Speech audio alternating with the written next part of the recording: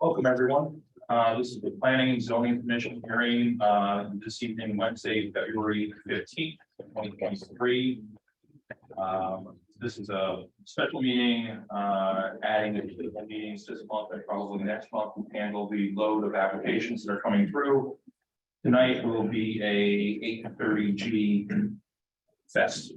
All three applications are 8:30 Gs. You go through the roll call first. Myself, Dan Bradman here, Kristen Nielsen. Here. Ken Turner. Here. Dick Ward. Here. John Chris. Here. Claire Tiscornia. Here. Mark Considine here. John Engel. Here. Right on. Chris Herring is on his way, and then Paul Knag. Here. And Tom Benson. Here, thank you. All right, so for the interim, until Chris Herring can show up, Paul, you'll be seated as alternate on the first application, at least while we're hearing this. So moving in, agenda. We've got three applications in front of us. Each one of them are multi-part applications consisting of site plan text and regulation amendments. First one that we'll be hearing as part of the public hearing is 51 Main Street. Resubmission for the application of Timothy Hollister, Hinkley Allen, authorized agent for 51 Main Street LLC, owners for a zoning regulation amendment to amend the zoning regulations dated June 16, 2007, revised December 19, 2022, to add a new section 5.11 housing redevelopment zone to accommodate an 830 G set aside development of 20 dwelling unit multifamily development located at 51 Main Street in the B residence zone, map T, block 43, lot 8.2, and located in the historic district. Item 2, 51 Main Street resubmission for the application of Timothy Hollister, Hinkley Allen, authorized agent for 51 Main Street LLC as owner, for a petition to change in the zoning boundary for property currently located in the B residence zone and located in the historic district. The request change would designate the property located at 51 Main Street, map P, block 43, block 822, as HRZ housing redevelopment zone. 51 Main Street resubmission for application of Timothy S. Hollister, Hinkley Allen, authorized agent for 51 Main Street LLC as owners for an 830 G set aside site plan application for the property located at 51 Main Street in the B residence zone, map T, block 43, lot 822, and located in the historic district. Mr. Hollister. Thank you. Good evening. Tim Bradman, Commission members, Tim Hollister representing the applicant. First thing I want to do is give you hard copies of matters that were filed on the website this week. Paul, if you could just. There are 12 copies of each one. So this first is a letter from Mr. Travis Kennedy, who I'll introduce in a few minutes. The second is the hard copy of the slides that we're going to use, and those were also submitted by electronic last week. The development team and presenters tonight, beside myself, are Mr. D'Andrea, our consulting engineer, Mary Blackburn, our landscape architect, Chris Hall, our building architect, Joe Prestige, our fire safety engineer, and then a new consultant on the team is Travis Kennedy, who is a historic preservation consultant. Through the 751 Weed Street application, I gave you a little summary of what an 830 G resubmission is. I'll just briefly recap that. The purpose of the resubmission provision of 830 G is to give the applicant who has been denied to come back to the commission with either site plan modifications, response to denial reasons, or explanations, challenges to the denial reasons, or both. And in this case, we have both. Reminder of the timing. The receipt date of this resubmission was January 24th. We've had 65 days to finish the hearing, which I remind you is considered a continuation, what we did from June or July to through October. So you the 65 days to conclude the hearing and make your decision, and that is a non-extendable deadline. So you have until March 30th to complete this application. And we'll see how we go tonight, but I think we may be able to close this, at least the public hearing portion of the resubmission tonight. As of tonight's hearing, the resubmission materials from the applicant consist of the narrative package that has a cover sheet dated January 12th, 2023. And then the plan set, site plan set that is revised to January 9th of 2023. We submitted on January 20th a memo from the comment memo from the Connecticut Department of Transportation. And I believe your consultant, Mr. Thompson, has reviewed and commented on that. We have Mr. Kennedy's letter, which is a hard copy of which I just passed out, which is dated February 6th of 2023. And then finally, as you'll see in the later part of our presentation on this application on Monday of this week, Town Engineer Coppola made a number of requests, one of which was a truck turning diagram for the basically the front of the building, the driveway, the loading space, the trash enclosure. And we e-filed that this afternoon, and when Mr. Solai presents the traffic aspects, we'll give you that those diagrams. So two notes about where we are in this presentation. And I know because as the chairman said, we have three applications by the current organization.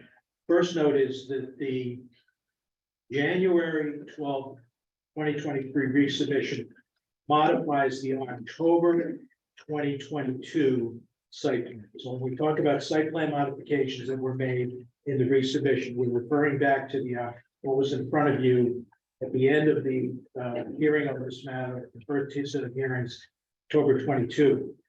And then the narrative package responds to your three denial resolutions, which were adopted December 22nd of 2022. Just so that's clear. Second point, and we stated this several times in our narrative package, we're giving you tonight, showing you tonight, a fairly substantial modification to the architecture of what we have referred to as the new building.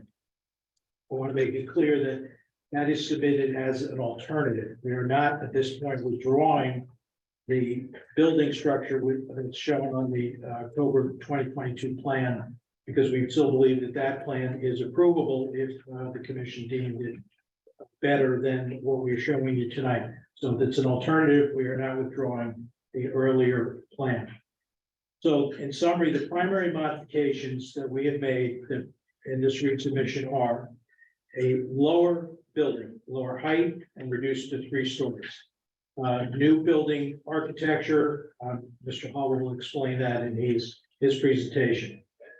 We've tried to reconfirm that the intention to preserve to the greatest extent possible all of the features of the historic structure that's on the site now.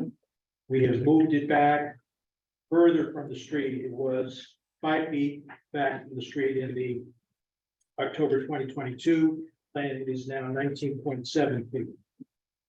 The building footprint has been widened in 2 places, which Mr. DeAndre and Mr. Hall will point out to you. And the intent of the changes to the new building, and somewhat the move from the preserved structure, is to make the 2 more compatible. We tried to take to heart the comments that the buildings were not aligned, mismatched, whatever board you would choose. Because of the change in the footprint of the building, we have made landscaping adjustments, which Mary Blackburn will explain to you. Within the same number of units, 20, we have more bedrooms because with the broader footprint, we chose more 2 and 3 bedroom units than the previous plan. And then otherwise, we have made some minor technical modifications, such as those adjustments to the walkway between the preserved building and the new building. We have modified the proposed zoning regulation, the housing redevelopment zone, to fit the revised height and the revised footprint, and that is at tab 10 of the resubmission package. And otherwise, as we did with our 751 Reed Street resubmission package, we have tried to respond reason by reason to each of the three denial resolutions.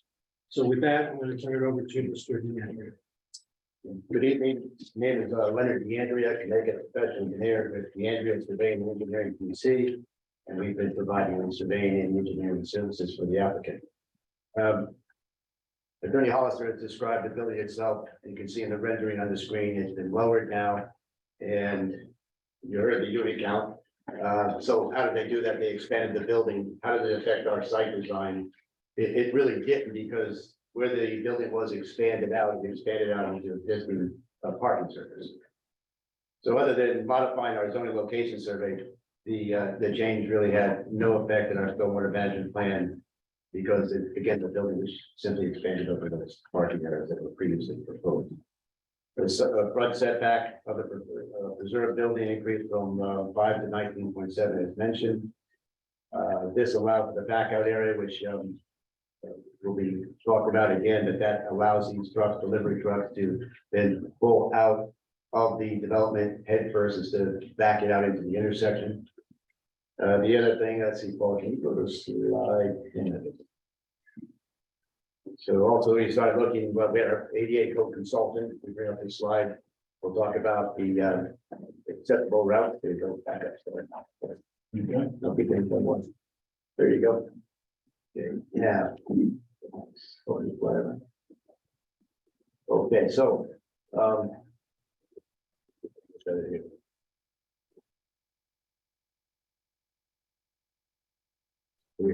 there we go. Okay. So right in this area underneath the building are the accessible spaces. Right over here is the entry door, so they're nice and tight to that. And then we made sure we had the accessible walk in between the two buildings. And on the west side, they go out to the sidewalk on Main Street, all feeding the grades and totally accessible with the right turning, the T intersection diameters, etc. There's also in the rear there, because there's an exit out of the building, there's a walkway that is proposed that connects to the existing walkway that enters into the parking lot, certainly the town hall. In response to DPW comments, minor tweaks were made to our site design plans to eliminate a temporary pond that was mentioned for the entire storms underneath the building within the parking lot area. That has been eliminated now.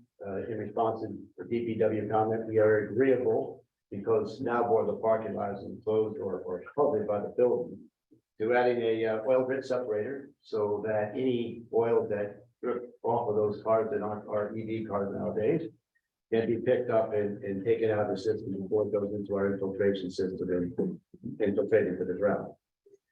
The front driveway drainage system, you'll notice there a difference here. There's a manhole structure shown right there in blue. That did not exist in a previous revision. We took that to and that was based on a DPW comment. They would prefer not to see that as an overflow out to the street. So we presented this to the Connecticut Department of Transportation, and they reviewed the plans and issued a memo on January 18th, agreeing to that connection after reviewing our drainage summary report. So that's a positive again too, since in those higher storms, the porous pavement may not take all of the water to infiltrate. And we do shed it. So in this case, it goes directly into the existing state drainage system. Another DPW comment about additional site monitoring more often as may be required. And we're certainly agreeable to that as to what it dictates, and we can certainly coordinate that with DPW staff as we both agree is necessary.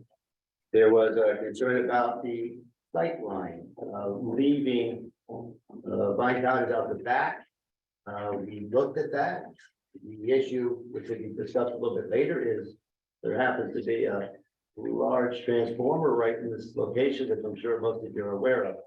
That blocks the sight line, and therefore the building, which is totally on our property, is not blocked, just like in the that driveway. Excuse me, Mr. Chair, I didn't understand. Who owns that transformer? It is on the Buchanan property, so I assume, given the size of it, probably serves the building. But it is not on your property. I'm just going to clarify what you said.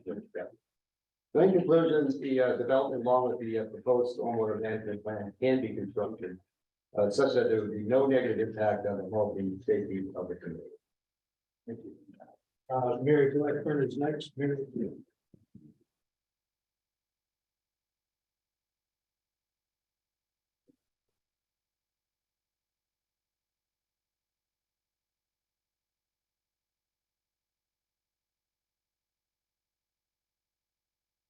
Good evening. For the record, my name is Mary Blackburn, registered landscape architect in Connecticut. I was solely engineering and well. So here is an updated rendering of the alternate plan. So I think some of the landscape changes, they were minor and they include. When we added additional evergreen screening around the transformer, the area, the small sliver here used to be lawn, that is now additional perennials and grasses and flowering shrubs in the front. There was previously a small landscape strip, maybe a foot wide, along the south side of the back of this building and the southwest corner here. That was a winter green, which is an evergreen ground cover, so those were shifted in between the sidewalk and the building here. And then additional landscaping was added in the bed that was created from the proposed sidewalk. Back here. Again, ornamental grasses and ferns. Everything else remain the same. I will point out that on the sheet 4 of 7, I believe it was the soil erosion control. There was a tree protection called out along the back here, along the eastern side of the property. And then there was a call out for construction fencing along the western side of the property. And that really covers it for the landscaping changes. The alternate.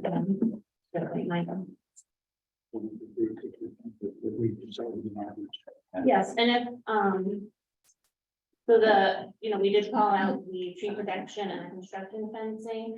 I know there was a comment about the critical root zones and tree protection. So we would be glad to consult with an arborist to kind of mark out the areas for either staggered root cleaning or the best way to minimize impacts.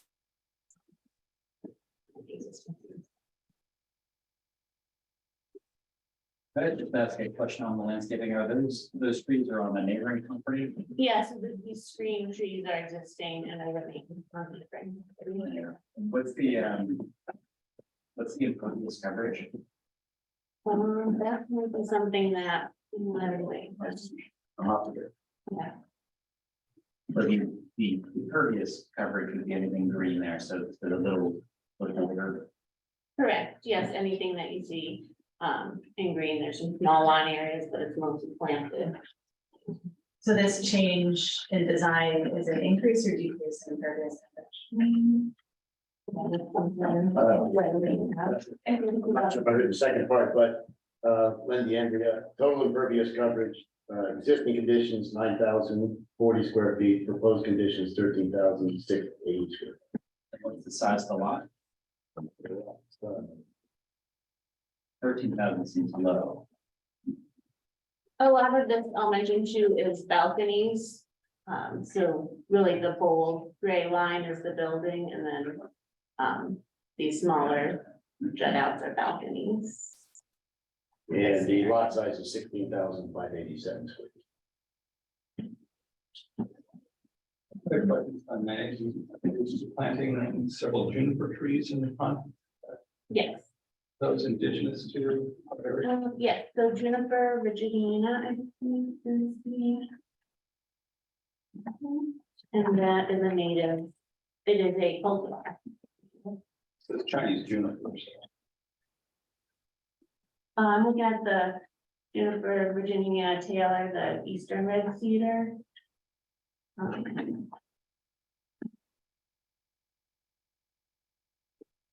Don't see a Chinese juniper.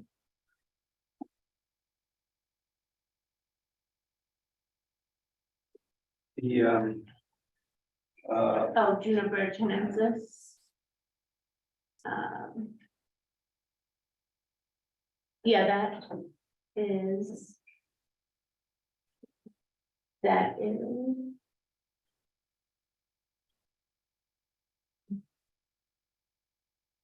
There are 6 of them, I believe, on the whole site.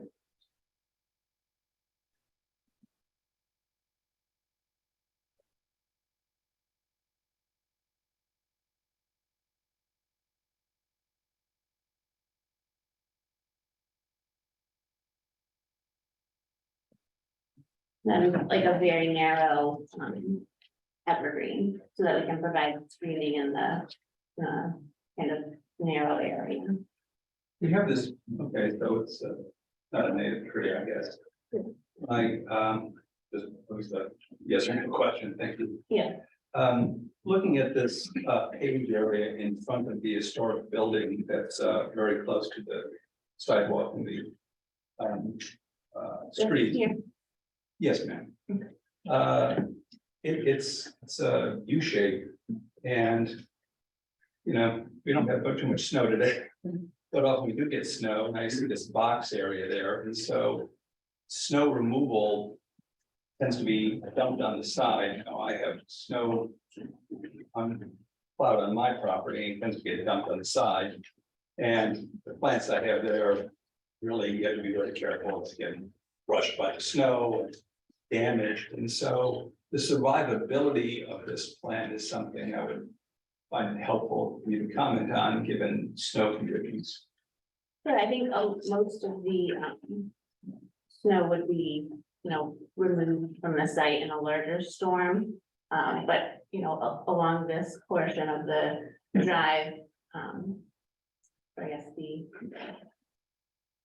area in front of the building would be ornamental grasses and perennials, so things that wouldn't really be crushed in the winter.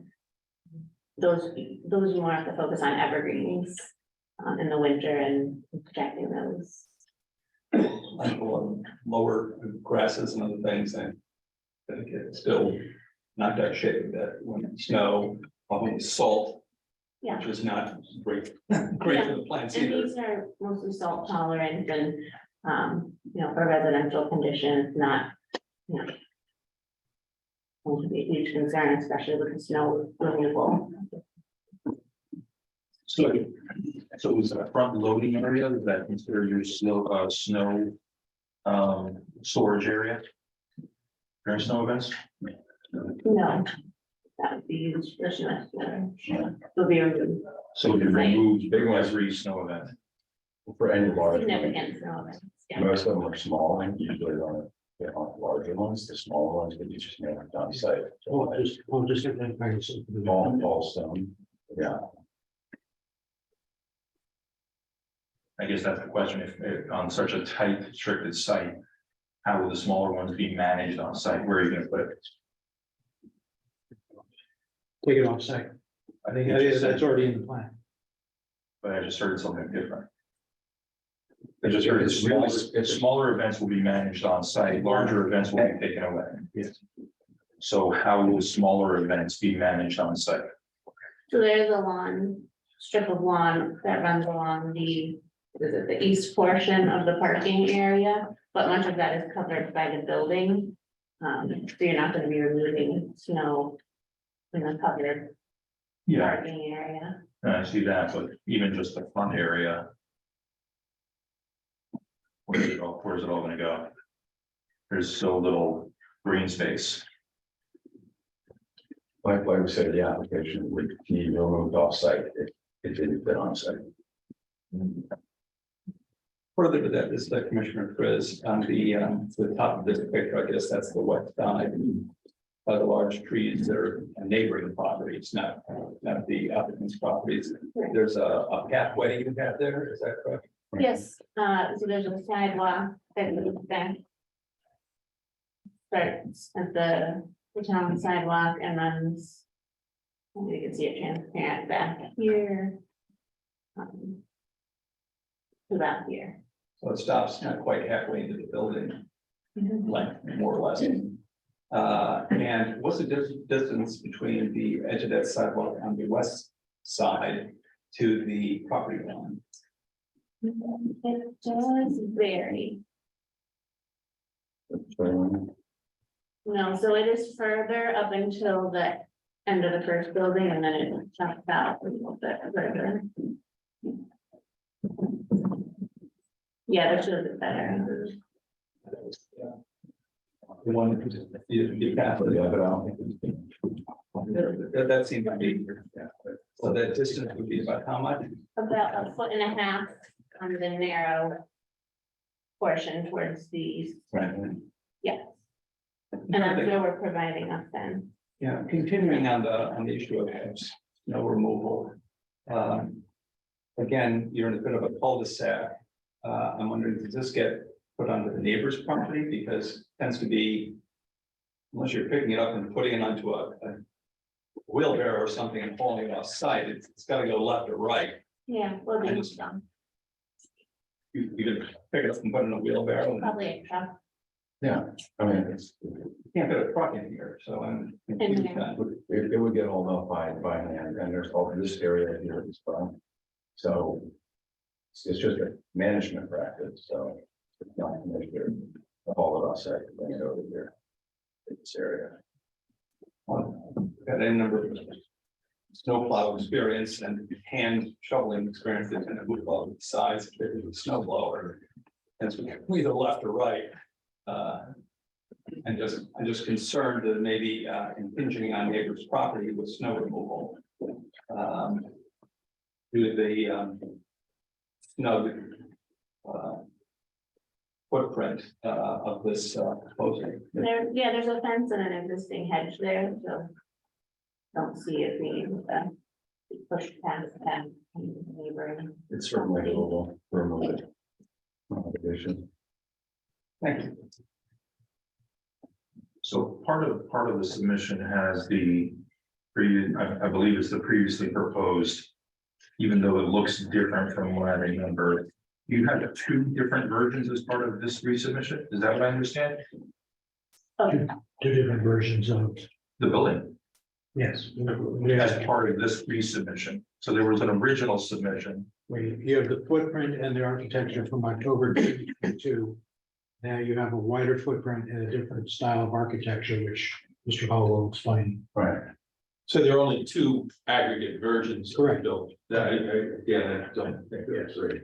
Okay, just the one that is from last year looks very different from what I remember. But, okay, That is actually the slide from October 2022. It is? Unchanged.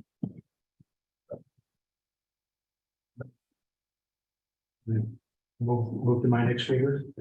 sure. But before you do, maybe it's remaining, in the old building, I'm looking at the unit count and you can tell me who the correct person is to answer this. There's still 20 units. How many units are in the original Vestry building? Because I'm trying to, there's these, on your unit count. On the base level, it refers to 1 unit. And then we have 3 levels that have counts. Sure, this is right. Yeah, I'll come up with the. yeah, Mr. Hall will be up here in a minute. He'll- Oh, that's fine. I just- Thank you. So I next.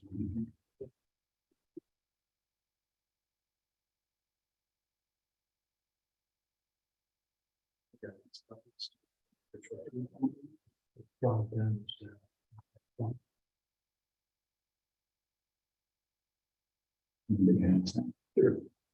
what Mr. Thorley is passing out now is the town engineer had asked for front turning diagrams, the front of the building. She asked for that on Monday.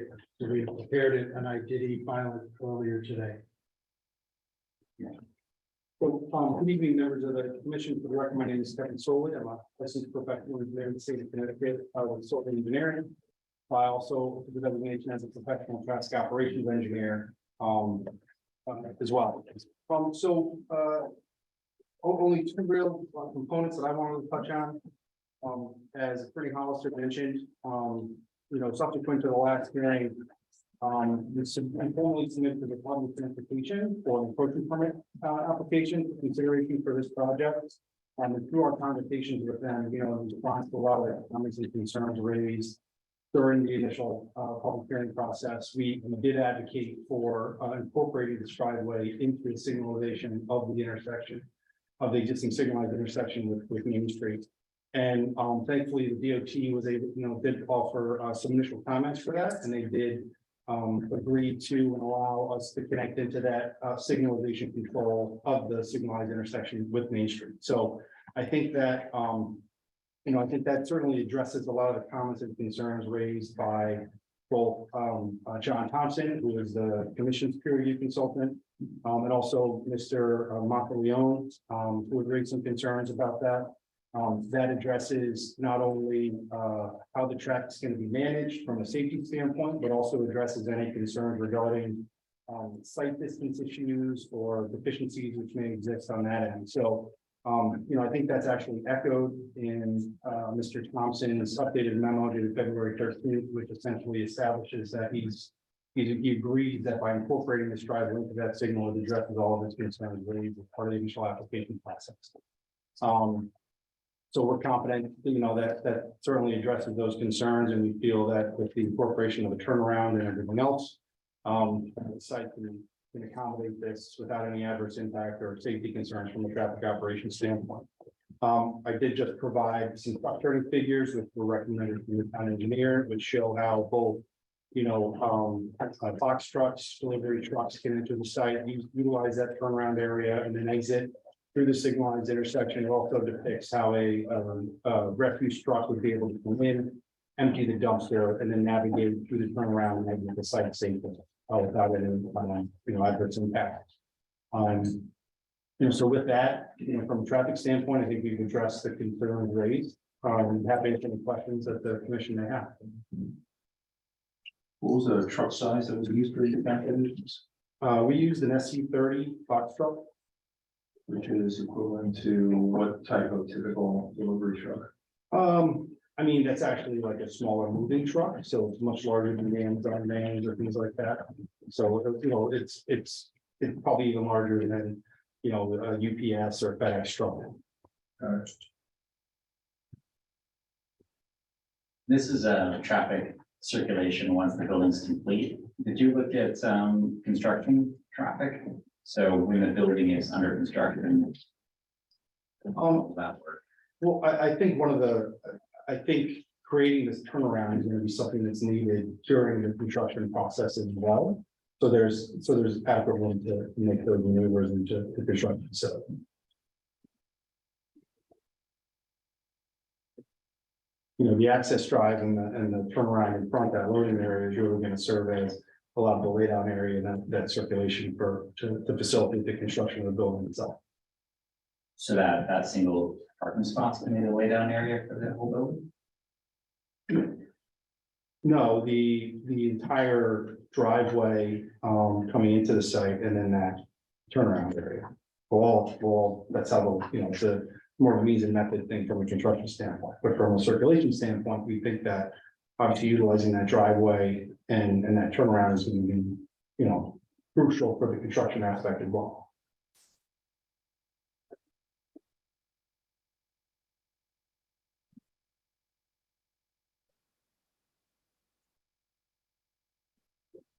Else have any questions for consultant? I have a really stupid question, right, which is that this document you guys have passed out has a plan date of 10/6/22.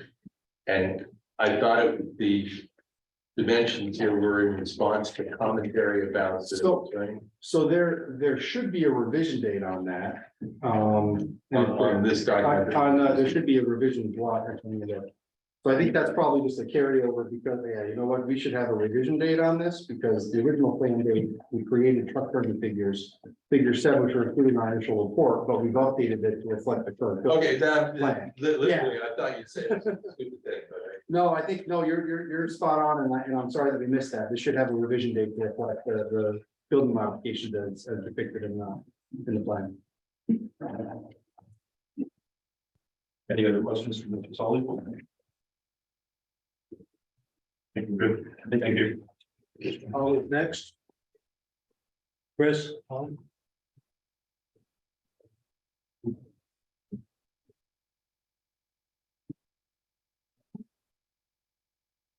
Evening, Chairman, members of the Commission, and Chris Hall with CAH Architecture. I'm gonna speak a little bit about the architectural design of this ultimate proposal here.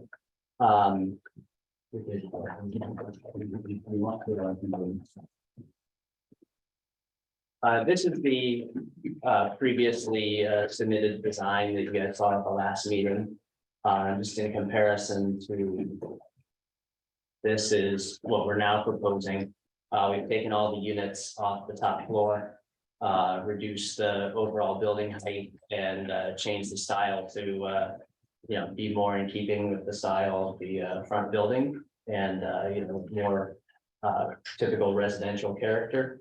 We'll have a similar material palette to the existing building and incorporating stone and clapboard and shingle.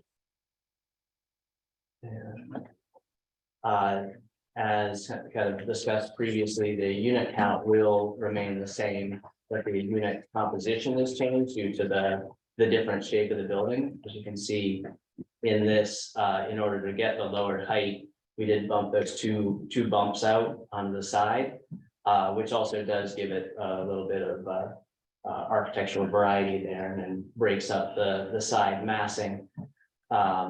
The current count is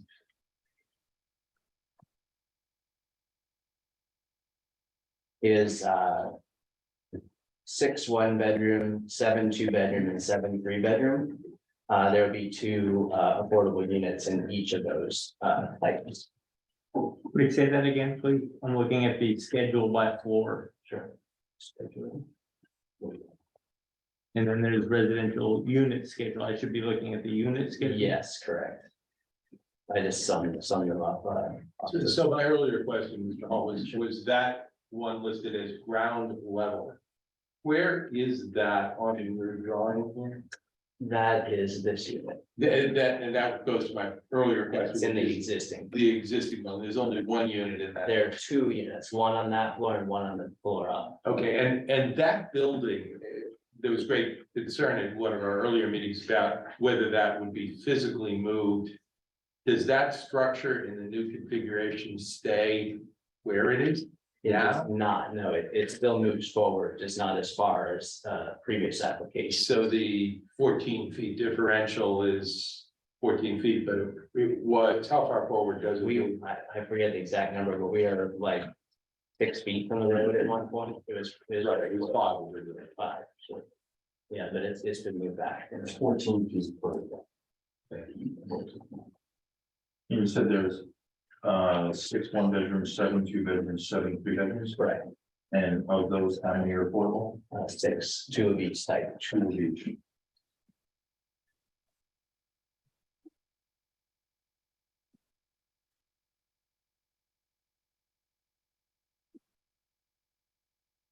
Any other questions for Ms. Hall? If you want to mention that your review of Mr. Lau's. Sure, yeah, we did get Mr. Lau's letter there, and the vast bulk of the commentary on here are things that will be addressed in the construction documents. They're, fire alarm notes and things that aren't part of preliminary drawings, but will be in the finals. The items of note are items 51 and 67, which are the same kind of comment about the south stair. Which is this over here. The comment was about discharging to the parking lot back there. We have two ways of addressing that. One, that is a publicly owned property, so we view that as a path toward the escape route. We could use that. Also, there's a section in the building code 1028.2, and exception 1 would allow us to exit through the parking garage if we turn the door from exiting out this side to exiting out this side. Then you'd have to go out here through the main opening of the parking garage. But 1028.2 does allow that. If the decision is made that we cannot use the public property of the town hall. It's not the public property, but it's charging into a particular right of way. Well, there's a sidewalk there, though. There's a little path, but it's dropping right into the drain well. Sure. Sure. So, any concern with that? I mean, I don't really think so. You know, if we're talking about a fire situation here, we're not talking about a path that people are going to use on a regular, everyday basis. In fact, the whole lower level pretty much is open, so people could exit from any portion of the building if there were issues with cars in the vehicular path or anything like that. So I don't see that as a big challenge, but again, we can legally by code exit through the garage itself. If that's a more desirable way for us to do it. So you speak to the two different options on how the parking level is screened. The previous application, you had a fairly open east elevation looking into the parking area. Sure. With the 4 levels above, and with the new version, it looks like there's louvered panels along the stone foundation wall with the 3 levels above, but it doesn't seem like it's open. Is that correct? On the east elevation? Yeah. It actually is open. Those are the louvers on the west side that you're seeing through the open area. Oh, so those openings on that east elevation are true openings. The louvers just happen to be in the background. Yes, correct. Gotcha. Real basic question, how tall is this structure and how tall was the previous structure?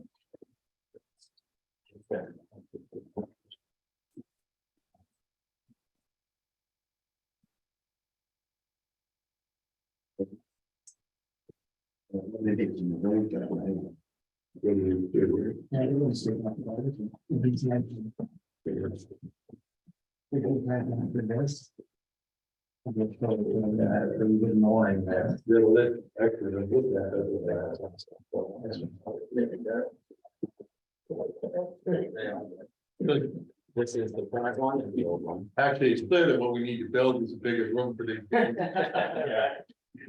So some of it is on this.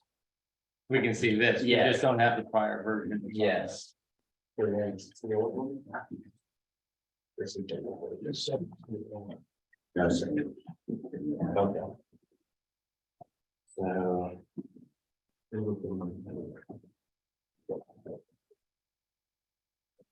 Yeah, we lowered it by 7 feet, so it was 48, it is now 48.3, it was 55 feet. And so on the drawing that you show here, with the dotted line, where there's a peak in the cupola, it goes higher than that? Or am I? It does, but that's excluded by zoning ordinance. Them as a mechanical access, it's the roof access. It's the roof access and elevator over travel. Yeah, Yeah, except from a visual perspective, that's very much there. it is. But in the prior drawing, how high was? In the Was it prior similar? drawing, the whole thing was that high. Is it true that, so let's get right down to it on the same line of questioning. all we have now on the roof is we have a stair cupola and a roof deck serving what looks to be 8 round tables. That's the only thing going on the roof. Correct. There's no bathroom, there's a servant, there's no nothing. It's just really like a hallway with a line of 8 tables. Yes, So we could further improve this, from a height point of view and that stair cupola and bring it down. Because we're not really serving anybody, we're just serving 8 tables up there on the roof. And all those people, I guess, eating dinner on the roof have no bathrooms to access and do they even have a staircase to get down, or are they they do, relying use entirely? staircases. The staircases do go all the way They up. do, yes. You can't tell where that is. There's one at the back, actually, both the main stairs go all the way to the roof deck.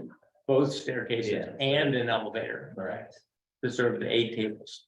It's required, but could, If you use the roof deck that way, if we use. we the could roof lower deck at all. that if we didn't need to give everybody access to the 8 round tables. Is I guess what we're saying is that the true height of the building is over 50 feet and we could get it down to what you're suggesting. Truly, 48 or less if we didn't have that 8 tables on the roof. Right? We could lower that, both of those towers. This is what we're suggesting. See, okay. But John, I think you're still gonna have mechanical equipment that will be seen. There will probably have to be some kind of parapet or something. So that needs to be thought about too. I expect a parapet, but I didn't expect it, but as my colleague is pointing out, the true height is something greater than 48, whether or not zoning counts it or not. The height is still over 50 feet. And that was one of our major objections last time around. And I just want to confirm that it could still be brought down lower if we weren't serving. And we're not doing any favors for the affordable housing community with this. We're offering 8 tables on the roof. It's not really part of why we're here to provide roof decks. So I know it's not what you're proposing, but it's what I'm counter proposing, that we're not serving affordable housing. We're not serving anybody with 8 tables on the roof. We can get this down to be more compliant if we got rid of the roof deck. That's my counter suggestion. Well, it's an amenity that gives value to all of the units, and as you know, in 30% set aside, it's partly the value of the market rate units that subsidizes the ability to provide lower cost units. There's value in that sense. There is a value, and we Not can asking you to agree, I'm just saying that. there's definitely value. It's debatable as to whether that value is why we're here. That it provides enough value to the project to make those market rate units worth so much more. I would argue that that roof deck is not that valuable and that you should consider it. Do you recall, what is the height of the historic building in the front? I don't recall, but we can get that number for you.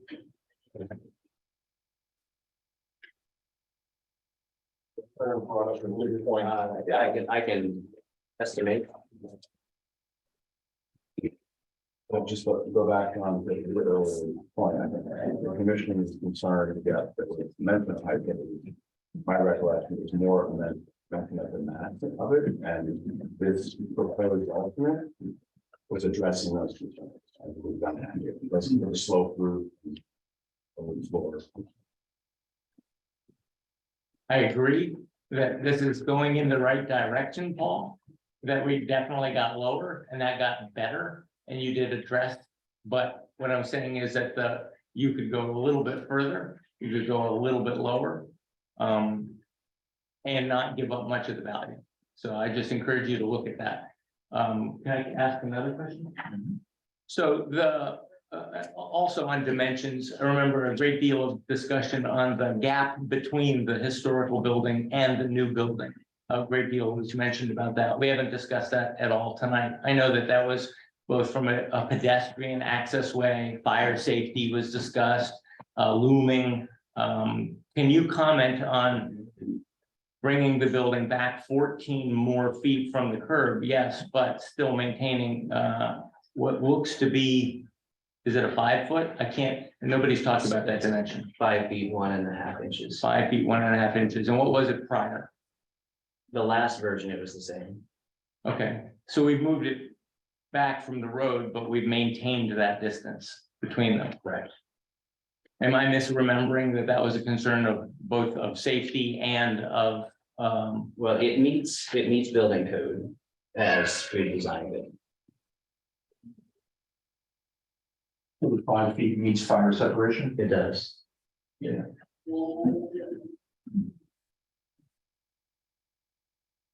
We have no openings on that side on one of the buildings.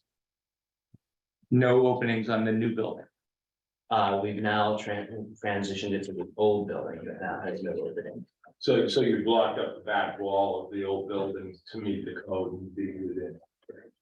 But the new building has windows onto the alley. It has only 2 windows onto the alley. It doesn't have very much. They're up high too. On the third floor.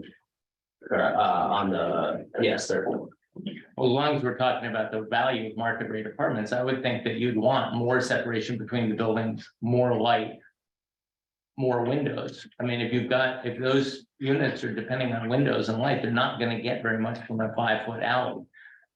Well, there are other sides too, so we actually like the layout. Okay,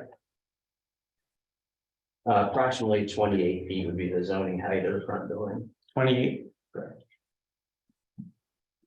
To the peak of the tallest roof, No, to the midpoint, midpoint of the rearmost roof, the biggest, the higher roof. the highest peak to the.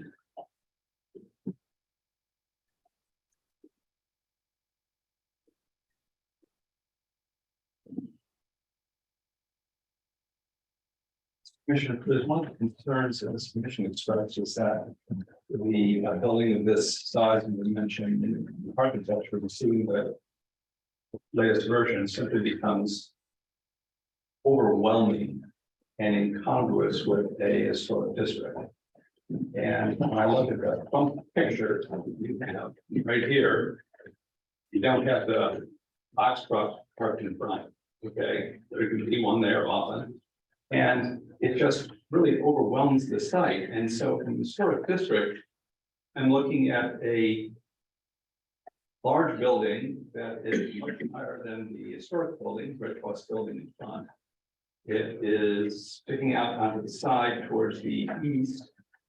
And relying often on landscaping from neighbors to try to hide the cars that are going to be sticking up from under the building. This seems incongruous, and one of our experts mentioned that you have to look at the total envelope of the historic district, and it just seemed still, even with the changes you have suggested here, incongruous and potentially out of place. Well, I feel that we've made, significant changes to it to address those. It is more, and I believe, in keeping with the district itself. It's apparently smaller. It's stylistically similar to the existing house. And probably the most important thing, we're not demolishing that house. Well, stylistically, I'm looking at the front, you got 1, 2, 3, 4, 5, 6 balconies I can see. I don't see any balconies on any of the other buildings in the historic district that I can call. There's certainly not one. No buildings. buildings in the historic district.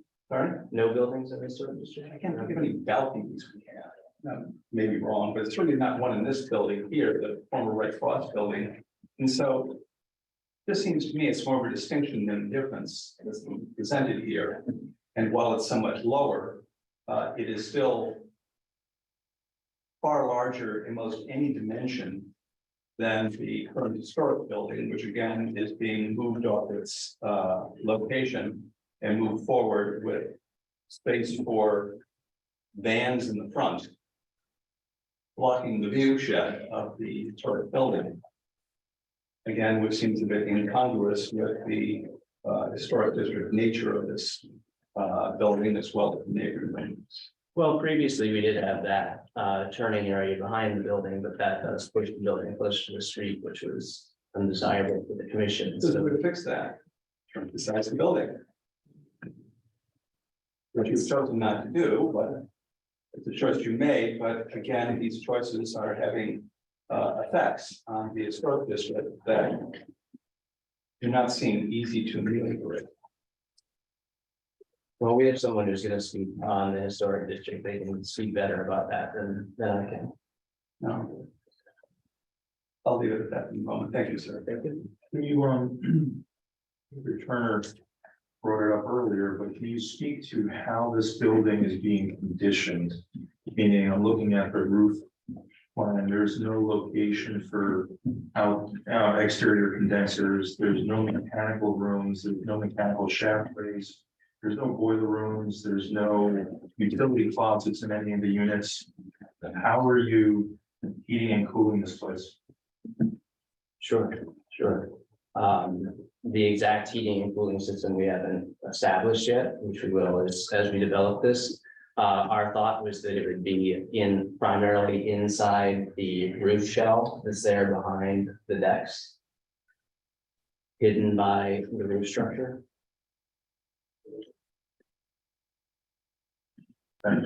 I'm sorry, it's Kent Turner. I didn't follow that. Could you back up a little bit and clarify what you're saying?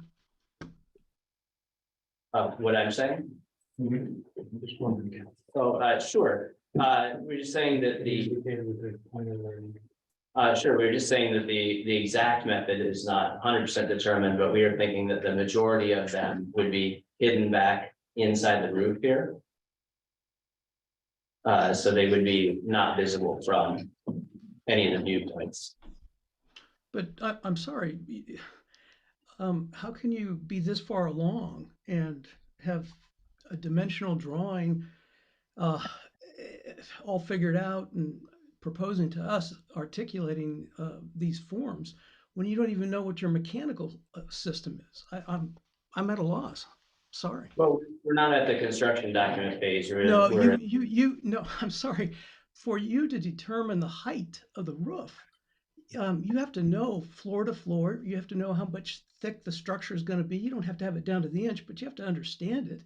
And the same goes with the mechanical equipment. If it's chillers, it's boilers, they're big, they take a lot of room. You have to have thought about it. How can you propose a drawing like this to us and say, well, we don't do that until it's construction drawings? I mean, I'm sorry, I'm an architect, and I've never heard this kind of logic. It's very upsetting. But we've allowed enough room where Mr. Hall has described it. And How do you know you've allowed enough room? Because you don't have to. You don't have to have every dimension down for it. There's enough room for those units that can be plotted out now. They know the exact height. You can see that here in the submitted documents. I'm sorry, Mr. Stone. That's not what your architect said. He said the system wasn't worked out. So how do you know how big the units are? You don't even know what type of unit it is. We've allowed enough room to make that happen, and that can get all So flushed out. you're saying we should trust you? No, you can trust your building department who goes through it and sees that there's we've completed construction documents that are code compliant. No, I'm sorry for interrupting, but that's not the point. It's what if you can't fit those units in there and you need to raise the height of the building? You know, you have to know more than what you're proposing or what you're telling us at this point in time. Adequate space to do that, to work out the details that typically get worked out in construction drawings. So what you're suggesting to us is that we should be having construction drawings now, but that's not what these are. No, I'm not. Why do you keep saying that? You don't need construction drawings. You need to have a general idea about what the system is, where the units are placed, and approximate size. And you're telling me that there's adequate room, but yet you can't tell me, do you have a mechanical engineer? Can he We speak to this? do, but again, you don't employ them with full drawings until we have something that's approved. We know we've allowed enough space for all that to be worked out, and that typically gets worked out in the construction document phase. It happens all the time. There's more than enough room to do that here. What's your currently proposed floor to floor height? Well, that we have in this, and I don't have. 10 feet too. 10 foot 2 inches, so you've got 9 foot clear Correct, ceilings. correct.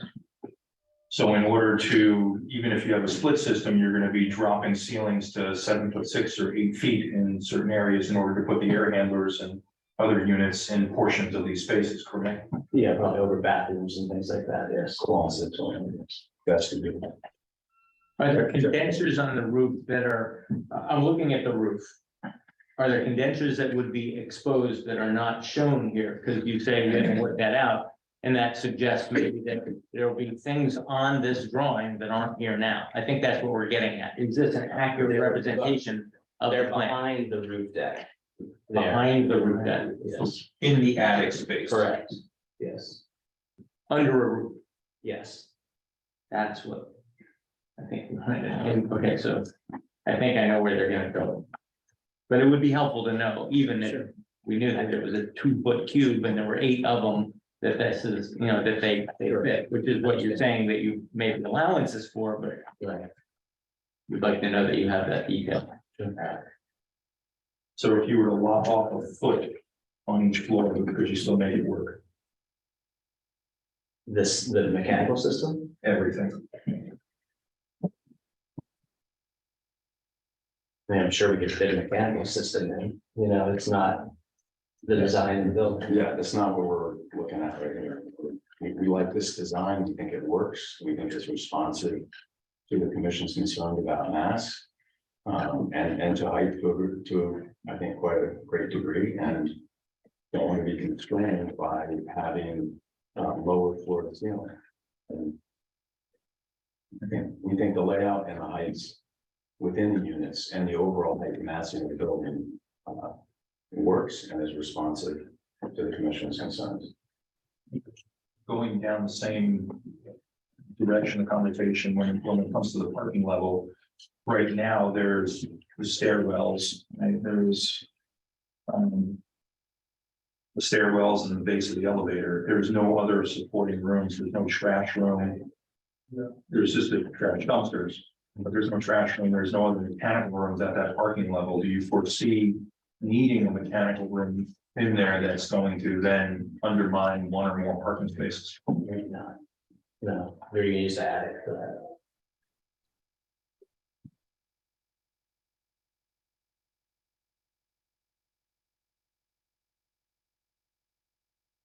Sure, any other questions? Mr. Wall? And I just want to express a continuing concern that I have. With respect to heights, you've mentioned that the existing historic building is about 28 feet. I think that's what you suggested. The proposed building is, I think you said 48, but then there's that cupola or whatever on top that might be at about 50. Right. So the proposed building is not quite double the height of the historic. It's not, and that the historic building is taller than 28 feet. That's the zoning height. That's the midpoint of the roof. So just like you're saying that our building's not exactly the zoning height, that building's not either.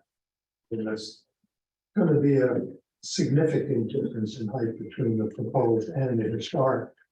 And then the width of the proposed versus the width of the historic. Can't tell that from these drawings at all, but I suspect that the width of the proposed building is considerably larger than the width of the historic. Well, it is wider. So that, I mean, the loom factor is still a concern. With me. I would concur with my fellow Commissioner Ward that looking at your own pictures in the front, as well as on page Sierra Delta 13. Again, you have in the proposed building behind the historic building being higher, being wider, simply, it has a feeling of overwhelming it. And being architecturally and substantively contiguous with the historic district. And really,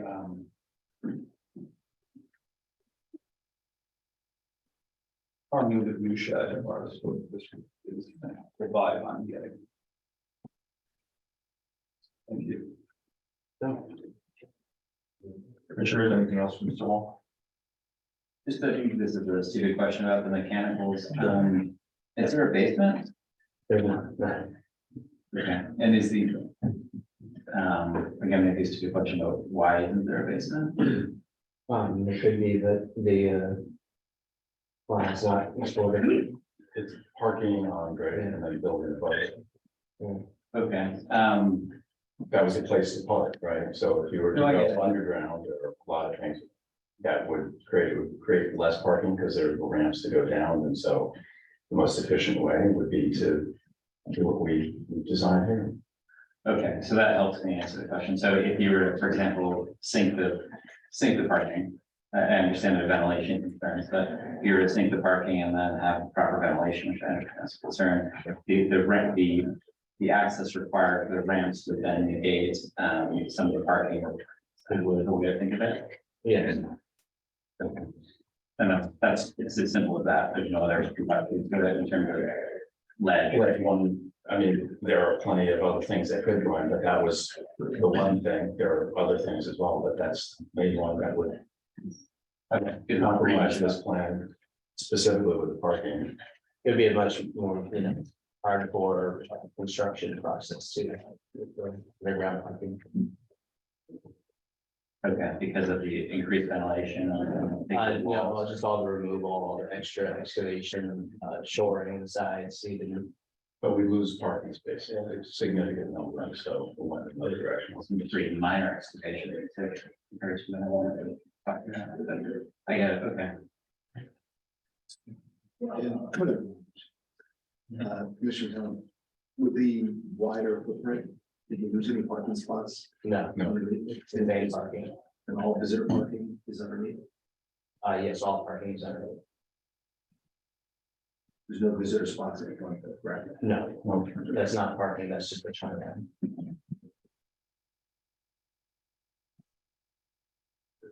No visitor. Oh. No visitor parking at the front. So we, the spots are delineated, I believe, to be specific. They're not assigned right now, but we've allowed it out for the bedroom configuration, the unit configuration. And in excess, you have 26 spots, so does that satisfy the bedroom count requirement, or is there spare visitor spots? Yeah, I think that's in the submission. Not in this alternate device, it's already in the right. So just so I'm clear, so there are 26 parking spaces. Yeah, so when you pull the. And 20 units. Correct, so 26, yes, correct. Okay, so you can at least one public car per unit. So you have Yes, six, two handicap. Two of the 26 are handicap. correct. Okay, and so depending on whether someone is a resident of handicap and they want to use it. Or a visitor to be 24. Universal. Sure. I mean, I drive through New Canaan often and there's not a parking space anywhere except for the handicap, so sometimes they end up taking. Sure. That's a wider catchment area for people. So 24 and 20 units. This is having put on something that's also needed from the locus and also the town hall parking immediately in the variance. You mean like just behind town hall? Yeah. Is that for town hall employees? No, not the actual paper. The paid parking, not just, it would be west of Outback. You mean Park Street as opposed to town hall? Town hall is for Park. people utilizing town hall. Right. part of the town property, but yes, part of the street.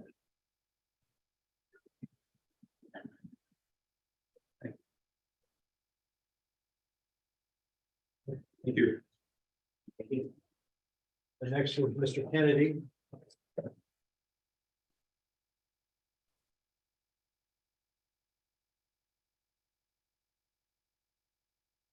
Good evening. My name is Travis Kennedy. I hold a Master of Science in Historic Preservation from Columbia University.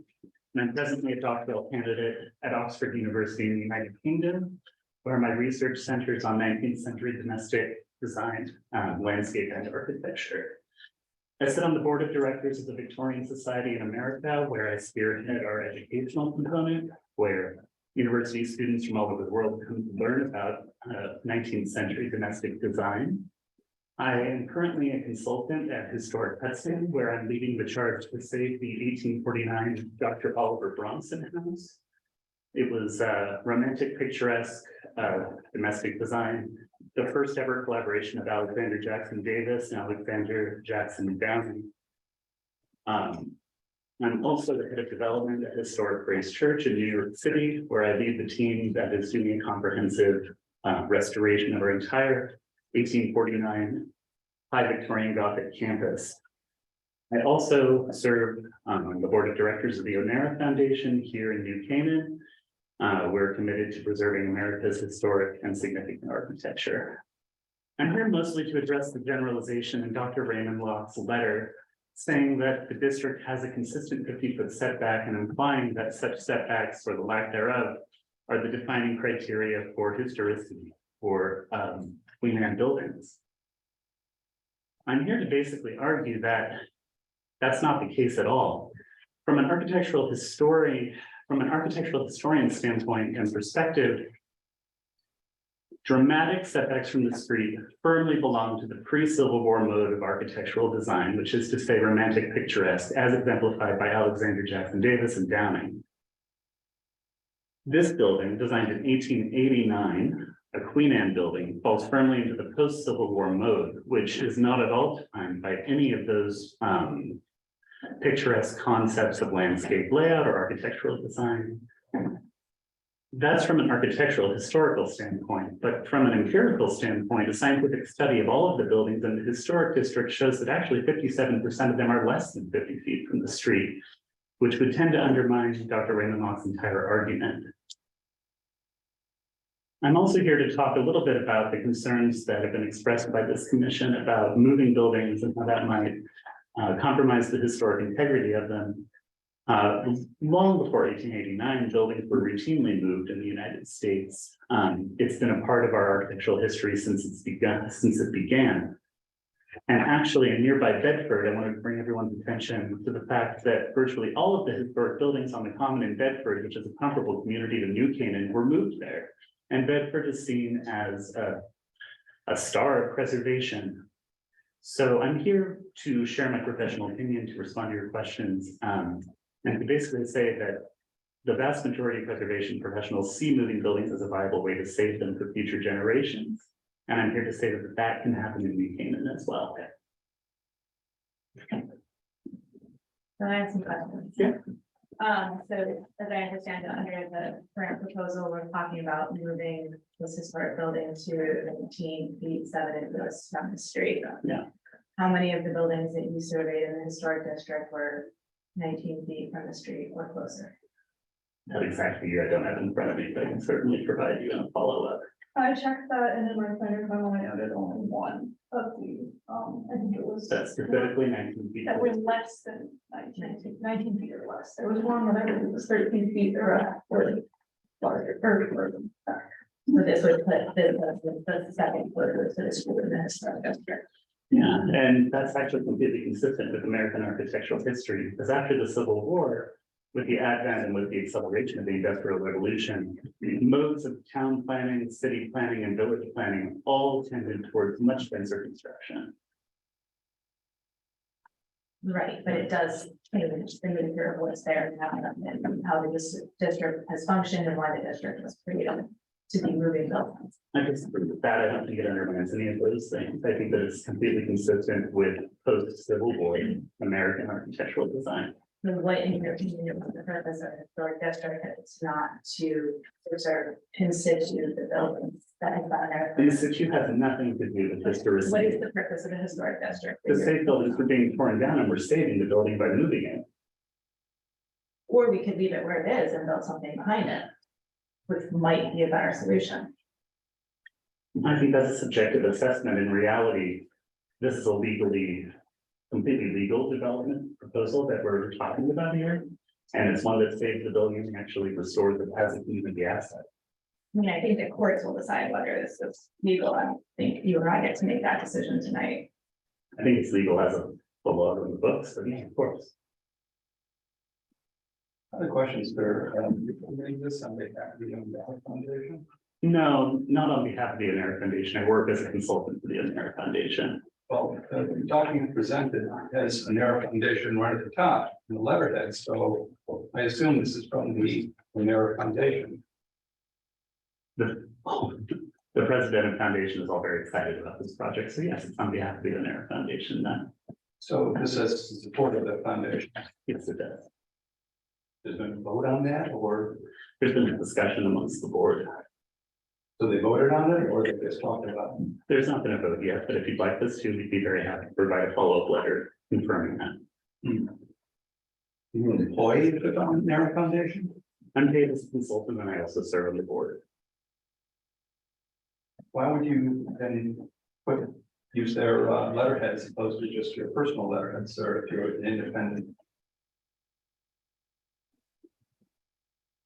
It basically demonstrates that I'm a part of this community and I'm passionately committed to preservation in New Canaan. Well, we're all part of the community because we have to be in order to serve on this commission, but I'm just curious why you use this letterhead. I'm still wrestling with that, sir. Well, I used the letterhead to show that a community organization here in New Canaan is passionately committed to this project. But if you'd like a different letterhead, I'm very happy to submit a different letter. Looking at something you wrote on this, so maybe you could help me out, sir. You say, quote, the new construction to be added to the site, is highly sympathetic not only to the Red Cross building, the character and quality of the broader district as well. Could you maybe bullet point some items on why you believe that's the case?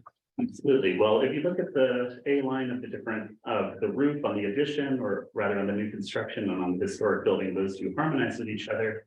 You had mentioned a concern about balconies. Balconies are a defining feature of Queen Anne architecture, which is all about visual intrigue, balconettes, balconies, all sorts of things. This building, the Red Cross building, with all due respect, is not a high style Queen Anne building. It's verging on a kind of like a hybrid of stick style and Queen Anne. So there may not be balconies on that building, but it would be absolutely consistent with Queen Anne architecture of the last quarter of the 19th century. This type of balcony would be? Balconies in general, you know, there's a huge divide within preservation where actually the Secretary of the Interior standards say that you have to differentiate between the past and the present. You can't build a building that's meant to look exactly like the Red Cross building, otherwise it'd be undermining the very laws that are formed to protect these buildings. What you're describing is the approach of Villa LeDuc and other 19th century idealized restorers who sought to perfect old buildings and make them the way that they would have been if there was the money to build the cathedral that way, etc. The realm of speculation, the realm of adding things that were not there historically for the sake of perfecting the building. In the 21st century, we have to operate in the mode of clearly differentiating historic fabric from new construction. And I think that this project actually does a perfect job of showing the difference to the ordinary person on the street. This is obviously not, the new addition on the back is obviously not the same era as the building on the front. So anyone can tell that difference. And that's exactly what the Secretary of the Interior is driving at with these standards. Oh, the height of the proposed new construction as well as the width. The issue of loom has been discussed by this commission and by others. I guess that's part and parcel of the new construction you list. Could you comment on that? I think the massing is absolutely beautiful and proportional to the building and that it clearly differentiates it. Proportion, I'm struggling with the proportional issue since it utilizes almost the entire lot. And it is larger, wider, bigger in most any dimension I can think of. And so proportionality, I'm struggling with this, sir. Please help. Well, of course, it's your subjective opinion. And so what I'm driving at here is the fact that it harmonizes. I'm not driving at the fact that it's identical. I think that the building in the back, it's not grotesque, it's not a tower, it's not a glass facaded modern addition. It's in the vein and in the grammar of Queen Anne architecture. And I think that, it's about a third taller than the building in front of it. The Renaissance theory of thirds, it's actually perfectly proportional. I'd like to point out that this is not 1/3 taller. The building in the front has been identified at 28 feet. And if we include, and I know that we want to close our eyes to the fact that this has towers, but these towers are roughly about 56 feet. So that's roughly 200% of the front building at 56 versus 28. So, I'd like to actually ask you about the Violette Leduc, talking about adding things. Violette Leduc was known in history now as a bad restorer. I get that, who added things that weren't there. Isn't that exactly what we're doing to the old structure, adding a balcony that wasn't there? I hear your testimony that Queen Anne buildings could have been closer to the street, but this Queen Anne building wasn't closer to the street. Queen Anne buildings could have had balconies, but this one did not have a balcony, but has one now, and now has 20 more balconies behind it. This didn't have balconies. Queen Anne buildings didn't have to. Maybe the later ones did, maybe the larger ones did, but this one didn't, and now it does. So I think it's kind of contradictory to say, yeah, we're not like Violette Leduc adding things that weren't there, when that's precisely what we're doing. I don't understand your inconsistencies. In case there is a balcony added to this one, my argument is simply that this does not undermine the historicity or the integrity of the It historic. did if we're adding things that weren't there. And moving buildings that don't need to be moved. And moving them that don't need to be moved. Unlike the every other building but one in the district. So we are making great changes that are inconsistent with 95% or more of the buildings, 98% of the buildings in the district, and balconies. And I would like actually count of how many other buildings in the district have balconies. I know most of the buildings I've been in, I think just about every building in the district. And I can't comment on the one building that the CARP organization built. It may have a balcony, but I'm unaware of any other building in the district that has a balcony. So to talk about a Queen Anne, it being consistent with Queen Anne, maybe somewhere else, but not in this district. Certainly not 20 balconies. There's what? Certainly not 20 balconies in any other building. It seems to me that the crux of your argument hinges on the word significant or a great change. I would argue that this is not a major change. And actually, Looking at those two elevations. You have the bottom one with the existing building on the left and the proposed building on the right. You don't think that's a significant change and you think that's proportional? yes. Wow. Well, it's Commissioner Turner. I would like, if you'd be so kind to give us your opinion on SHPO and the requirements for the relationship of the existing to the new proposed, in the sense of the scale, the magnitude, and how it has such a severe impact on the existing building that it wouldn't qualify for tax credits. SHPO would never approve it. It's simply not historical in that sense, the proposed new building. And, you talk about the design of the new building, how it picks up the character of the building, yeah, you've mimicked it. It does begin to pick up that character. You could look at Town Hall. There was kind of a similar expression on the new building, on the new Town Hall with the existing. But please address the fact that the scale of this building has such an impact on the historic structure. It's really no longer historic. It's lost, and please, I'd love to hear your opinion on that. Agree with your assertion that it does that, but you know, this is really a stylistic conversation. I'm here simply to attest to the fact that this is historically sympathetic, that we attempted to operate, you know, with best practices and best intents, and that what we're here to do is save and preserve the Red Cross building, build this affordable housing development, and respect the character and integrity of the historic district in the process. But while you have, Just a question, can you go to slide 9? Can you go to slide 9? When we look at that, can you actually distinguish what is building and what is historic? Of course, the building in the front is historic and the building in the back is not historic.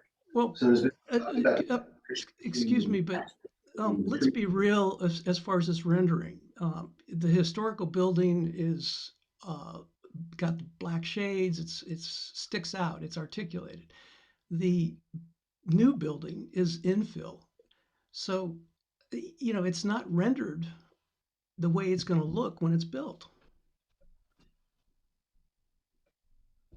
I'm sure the That was architect. one can speak slide, to that. and this is, right, there are many perspectives we're taking, we want to take head on. You have side elevations. You have an angle perspective, so yeah, we've done this from multiple angles.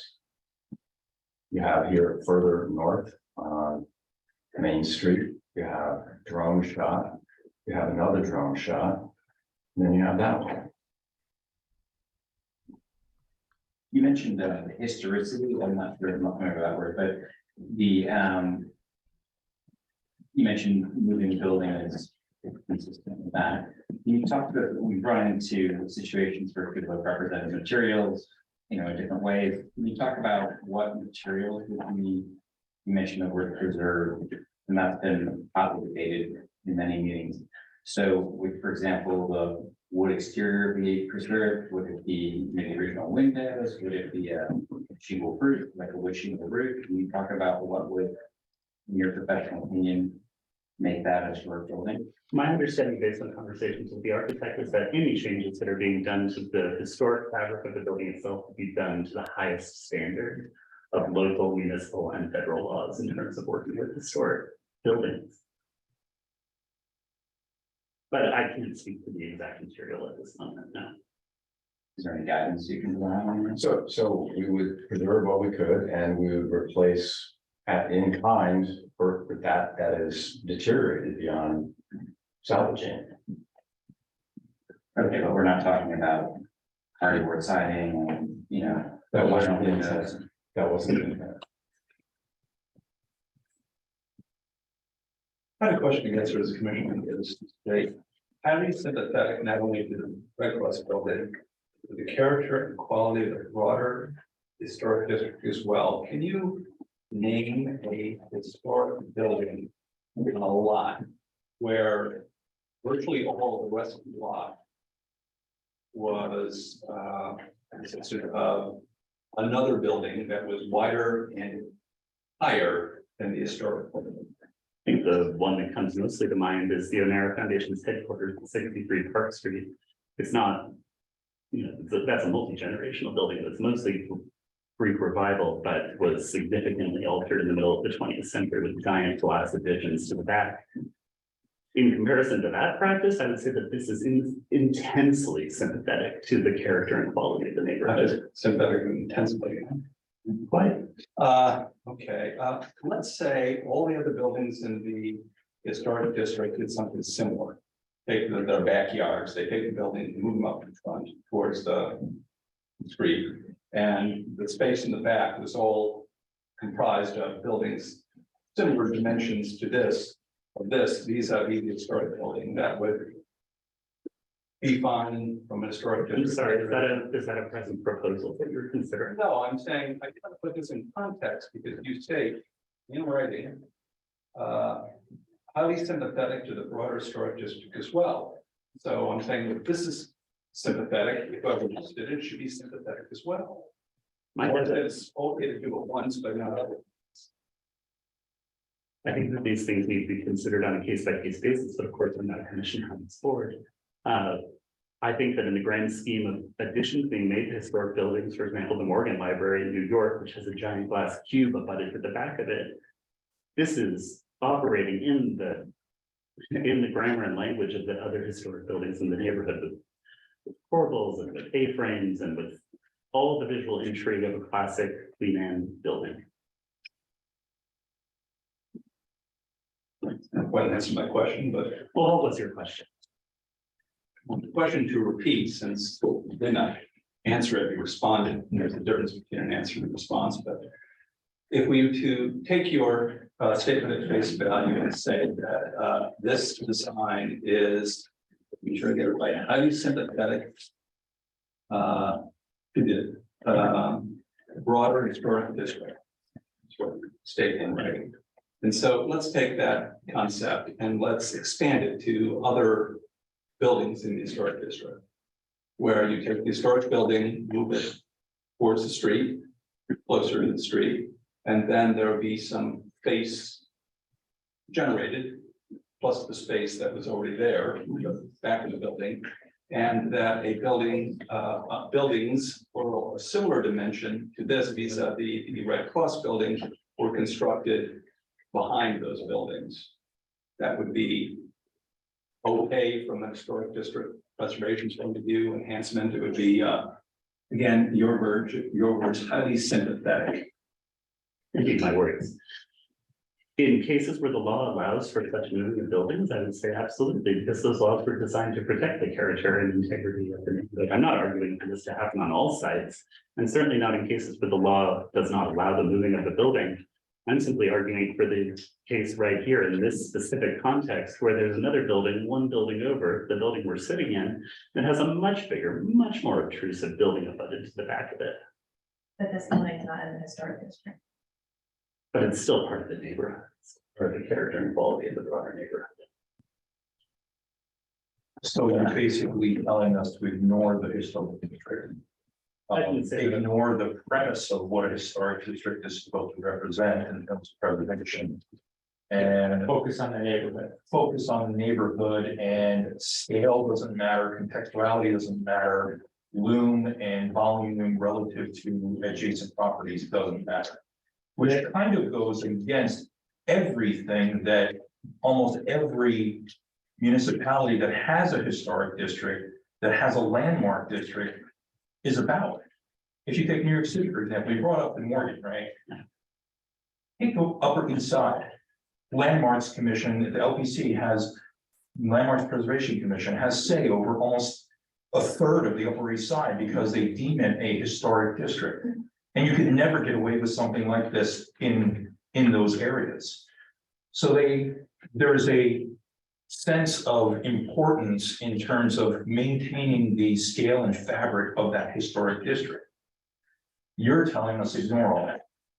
I'm not saying to ignore all that at all. You just I'm did. saying that I'm saying that in this specific case, the moving of this building to build this building does not represent a compromise to the character and integrity of the historic neighborhood. For the reasons that I've outlined before. But the outlines talked about theoretical Queen Anne style, not this Queen Anne style, and not this historic district. So you talk about it and you compare it with theoretical and what was happening in the country and what was happening in the movement. You don't talk at all about the other buildings in this historic district. You really are, to Mr. Radman's point, ignoring this historic district. You brought up Bedford, for example.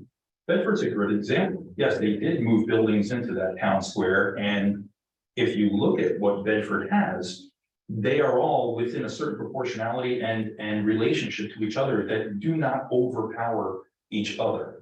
They're of a scale that makes sense for that small triangular part of downtown, what they call downtown Bedford. That's what we're trying to maintain here. And our argument is, given the size and scale of this project, not just the relocation of the Red Cross building, but the size and scale of the new construction completely contradicts what we're trying to maintain as a historic district.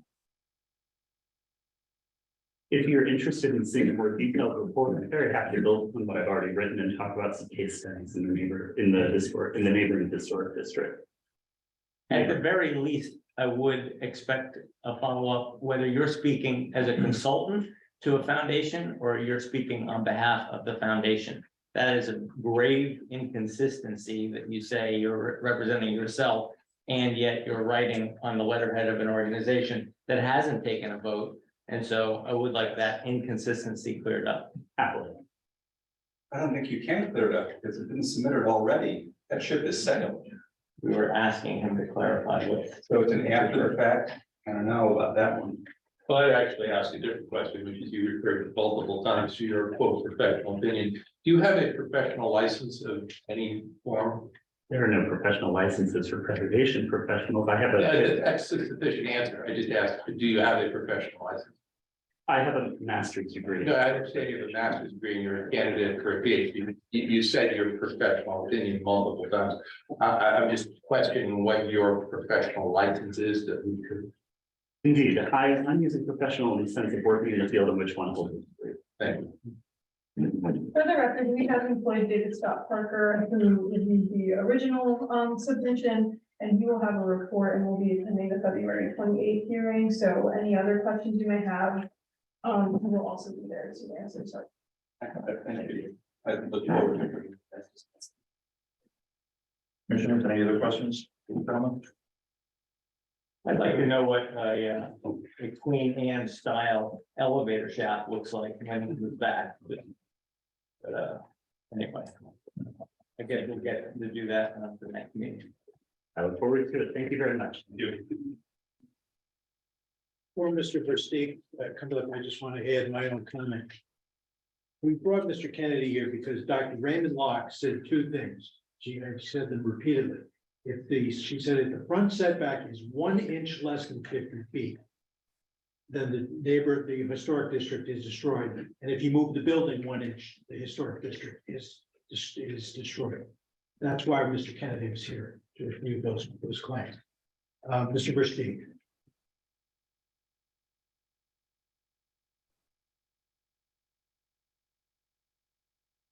Thank you. Good evening.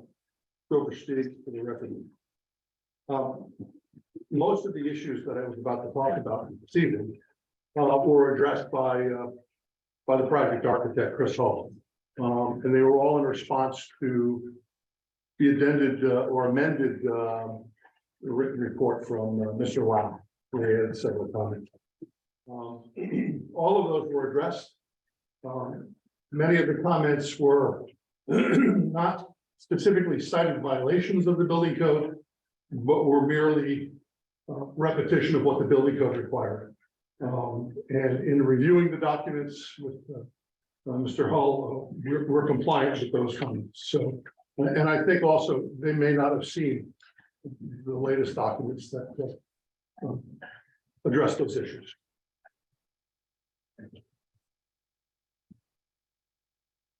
Questions for the gentleman? We're good, thank you. Mr. Chair and Commission members, that's everything that we have to present tonight on the resubmission. I will just put out there that at this moment, as far as the applicant is concerned, I think we are prepared if the commission wishes to close the hearing, in the sense that we don't have anything more to explain about the resubmission. I just heard Ms. Carey talk about continuing this to the 28th of February. I mean, obviously that's, you have the time and you have the discretion to do that. You don't need an extension from us to do that. If there is an extended session, I would just simply say, ask the commission that anything that would be submitted at or talked about at the 28th be submitted in advance, because we'll never close this hearing unless we can at least have 2 days or 3 days to look at what's going to be presented. So with that, that will conclude our presentation for tonight. Thank you, Mr. Hollister. I think we will continue it to the 28th, and as I noted in our previous meeting last month, ideally, you'd like to get everything submitted for these meetings, a minimum of 5 days prior to the meeting, so that all teams from the applicant side to the commissioners have time to review and digest all the information. Thank you. This one continue to next meeting on the 28th of February. That would be. That's sorry, we've got a regular meeting. It's gonna be a regular. Correct. Thank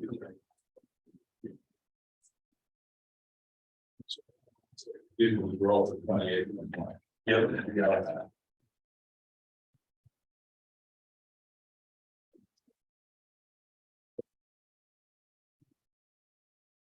Next application we heard on, which we're continuing, is the 751 Weed Street application.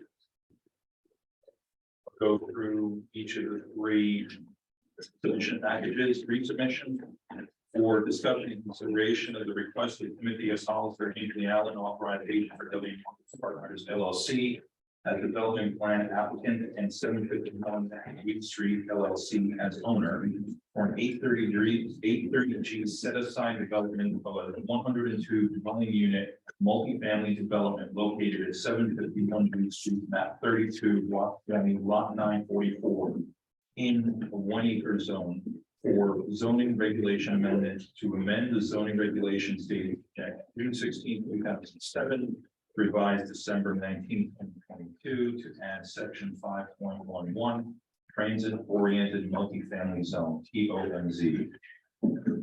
751 Weed resubmission for application of Timothy S. Hollister, Hinkley Allen, authorized agent for WE Partners LLC as development plan applicant, and 751 Weed Street LLC as owners for a petition to change the zoning boundary for property currently in the 1 acre zone.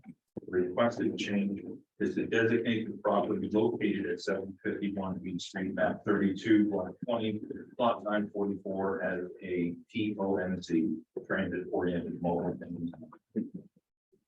Finally, 751 Weed Street resubmission for discussion and consideration of the request of Timothy S. Hollister, Hinkley Allen, authorized agent for WE Partners LLC as development applicant, and 751 Weed Street LLC as owners for an 830 G set aside site plan application for the property located at 751 Weed, map 32, block 20, lot 944 in the 1 acre zone. Mr. Hollister. Thank you, Mr. Chairman. Tim Hollister representing the applicant with Mr. DeAndrea. Mr. DeAndrea and I are the only speakers tonight. I think at the last meeting on January 24th, you were thinking about having your peer reviewers come up because we had finished our presentation. I just want to yield whatever order you'd like to do. I'm just going to recap some things from January 24th, but if you want to start with your peer reviewers, we're happy to do that. Do the recap. Okay. Keep it brief, and then we'll go into the peer reviews. Okay, fine. Thank you. So recall that we presented our resubmission on January 24th, and at this point, we are basically addressing a number of open items. The time frame on this application is the same as the one that we just handled. The receipt date for that resubmission, like this one, was is January 24th, so you have a March 30 deadline. So on the 24th of January, we talked about the reconfiguration of the north parking area, and meaning landscaping, angled parking, parking count, and perimeter fencing. Talked about the plans for a sidewalk on the north side of Elm Street, having two components: the applicant's property and then the continuation of Elm Street down to Kimberly Place. We talked about ADA accessible routes. Removing the retaining walls along Weed Street, construction phasing. Mr. Versteeg explained why the fire and building code complied with, and we talked about NFPA 1710 and why it is not a safety requirement. I explained how the denial was did not comply with the 830G requirement to recognize and quantify affordable housing need and balance that against the stated concerns. Since January 24th, I believe the major information you have is Mr. Thompson has weighed in as peer reviewer on traffic that is confirming that his concerns have been addressed. Now, to bring us up to today, last week, the applicant submitted both e-filing and hard copies, a set of final supplemental materials dated, which have February 8th on the cover. We clarified the TOMZ regulation to allow the angled parking in the north as part of the site. We provided turning radius diagram for the north parking area, with the understanding that that area is not adjacent to the building. It would not be where you would expect a fire truck to set up if it was in response to it. Provided a Connecticut appellate court case from the town of Fairfield, where the court held that compliance with the state fire codes is what is required to establish a safe building. I put in the record a copy of this commission's own May 22nd affordable housing plan, the so-called 830J plan. And I did that because in that document, this commission recognized local affordable housing need and a percentage of cost burdened households in New Canaan in a way that is not recognized in the November 28th denial resolutions for this application. I put in a response to the discussion of pedestrian safety, a copy of the state legislature's 2021 change in state law about pedestrian safety and its focus on the responsibility of drivers as opposed to the vulnerability of pedestrians. We have reviewed Mr. Kingsbury's February 6th submission and don't see any need for a response except to note that there is a loading space shown on the site plan, and we expressed concern about how delivery vehicles might potentially impede fire trucks, but we asked rhetorically, why is this building different from Canyon Parish or Millport or any other multifamily building in town? The town planner's memo for tonight, we reviewed, and it appeared to us to repeat the concerns from January 24th, and I believe we've already addressed those. So that is a long way of saying that from our perspective, we are down to basically one concern, and that is stormwater management. The town engineer provided the most recent comments January, I think it was variously dated January 12th or 13th, called January 12th. And we did send a follow-up memo on February 3rd, expressing our view of where we were and a number of technical concerns, and the town engineer responded to that on February 9th, and you have both of those documents. Mr. DeAndrea's firm then prepared a full response to the town engineer's January 12th comments, and the lengthy comment, the narrative is not that long, but the calculations that are attached are run to 150, 200 pages, which is typical of stormwater engineering. But the point is that Mr. DeAndrea, and he'll explain this, responded to the town engineer's comments and also updated his stormwater management report. I want to emphasize, and again, Mr. DeAndrea will underscore this, that none of this back and forth has changed the site plan as we submitted it for this resubmission. This is just about additional calculations and modeling. So with the submissions yesterday, what we're trying to do is reach consensus or at least closure on two questions. Number one, does the applicant's stormwater plan comply with the town's drainage policy? And number two, is the stormwater management plan for 751 Weed Street, as Mr. DeAndrea's firm has prepared it, a safe plan? Given that we have at this point, as of tonight, 6 weeks left in the resubmission period, I want to make a proposal, which I emailed to Ms. Carey and the chair and Ms. Copley yesterday.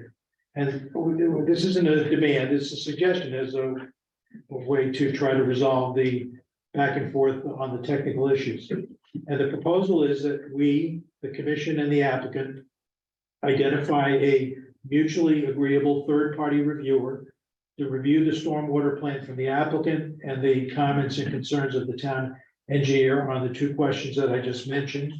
As one further possibility that was suggested by Mr. DeAndrews' firm, but I believe also known to Ms. Carey, our assistant town planner, is that in the Hill Street application, apparently there was a third-party review done by the firm of Ty and Bond. So if they are apparently a known and available and agreeable resource. If there's some reason why you don't want that firm, that's fine, but that name popped up. Time frame, we could agree to get the information to the third-party reviewer, say by the end of this week, and request a response to both sides, both parties by March 10th, which would still give you almost 3 weeks to review it and arrive at your final decision. And I would note that we would propose that the applicant would pay for the expense of the review in the same manner as we picked up the tab for the peer reviews. So it's a proposal for your consideration. And so at this point, I just want to ask Mr. DeAndrea to weigh in on the substance of his commentary with the town engineer. Good evening again, Len DeAndrea, Connecticut Professional Engineer, and hopefully we may be satisfied the concerns of your town engineer, most confident that third-party review won't be necessary. And essentially, what she's asked us to do is not just look at our site specific, which a lot of applications do. This is a bit on a bit of a knoll, and it drains out in some different directions, and it drains out into private properties for existing conditions and the roadways as well. What we did then is we just split it up. We looked at all the contributing watershed coming down. We looked at our influence as we look at the receiving water systems in Elm as well. And it's a more detailed and refined report, but we still came up with the same results as that it does not have an adverse impact on the existing conditions for the road and the surrounding property. The development will not have any adverse impacts on the catch basin at the intersection of Weed and Elm. We routed that by looking at how the water works its way through the wall. It actually splits on the west side. Some of it goes to the north. It's captured by a catch basin there. It comes all the way back down to the intersection. It continues down to the south and then eventually goes west into a large wetland corridor, all of which this entire property, believe it or not, is within the Norotan River watershed. Some of it actually going to the east and south into the ponds on Lee Park. This going down Weed as well, then turning, like I said, to the west, but ultimately all part of a much larger Norotan River watershed. We looked at all the points of concerns, as we call it. Where are we? We have points of concerns on the east side and a couple locations, the driveway, the west side. You can leave it, it's fine. We met the town design policies, which is making sure we attenuate peak rates of runoff and volume for the 25-year event, and then look to see if we demonstrate that we safely pass those much larger storms of 5100. And we did. We achieved numbers as high as 100% reduction in flow rates with similar result for volume. And I say that because on the east side, those properties there will actually have zero watershed from our site across those properties where it exists right now. And that's just because of the way we collected it and routed it and then routed it out into the system in Elm Street. And more importantly is on water quality. Site-wide, we achieve not just the minimum required, but as an average, we are treating 300% of the required treatment volume. This development going forward with all the various things we've implemented or proposed, it simply can only improve water quality where essentially none exists today. And again, as we said, we just really expanded how we looked at this entire watershed, just not our site. So it did not have any, it did not result in any changes to our site plans that we have before them.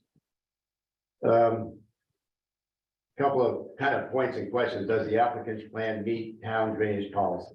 Absolutely, and the most critical points of concern, we far exceed the minimum requirements, meaning we've done more than just get a zero net change. We've shown dramatic decreases in both volume and peak rates of discharge. Is the stormwater management plan for 751 we say yes? Because we reduce peak flow rates and runoff volumes in the 25-year design storms and safely pass the small increases in the 50 and 100-year events, and we brought those into our models as well. So again, we've had no problems responding with to your town engineer's comment. We've done what we think is anything and everything she's asked for. We've looked at contributing water dead that we blend ours into that. We still come to the same conclusion. With this drainage management plan that we proposed, we can continue to conclude that the development can be constructed and will not have an adverse impact on health, safety, and community, and we will treat run up to a higher threshold, much higher threshold in some locations than required by the town written drainage policies. Thank you. Commissioner? I don't know much about stormwater management, and I haven't sent anything on this subject, but I do want to point out that I own 2 buildings on Elm Street, downhill of this. And I have owned them since roughly 2000, and my uncle owned the property since 1981. So I'm not speaking scientifically, I'm speaking from personal observation of this particular storm drain. Yes. I just pulled up on my iPhone just for kicks the photo of Elm Street on June 28th, 2018. That was only 5 years ago. That was just one of the many storms that we've had in the 20 years I've owned the building and paid attention to the stormwater drainage on Elm Street, downhill the site. I can tell you, going down there and having all my tenants freaking out, I went down there and observed the water coming out of the storm drains on the 2018 storm and shooting up into the air about 3 feet.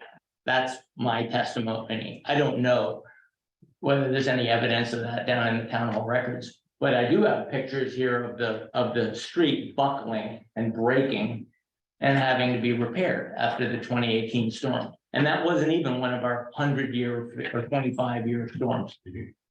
I can tell you that I've submitted more insurance claims than I care to, admit here, for flooding as a result of the storms and the inadequacy of the stormwater runoff and system on Elm Street. Is it your testimony that you're reducing the amount of water that goes into the storm? That's correct. And that's because of the systems we're providing. We have rain gardens which hold and infiltrate, which aren't there today. We have infiltration systems, both permeable pavement. And I'm going to focus a little bit right now on the east side. And then a lot of this before or presently, just sheet flows off. And I went up to New Canaan after that fairly significant rainfall a month or so ago.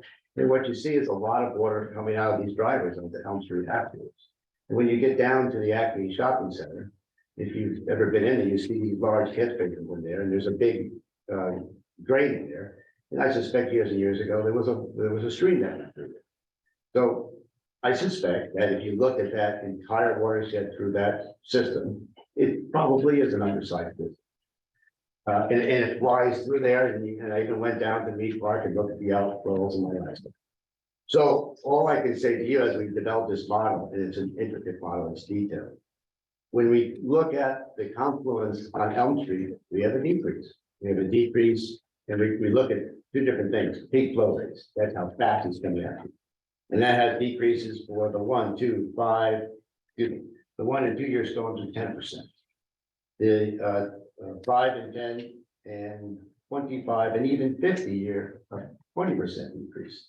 And then 100 year, even 10% increase. So every storm, and we're only required to look at the 25-year event up to and have 0. Everything exceeded. The volume is another thing. So then you say, okay, well, what about the volume? So the same thing in this case, when we come to that confluence point. Same kind of numbers. It's a 20%, as little as 10%, but a 100-year event, all storms. So this development is doing more than its part to help what may be a downstream fall. Is there any evidence that the storms of the last 20 years have been growing worse with climate change, more pronounced? Great discussion, and what we feel. Look, here's a good example. January, we had, I think, a little over 5 inches of rain, 5.5 or so in this general area. The average should be around 3, 6, 4 inches. But now we're in February, we haven't had very much. So what we see is a trend of not so much the same, not so much an increase in the total rainfall amount for the year, but we see more intense storms coming through. So it's certainly good practice. Our field has changed. I often kid about the fact that when my family did, when my father started on a piece of property, let's say a single-family home, all he did was create a little map and show proposed house, and that was it. And that's evolved. And I think every town we work in now has a drainage manual or a policy like this, when we're looking at these various storms and making sure we can pass the 1500 as well. So to credit to So you. even though you're decreasing the amount you put into the storm system and where, we should be good, but what you're also saying is that maybe our standards need to be raised, that there's a good chance through no fault of this project that we're gonna have to increase the Elm Street stormwater system. Well, I can't comment on that, but I'd say your standards are pretty good. You have a very good town engineer, and she hasn't let. Let's make sure this is taken as a compliment. Nothing has slipped by. She has caught things that we should have caught ourselves. We have, when she responds to us, we take those, we sit with our engineer and we look at it. And some of these models are tough to make because we're really dealing with a very small watershed relative to the overall. These are little areas of a half an acre here. And you may have a 26-acre watershed, I believe, coming down the Leach Street side. So to your point, and all I can say to you is, this was one of these developments where, because of how we were capturing the water, we had no choice but to have these large increases because of the systems we were using. And again, a lot of this is now being, especially the smaller storms, that's why those numbers are so large. When you take the water quality in the pre-treatment, that's going in the ground where we didn't do that before. We don't do that under existing conditions. But again, to your point, it's nice to see that for the larger storms, 1,500, we're also doing. So then, and this is, so switching gears, I believe we heard from the neighbors to the northeast, who have wetlands. On their I think it's more to the west. Northwest. Yeah, a little bit north of the Is west. that, Like straightly down, right down the page. Yeah, right? no, you're facing Weed Street. And the people who are behind you, who are backing up to Kimberly Place. You talking here? So that'd be the east. Okay. The east. Yeah, Okay. the people with wetlands in this area were concerned, and I'm wondering what is going to be the impact on the wetlands to the people? They are to the east side, they're the most benefit because we're now curving it, we're picking it all up. So we have zero Runoff onto those wetlands. That's correct from this development where we have some now. But I think again, going back, I remember that discussion.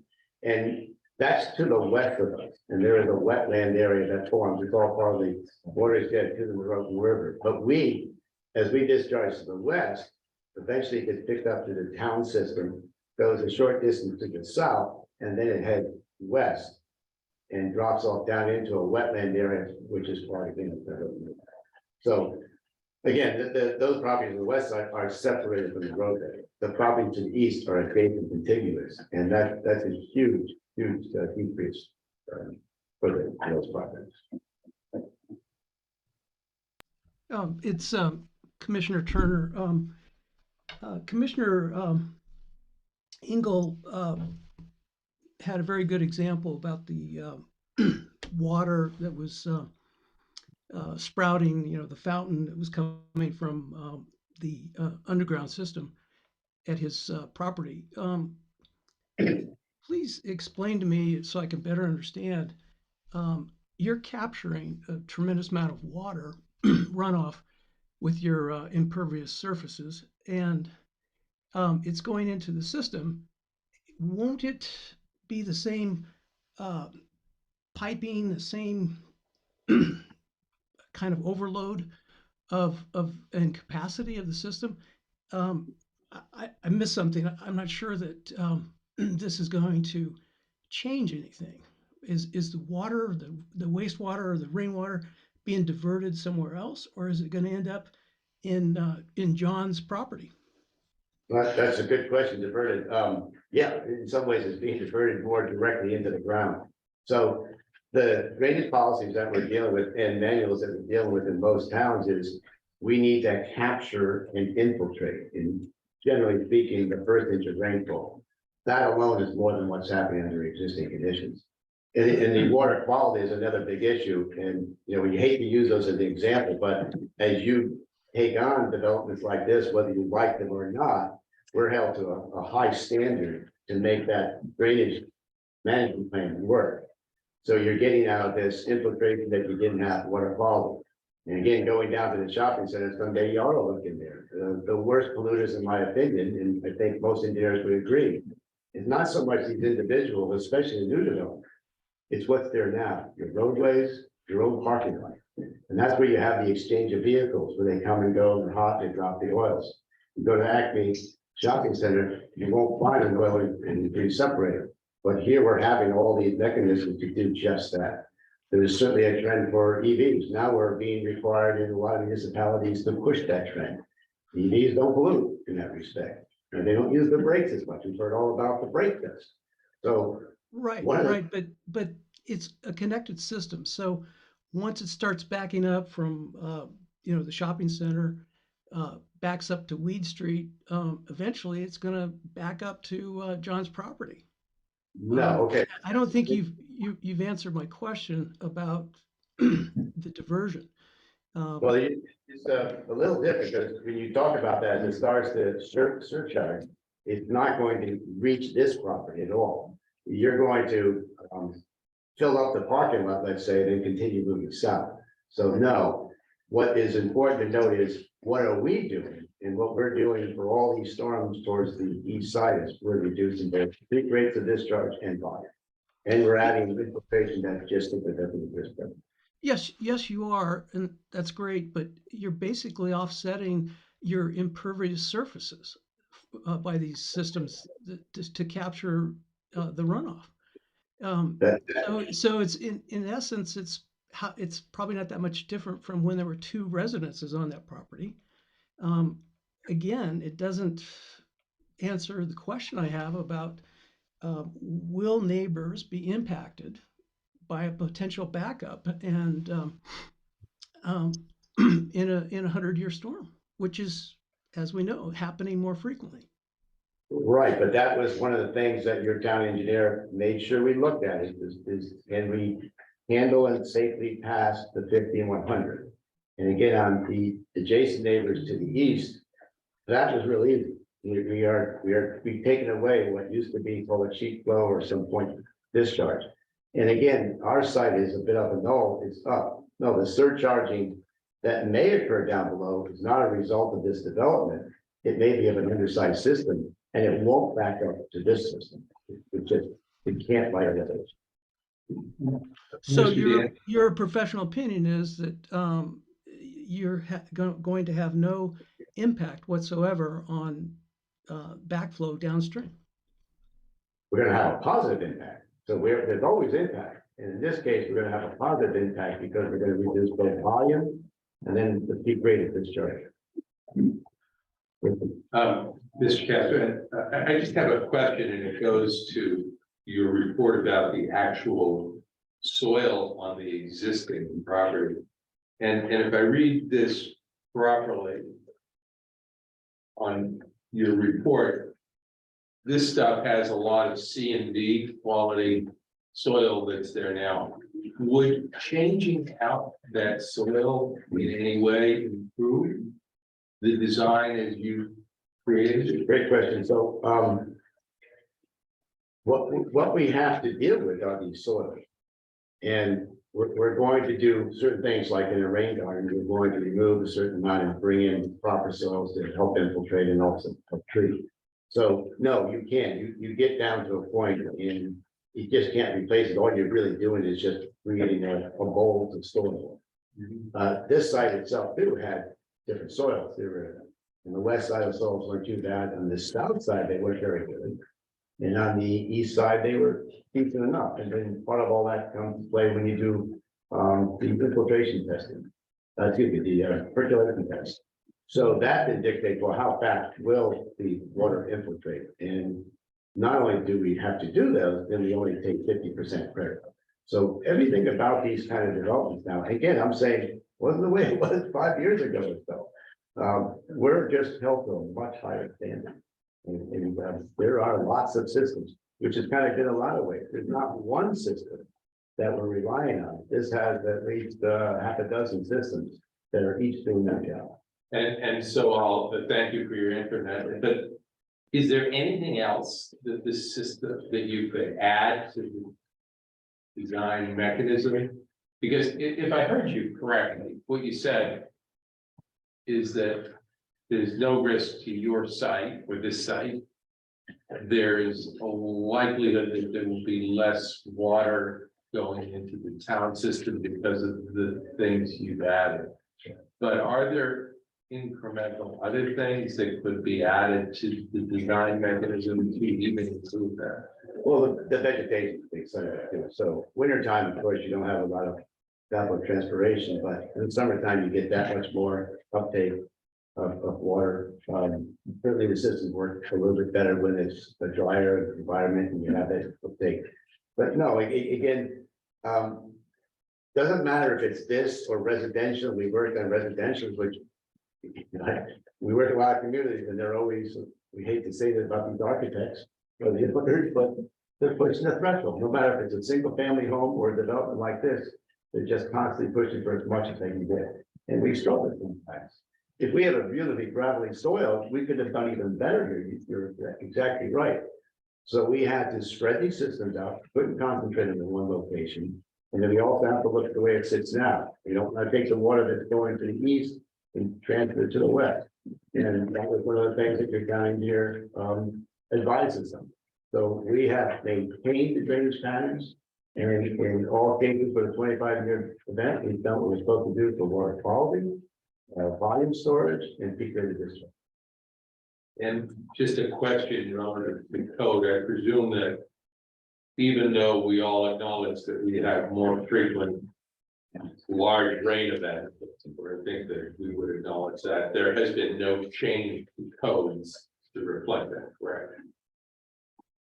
Now, interesting question. I would say this to answer as best I can. Greenwich started with their drainage manual, which was a bit of a shock, not just to us, but the homeowners and the developers, because all of a sudden they are spending a lot of money to do this water quality and control.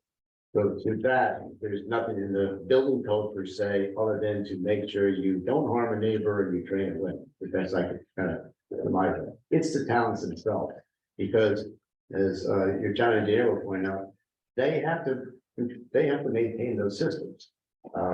We can't overtax their systems because they're the ones that have to then convey the rest of the water. So when you say it has codes changed, I would only say this: more and more towns are adopting the drainage manuals. And Stanford has a very comprehensive one. Greenwich has a very comprehensive. Norwalk has a very comprehensive one. And New Canaan has the two-sheet policy, but you have a very good town engineer. And we are doing it to the same standards that we're doing it in Greenwich and Stanford. Thank you. We do have our town engineer on Zoom, if you do have any specific questions. As well. Yeah, we'd like to hear from you, but do any of the commissioners have any questions for Mr. DeAndrew? I have a question. That document you submitted on January 24th. That's just even dated, but it talks about putting in some we did very fine print, new manholes or stormwater drains, and also extending this. That's not happening. I'm not sure what you've done. On the to the east It talks about the sidewalk extensions. Okay, so let's keep it separate, here. There's sidewalk extension. But again, same thing, and we have to make sure we can pass. So we own a drain in a private easement that leads our property on the east side and connects with another private drain. So again, When they drain, this is stormwater, not sanitary sewer. correct, nothing, none of Sanitary the sewer. storm drainage is tied to the sanitary sewer at all. And we again, with your town engineer, reviewed, said, I want you to take this farther. So that's why we were saying tonight early on, I was saying, we're now looking at the contributing watershed. To that point, there is a drain that was put in years ago, but we just kind of put in, not much sight into it. And we found that to control these various storms, we need to make that lower. And when we made it lower, we need to make it larger in diameter. And we then routed that from our property to the east to the private driveway and to the south to where it connects to the town drainage systems. And that's one of our critical points of concern. And that's where we have our issues. So you have a stormwater easement through, I guess, 339 Elm Street, is that correct, sir? Yes. Going through somewhere, That's it. right in here. And not your best.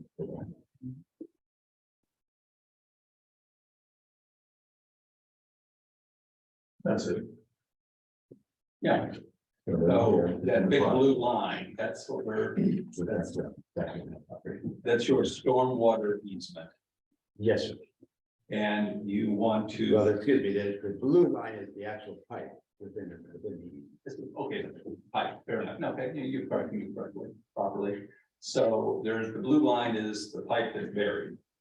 And that is evacuating stormwater from the subject site to, there's a coupling under the shared driveway, then heads towards the south, and then hits the street, and it's in some sort of stormwater pipe in the street. Is that fair? Right? The blue line that sort of hugs the curb, it seems that. So the point right there, that's our, what I call that critical point of concern, because that water is not visible, that's underground in the pipe, but it connects to the town's drainage system. And that's where we have to demonstrate that we control the volume of the. So this is the curb on the that's on the east side of the curb, which is the curb as part of the corner curb for the shared driveway. That's the where it jogs. Where the arrow is. I think to make it very clear, you don't see this pipe, so they go. I'm not suggesting you do, but I'm just saying it exists, and so. You say is that you're going to use an easement, so you can cause the, I guess, homeowner or somebody to dig up the current pipe and then put in a deeper pipe and a bigger pipe. Is that? The homeowner has to allow our client to do that. Okay, so the homeowner can say, no, thank you, sir, or say, okay, with certain conditions. Is that? No, in this case, the easement protects, the easement protects, in this case, our client. So again, it says you want to remove existing 6-inch and put in an 8-inch. So that's what you want to do? Yes, 6 inches small by any standard. And then, again, remember I said it was probably just put in. It probably wasn't sized. And so. That should sail a long time. So now we have to look to size these. And when we look at that, we say, well, we do have an issue here because we do want to pick this water up. And the elevation of the pipe was as shallow as they needed it.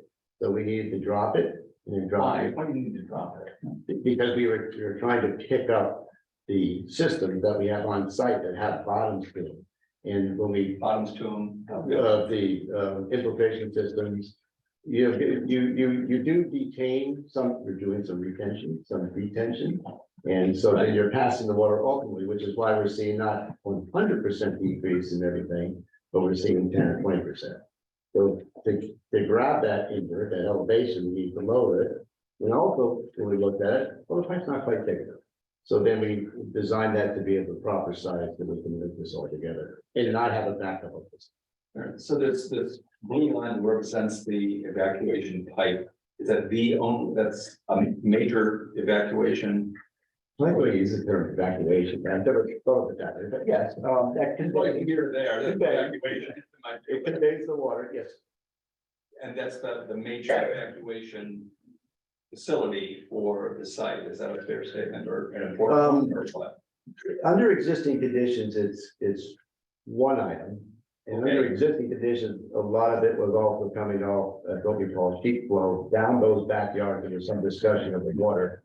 That's a fairly, it's a moderate slope through the backyard. So that now, that used to flow under existing conditions is eliminated. So those neighbors, those two neighbors directly to the east are dramatically improved as far as this development goes, because we now have that driveway curve and we don't shed off as what you call overland flow in those. So yes, now that drain becomes a little bit more of a, it's definitely an important component to our drainage management system for the proposed development. Absolutely. Continue this, so you don't get permission from the homeowner to pick up the pipe, bury the pipe more deeply. I don't like talking legal questions, but my understanding is we have an easement, gives us the right to maintain, repair, and increase if necessary that pipe, to that private property. So you have the right to make these changes you're suggesting that you want to do in this. Yes, yes. And when it meets the roadway, it says replace existing connection with an 8-inch to 12-inch BEEWYE, which it is. This into this, so it's a fitting. And since we changed the pipe size, we have to change that fitting connection. So yes, we have to go into that private driveway. That's also something you're permitted to do. Yes, but that easement takes us all the way out. And then that goes down to the corner where the driveway meets the street. But there's no change to that last, just that last note that you talked about, that change of fitting, that's it. That's all you're interested in. It also mentions, get my phone out, which has a magnifier on it. Amazing what these other things can do, you know? There we are, got the magnifier on it. It says, the same one. Install.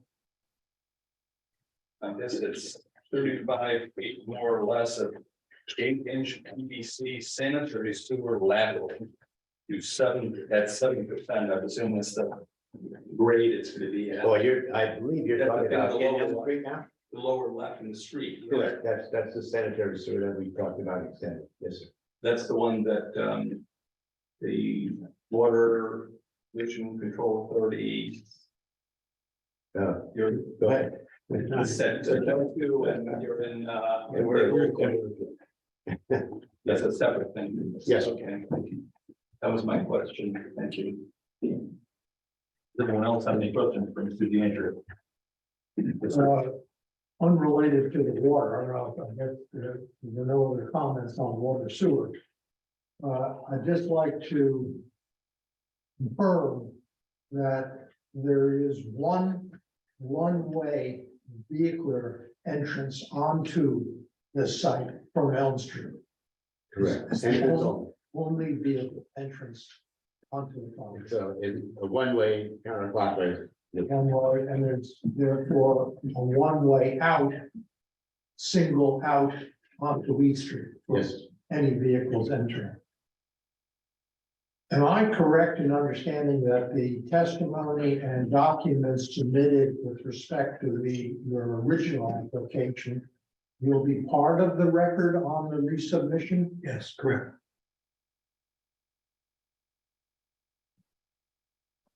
Anyone else? Yeah, Mr. Chair, if I need to address Commissioner Engel.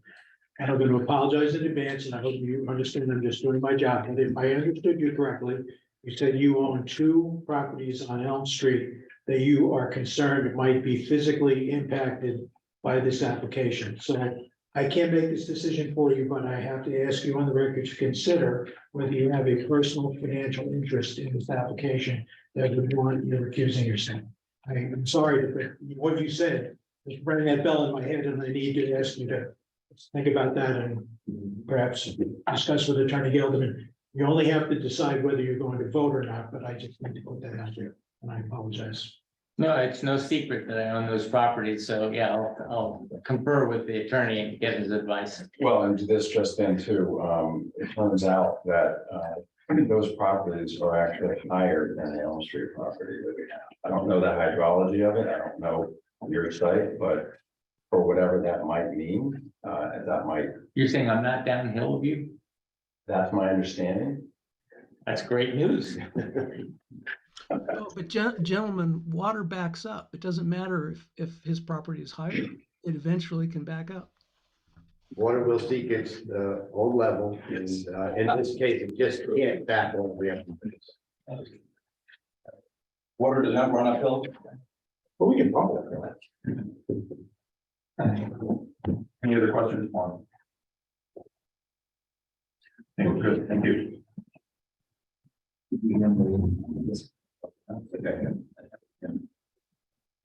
Maria, are you there?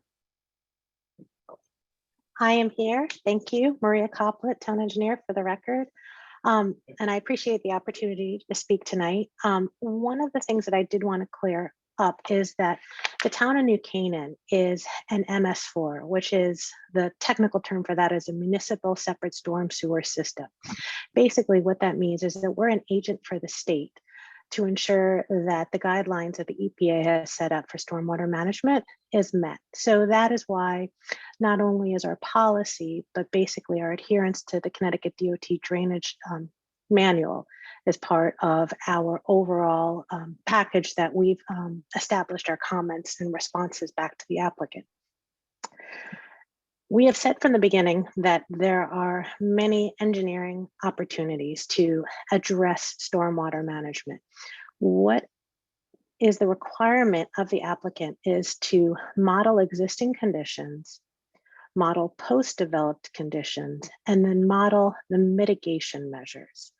So it is the applicant's responsibility to demonstrate compliance, and the iterations that we've had in the past, I think 5 or so comment letters that have gone back and forth are to help the applicant accurately demonstrate this. And I haven't had the opportunity to go through this 1-inch manual that I did print out, or updated analysis that I did print out, but I apologize. I've had meetings yesterday and today that I haven't been able to go through. But hopefully it sounds like, based on what the applicant is saying, that they are adhering to our policy and demonstrating in this revised submission that compliance. One of the things that was mentioned earlier today is how is it that with the addition of impervious area on this site, can you say that there wouldn't be impacts to downstream flows? Again, it is the applicant's responsibility to demonstrate this, but what the applicant is stating is that because they have infiltration measures, that they're going to demonstrate that the water is going to infiltrate into the ground as opposed to having a direct connection into our storm sewer system. So if, based on the review of this most recent iteration, we are in agreement with that, then what they are saying is that due to the size and the extent of the measure, the proposed measure, and the contributing area to said measure, that the amount that infiltrates into the ground will not connect to our storm sewer system, so meaning would not impact downstream properties. Again, the onus is on us to review that. We have no objection to the attorney's recommendation for a third-party reviewer. The one thing that I will just put on record is that the consultant that they had mentioned, Ty and Bond, I just want to know for the record is they are our MS4 consultant, and they are the ones who prepare our annual reporting every year. So I just wanted to make that clear for the record, that we do have Ty and Bond, Joe Canis in particular, as part of our engineering consultants for our MS4. The one other thing that I did want to mention is that Attorney Hollister said that he believes that really the remaining items that are left on the table are stormwater. And I do want to still call out the attention that the plans, since they have not been updated, still show an extension of a sewer main in Elm Street. And the town has stated for the record that we are not supportive of that. The applicant has demonstrated and has stated for the record that there is sufficient capacity with their existing connections. So therefore, we cannot demonstrate, we cannot allow for the extension in our right of way. But I'm open to comments if any, or questions if anyone has any. Ms. Copeland, just a quick question. From your point of view, is the approach suggested by Councilor Hollister the best way to deal with the variety of topics to have an independent reviewer? So I think what's important to understand is that during an approval process, we go through lots of iterations in order to get to hopefully the best possible project. And we are definitely moving in that direction. So my concern is that I think that a third-party reviewer would have to understand and study each of the submissions that have come before the Planning and Zoning Commission. So starting from the February 2022 submission and each iteration after that, and be able to review those reports and plans along with our comment letters for each submission until getting to this point in time to understand that chronology. So my only concern is regarding the timeline as to whether or not that's going to be feasible, because in this day and age, engineers are quite busy. So I would only just caution that. Again, I will be looking through this most recent submission. I haven't had time to delve into it, but the applicant's engineer felt pretty confident in their presentation that we would be satisfied. But again, I'm fine with a third-party consultant to take a look as well, if that's what the applicant so wishes. Thank you.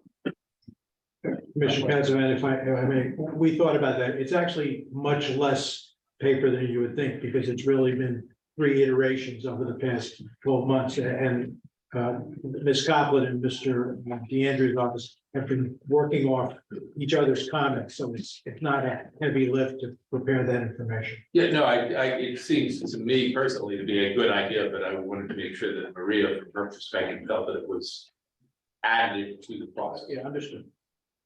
In the sense that we use Time Bond for our, as one of our consultants on, town stormwater reviews. Is there any kind of a conflict of interest of having them be a third-party independent reviewer for this application?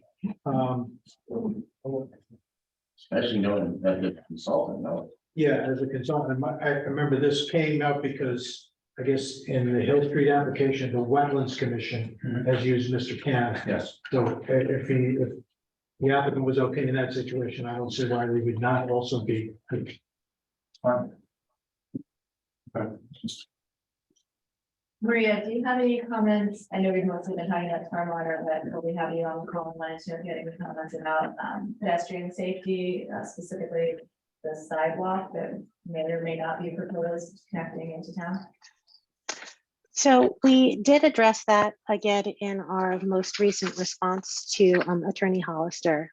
The reason why we were encouraging the applicant to build that sidewalk is due to the added use in this area because of the project and access down to the downstream, to the Elm Street retail spaces, Acme, some of the restaurants in the area, that we weren't confident that a pedestrian was going to actually go the circuitous route and go up basically 400 to 500 additional feet, as opposed to potentially jaywalking across the street and going to the sidewalk to just shoot down to the train station, to restaurants, to retail areas.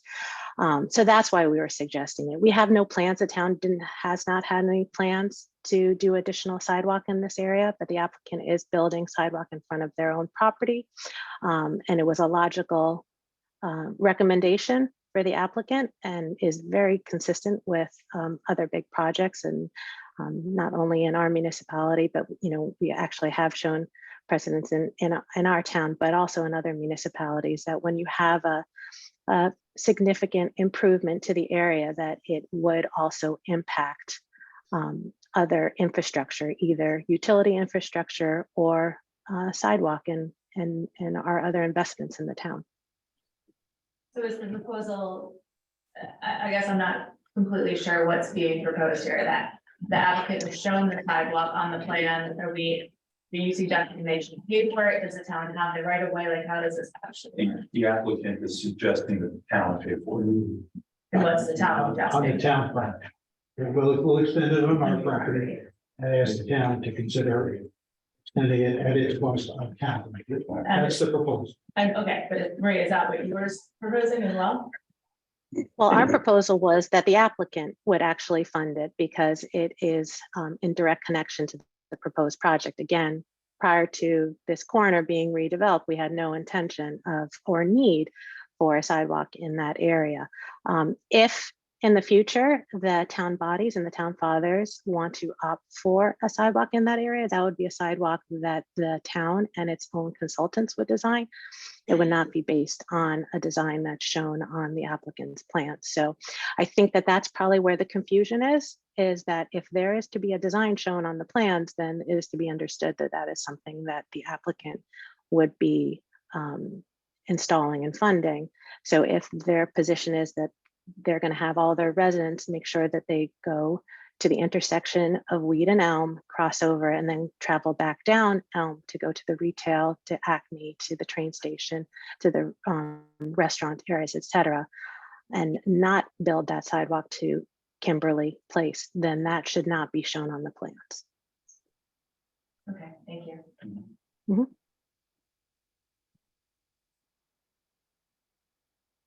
Anything else installed? That's it on my side, unless anyone has any further questions. Anyone else? Any other commissioners? Any other questions for this public? Thank you. Thank you. We have anyone else? You have the Andy Kingsbury as well.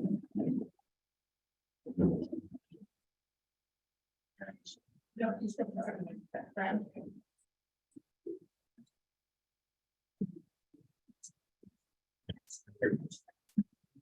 Good evening, Mr. Chairman, Commissioners, the Canaan staff. You're much brighter up here. Thank you. So for the record, Andy Kingsbury, I'm the reviewer, peer reviewer for the town of New Canaan for the fire department operations and safety.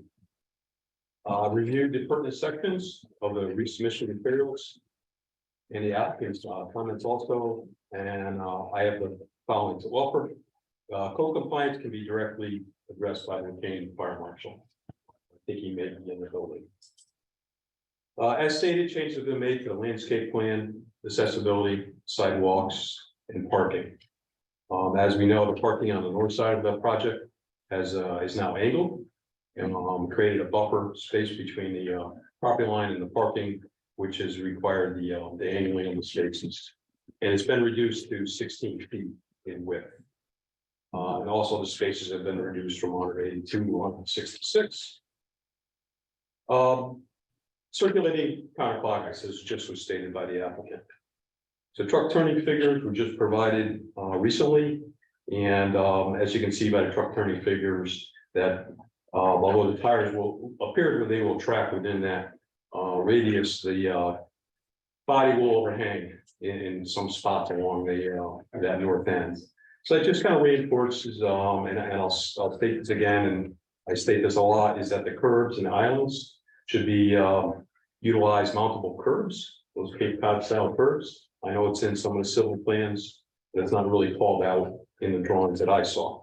And also that the landscaping, signage, light poles, they're not going to obstruct the fire apparatus or any truck that's going to make that circulation out there. Accessibility. That has been modified with additions and relocations of ramps and sidewalks. Accessibility ramp is shown leading from the main lobby area to the north. Although I don't see the loading zone, but I did hear the applicant just say that there is a loading zone there.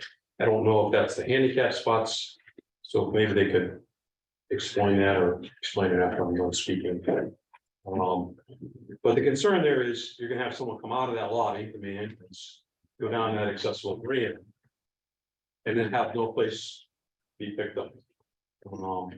So my suggestion is having those loading zones designated. And that's just on top of all my previous concerns that I've stated.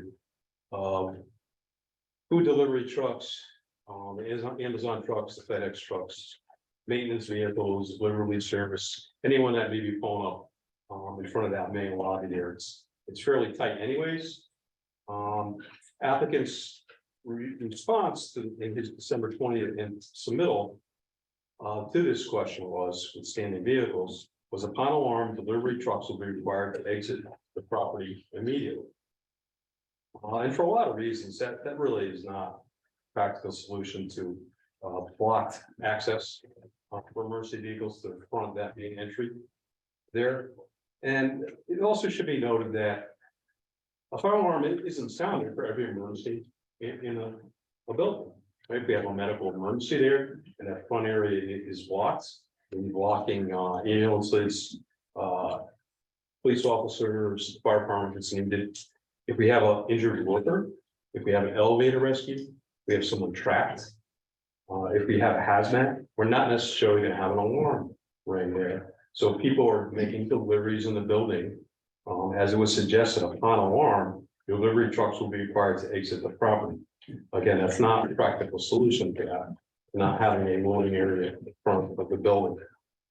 And unfortunately, I think we've all experienced it, it's a common practice for people and occupants to ignore firearms. So, emergency vehicles access should not be obstructed in any manner, including the parking of vehicles. So the applicant should designate loading zones that are clearly marked with signage and paved labeling. Stairwells and interior access. Although the applicant's consultant, Mr. Rustique, states that in his correspondence that the design will meet the various codes. It's still my recommendation that the stairwells either be rearranged, so travel distances aren't so far closer to the lobby, closer to the fire department to access. Where a better solution is a third stairwell be added in the vicinity of the lobby. Again, the concern remains that the remoteness of the stairwells will force occupants to utilize the same stairwell that firefighters would be using to attack a fire, strike hose and such. So I continue to have that recommendation. Do want to speak for a moment on fire department operational capability. This is going, we've gone back and forth on this, as I stated at various public hearings.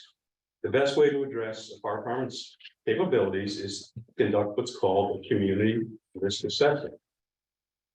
And a common practice is to utilize a blend of different organizations. So whether we're talking about National Fire Protection Agency, insurance service offices, abbreviated as ISO, you commonly hear that called, Center for Public Safety Excellence and others. You take a blend. I've been involved in studies that do this. You take a blend of that and apply it to your community and come up with that risk assessment.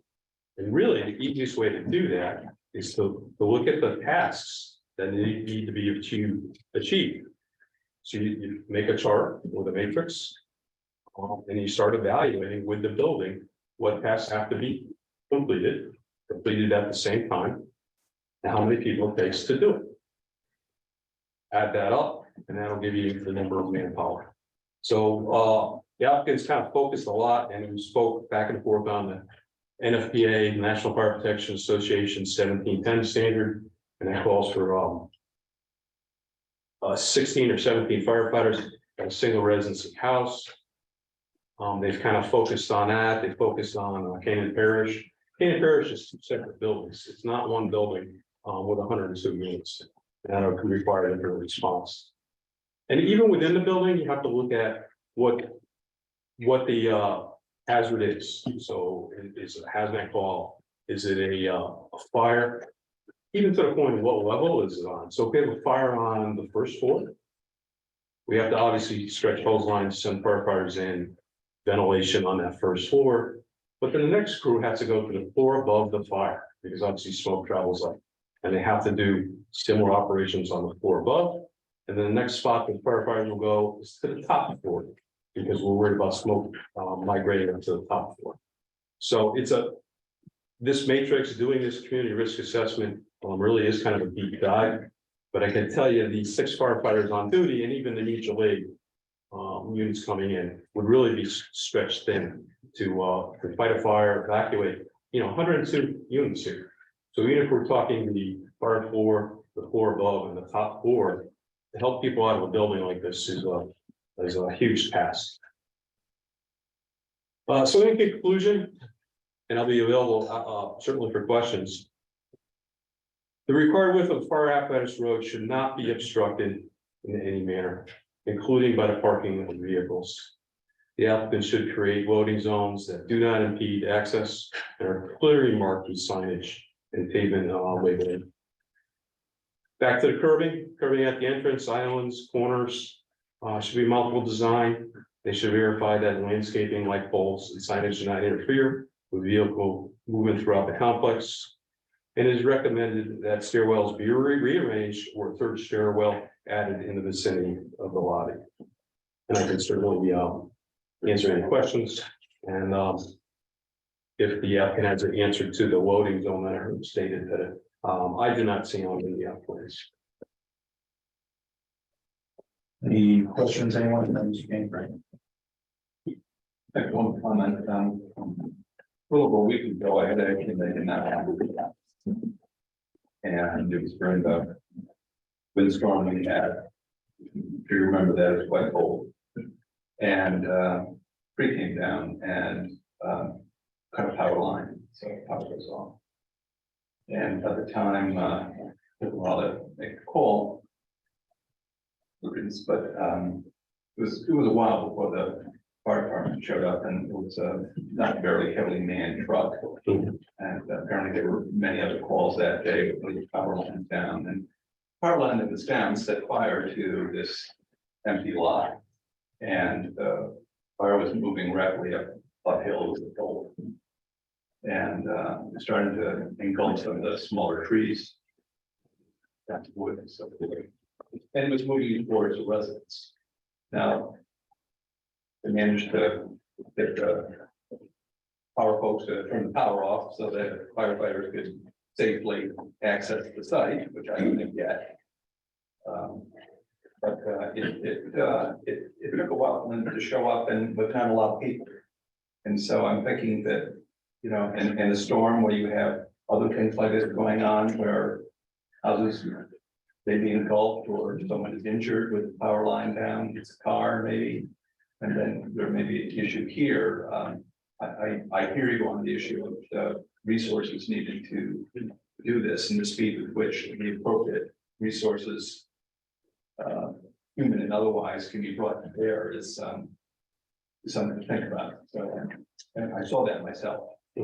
We can have Resources can become thin very quickly.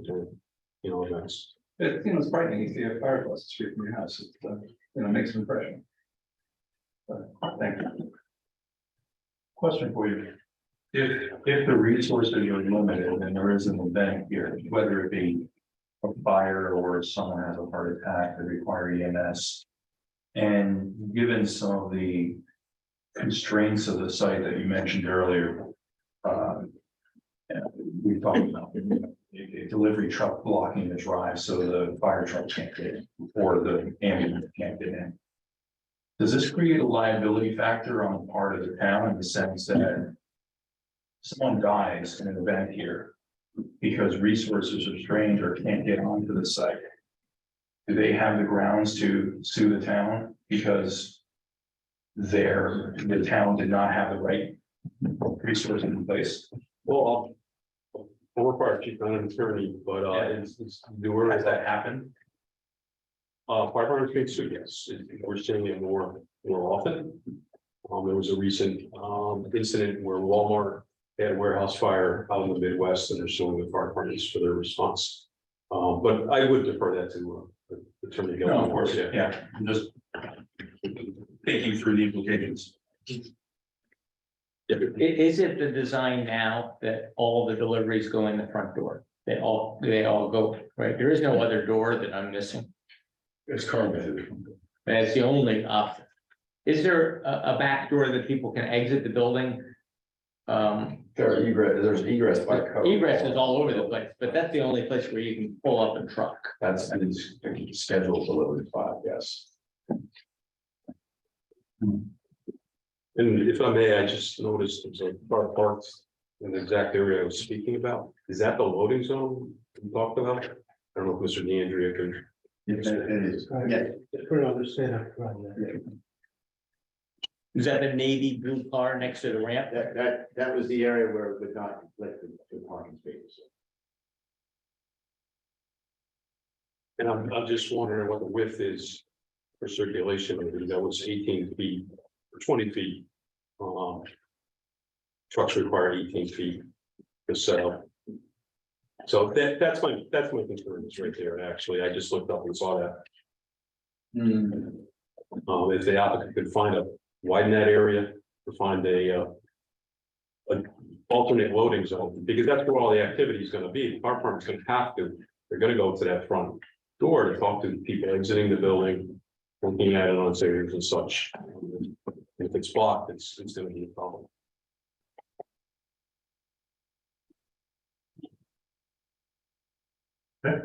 Any other further questions? 102 units. I think it would be reasonable to assume that each unit would probably have one car, at least one car. I don't know whether the applicant has made some assumptions as to how many vehicles its owners and tenants occupying the premises might have. I assume it's more than 100. I don't know whether you have an assumption. Commissioner Ward, we have a parking ratio, even with a reduction of 1.6 spaces per unit, which exceeds your town standards, exceeds the state standards. There's no, parking spaces are not 100% occupied 24/7, 365. There's always some, and there will be some people who have no cars.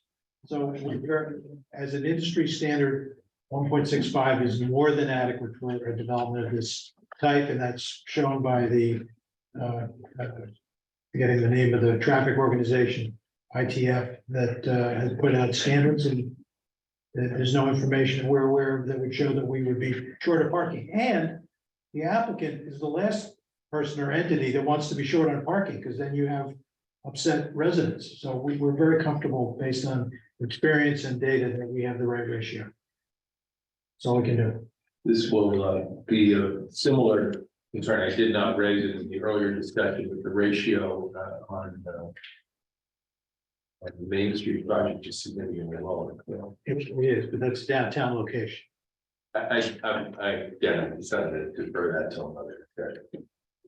One of the concerns that was raised with respect to the earlier application, and I don't see that your resubmission would alleviate or remove the concern, is that since all vehicles, however many may be by owners or tenants or visitors or deliveries, all come out onto Weed Street.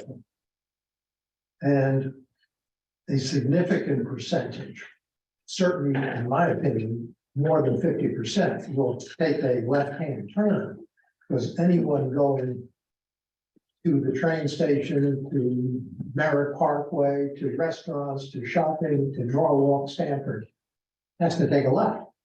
You take the right, you're going up to New York State, and there isn't a whole lot there. So they'll be taking a left onto Weed Street.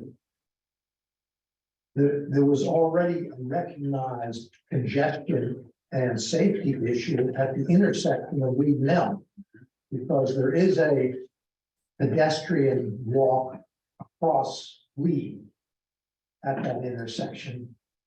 And I think we heard testimony that pedestrians using that crosswalk walk. We're always concerned because the traffic does move fairly quickly along Weed Street.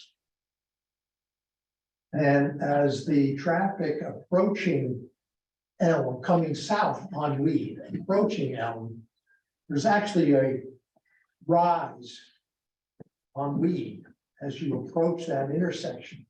So you don't really see the pedestrian crosswalk from too much of a distance.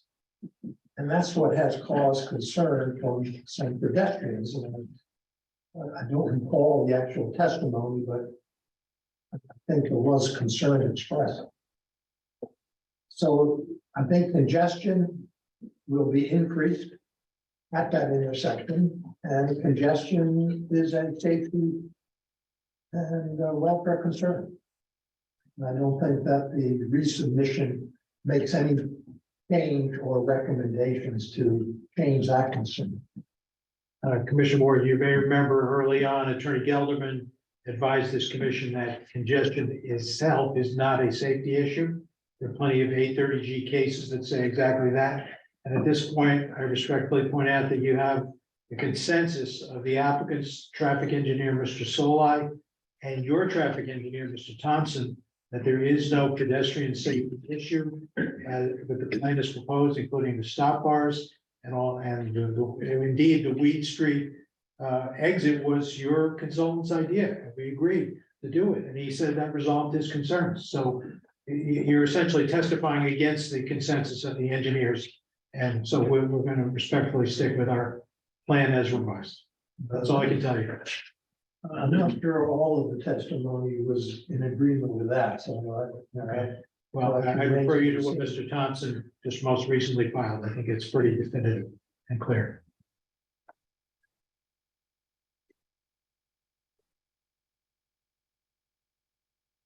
Anything else, anyone? Thank you. I believe he is on the street. We can open it up for public comment.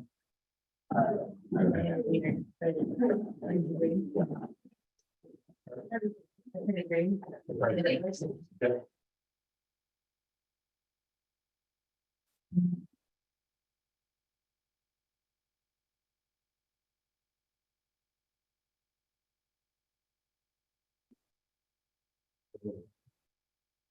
Good evening, Mr. Chairman, members of the commission and staff, but my name is Joel Green. I practice law in Bridgeport, the law office of Green and Gross. I appear before you again on this application this evening on behalf of Satan Canaan, which is comprised of neighbors and other members of the community who are concerned with this development and frankly excessive overdevelopment and the safety of this project. I just have some comments and I'll need some guidance from the commission. There was a discussion that this is an iterative process, and it seems like there has been a lot of cooperation between town staff and departments and the applicant. There does come a point though where this is in the context of a public hearing. And I say that because I represent a community group that has been very active in this application. We've hired consultants. We have spent a considerable amount of time, effort, and money on this project. And the target, the pieces keep moving. And the chair made a great point that ordinarily documents must be submitted 5 days ahead of time. But it just seems like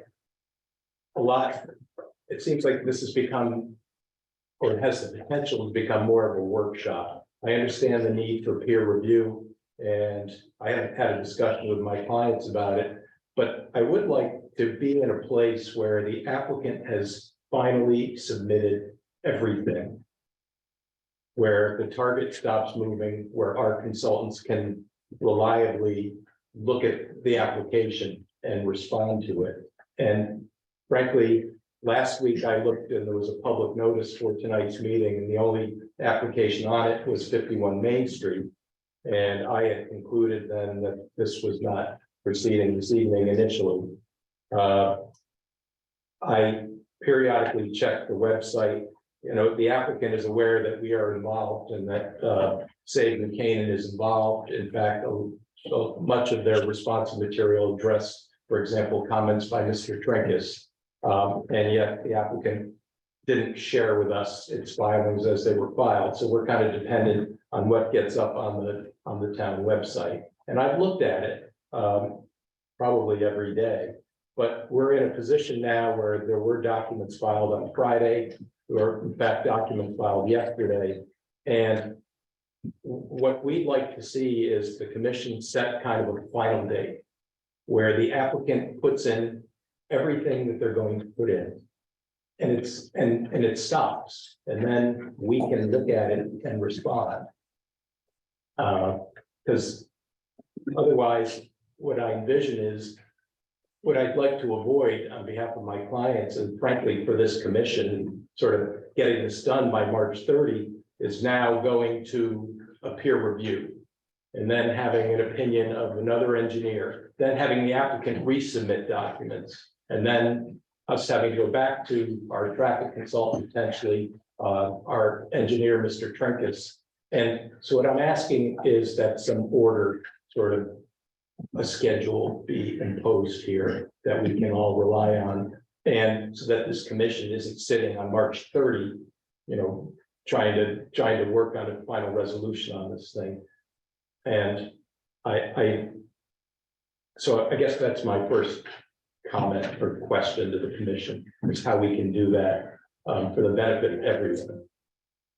Well, I think, to be fair, the majority of the back and forth that's been happening has been on, since the resubmission of the package, has been on stormwater management.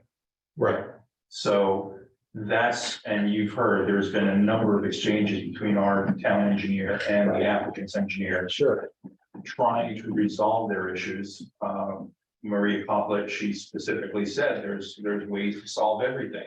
It's just a matter of how you design it and how you get there and what compromises you have to make. And I think that's the process they've been involved in. And by the way, I greatly appreciate the work of the town engineer. I appreciate your time, and I'm not being critical, but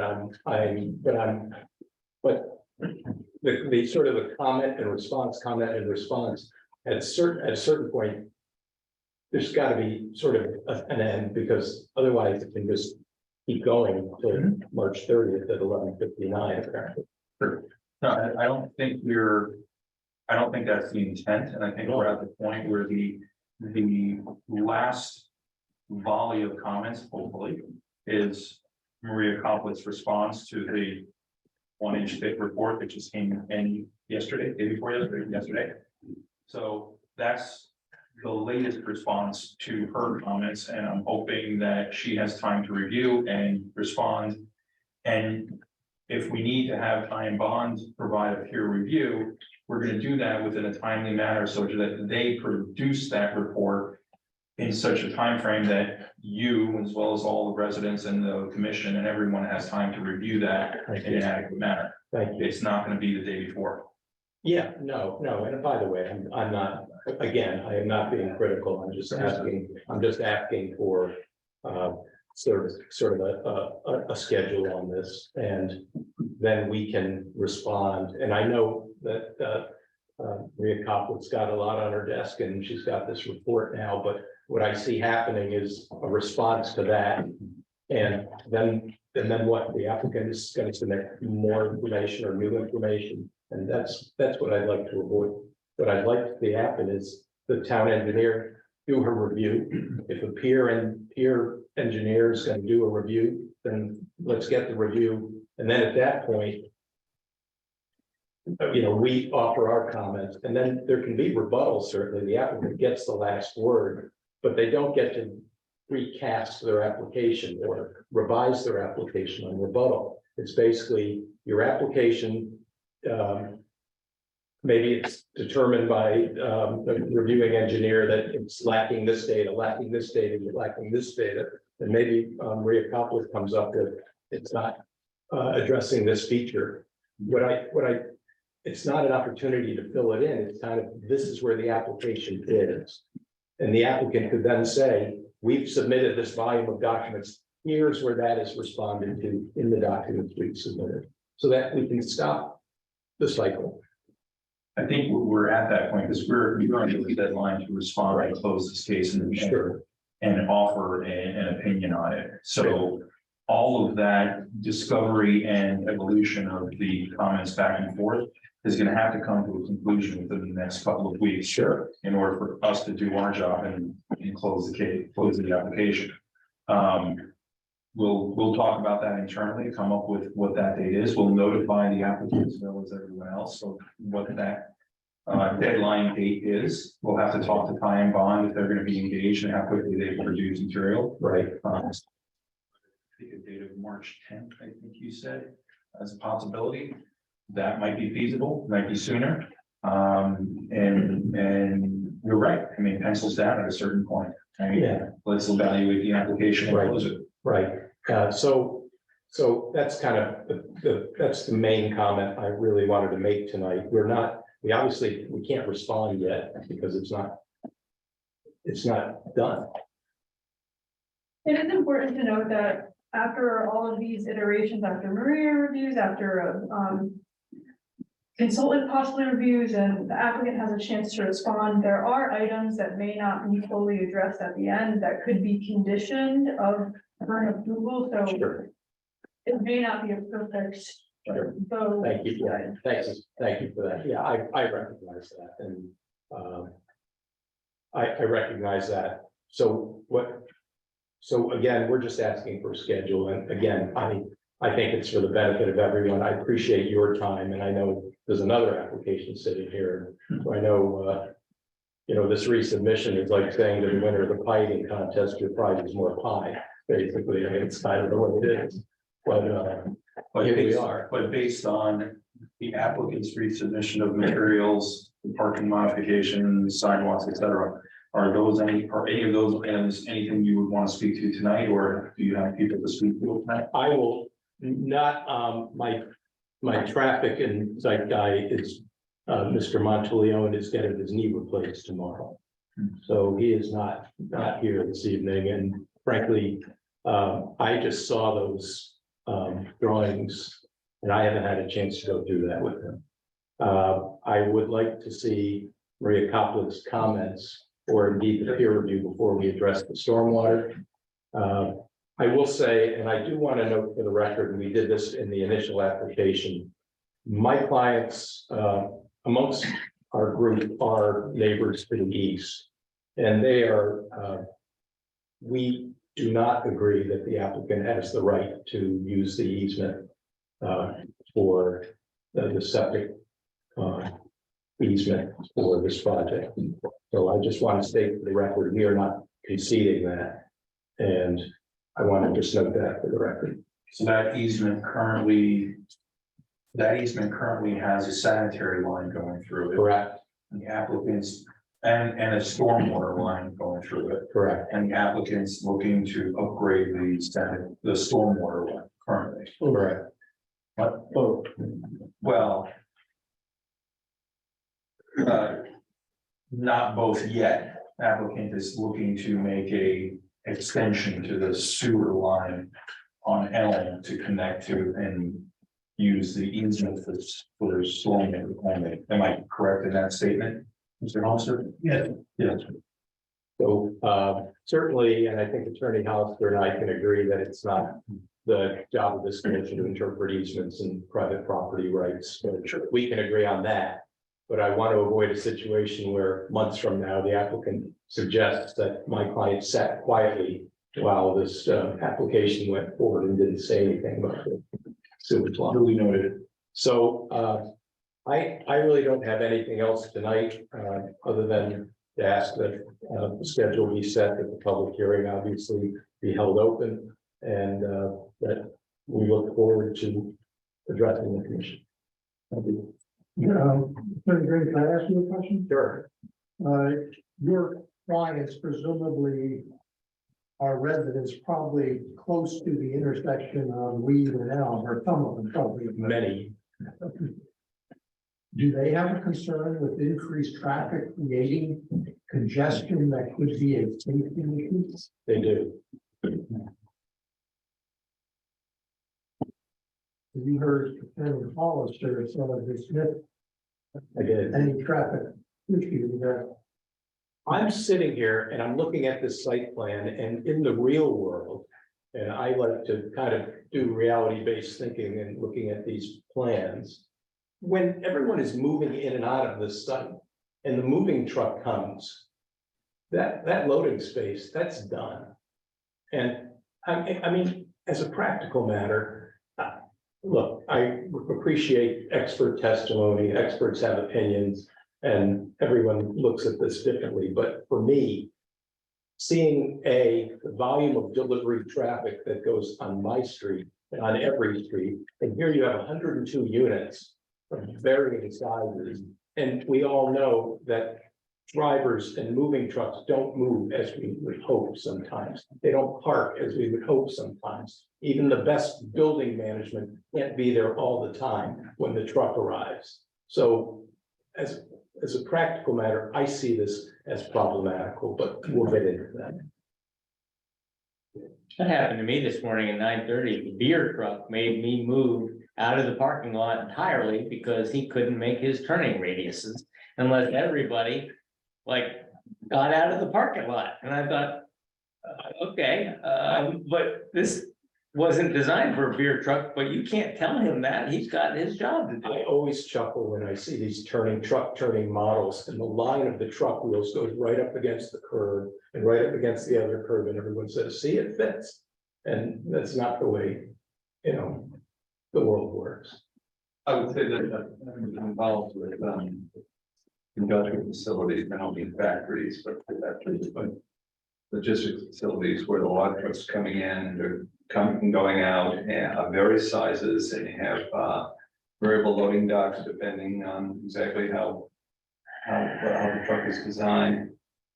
What I found is that if there's not adequate turning radius, the truck will find one, and if there's something in the way, you will get knocked over. I have seen it so many times, and that not every driver is the best driver. And sometimes even everyone I know has driven and said, gee, I thought I had this much space and I didn't think I had it. The curves are broken, the sensitive curves are to this. blackened and broken from the iron roll. Sensitive to this, and so I just want to be sure I've wrapped my mind around that issue as best I can, so I can come to a reasonable, fair, and balanced judgment. Sure. Thank you, Attorney Green. Thank you.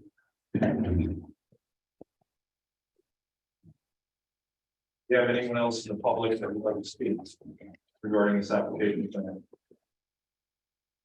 you have anyone on Zoom? There we go. Okay, good.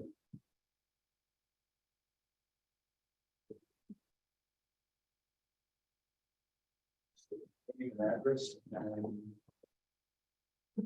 Will do, and I'll be quick. Sean Kelly, 762 Weed Street. My home is the one that appears under construction here. We moved in last spring. We did not do that. The construction was there, or was finished before we moved in.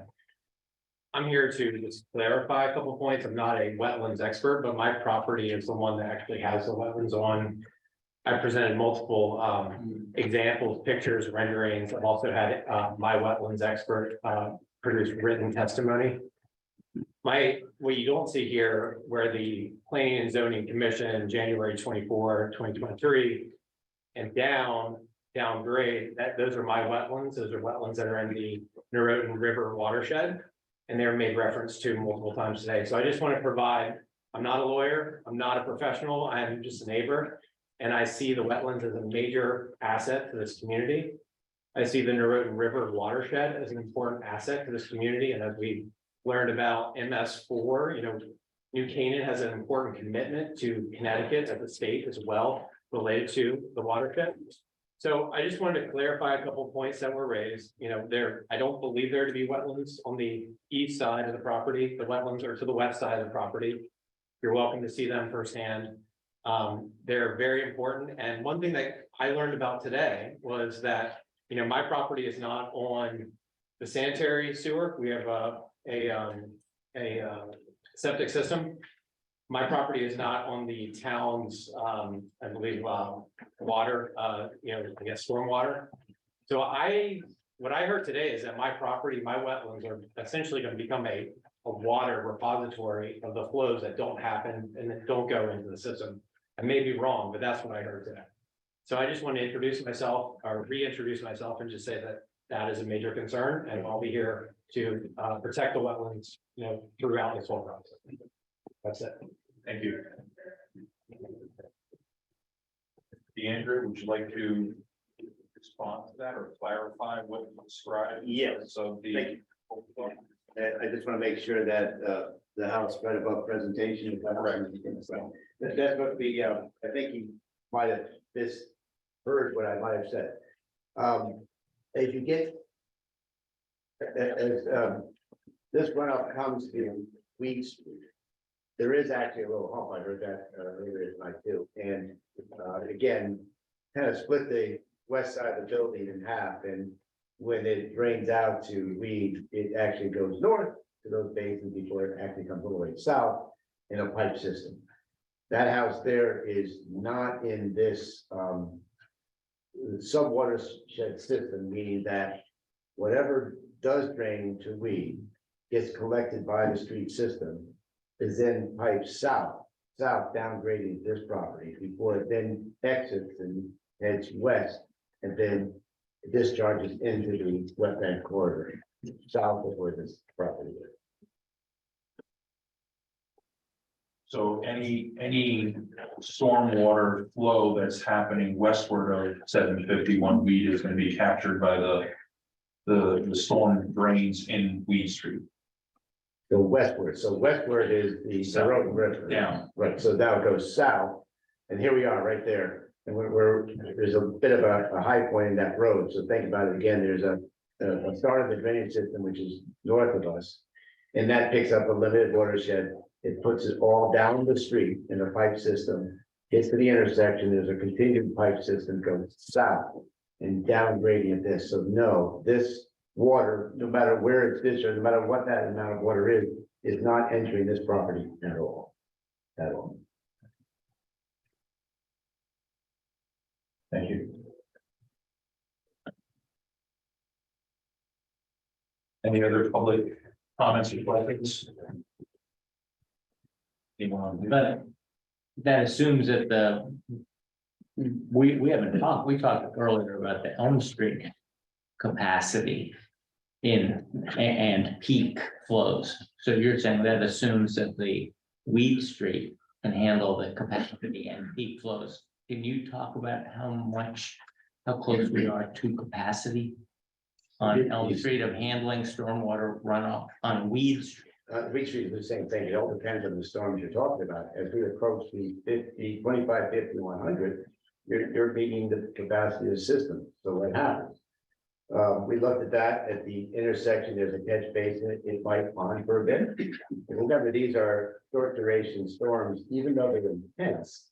That peak duration of a 100-year event might go over a 2-hour period. There's a 24-hour rainfall that was the peak.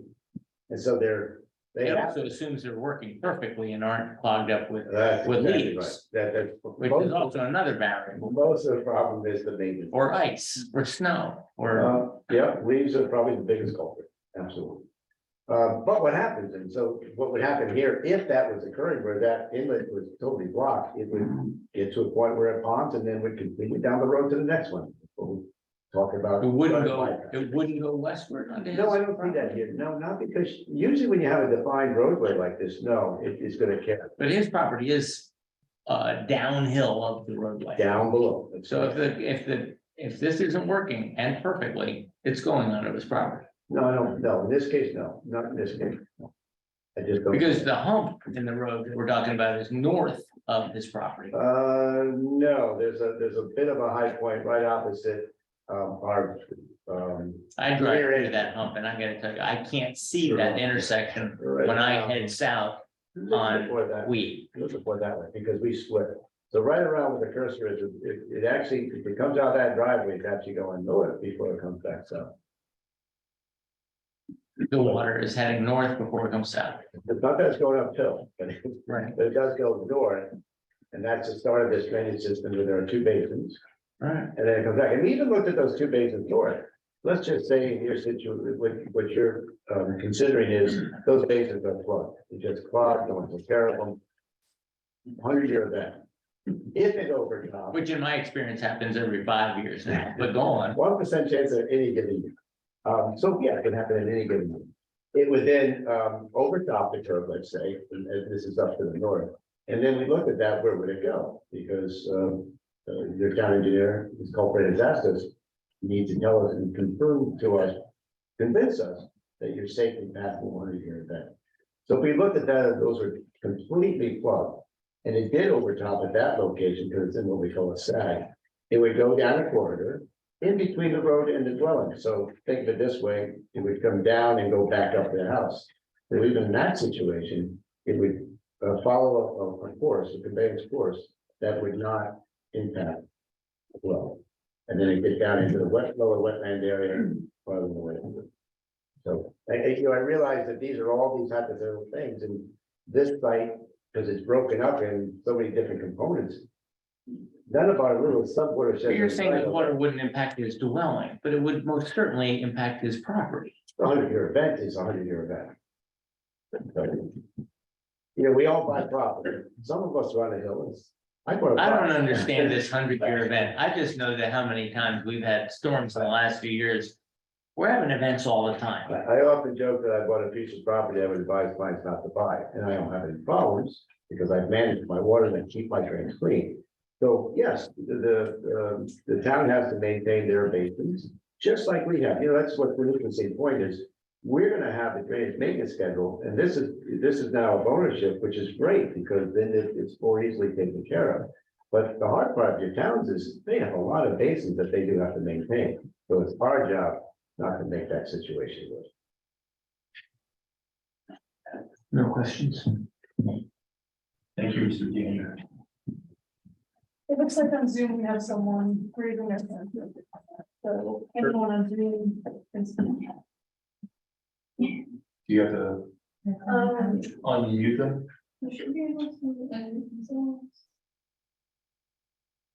Someone on Zoom is interested in speaking, please speak up. Excuse me. Yes, Irene Barrack, and I am the property that you see to left of the exit onto Weed Street. For a fact, and it's weird, the water in a heavy rain runs to the left, to the drain between my house and what I see to be a swimming pool to the left. And I don't know the number of that property, but there is a drain in the road.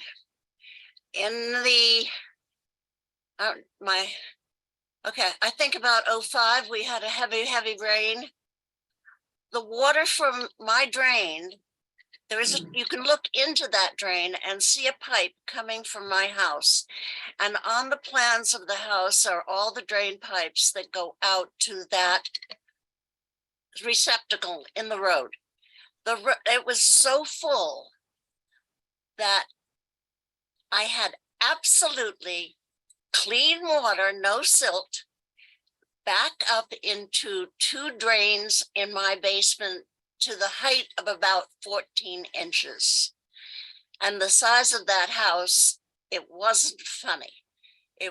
My husband was an amputee. Everyone was sworn not to tell him what had happened because there was nothing he could do about it. And it was 6 months of cleanup in that basement. But it was because the water couldn't get out to the drains in the streets, and the drains in the streets could not cope with the amount of rain that we had. Now, do I normally get water in the basement?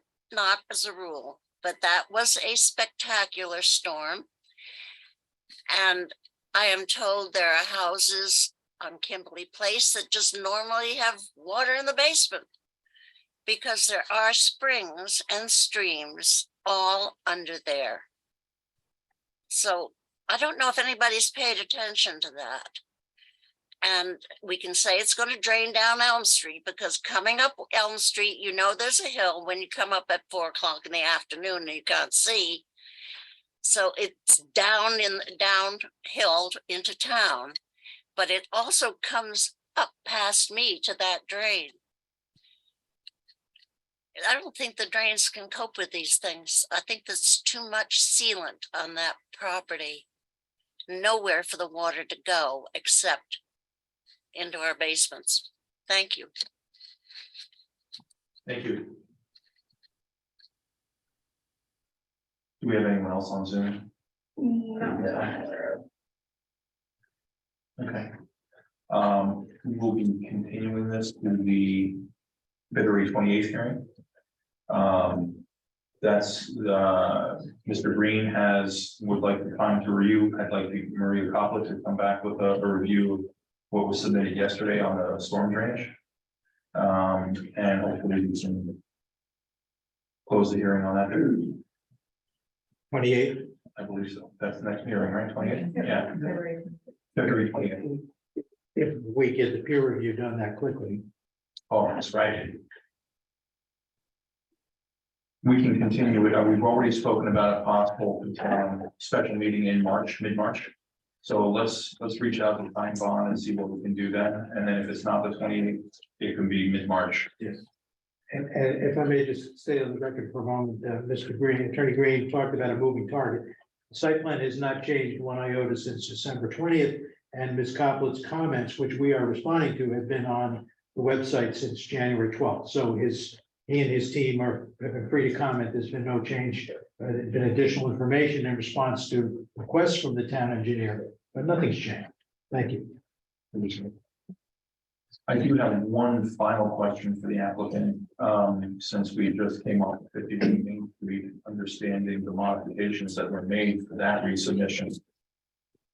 Was there consideration on this application to modify the size and scale of this building, as well as the number of units, similar to what was done on 51 Main Street application? Consideration, yes. Decision, not do so. Thank you. Thank you.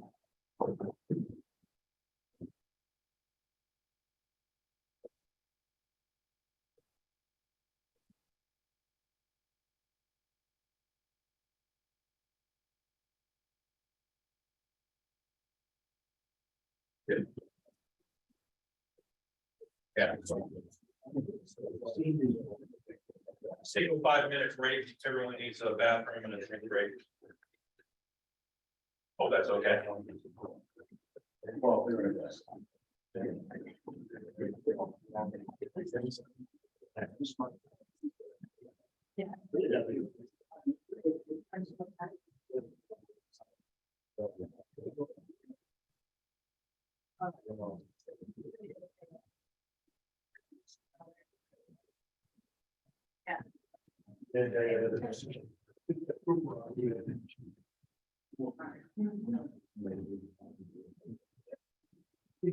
We're not doing it.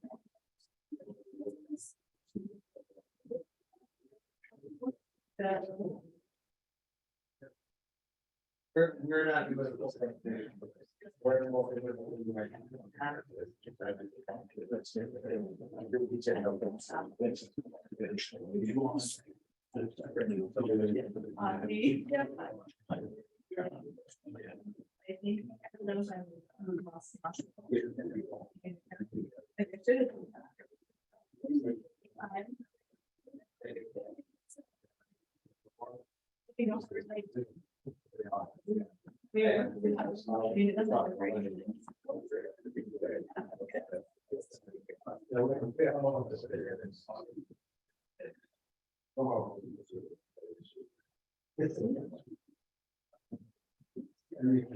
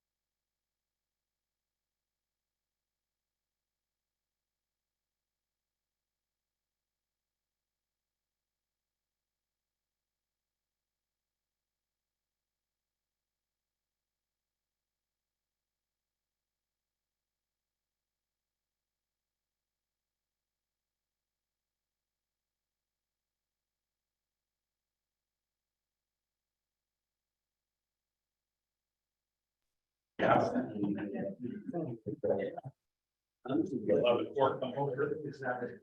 Why don't we go in? Next application is 1723 Hill Street.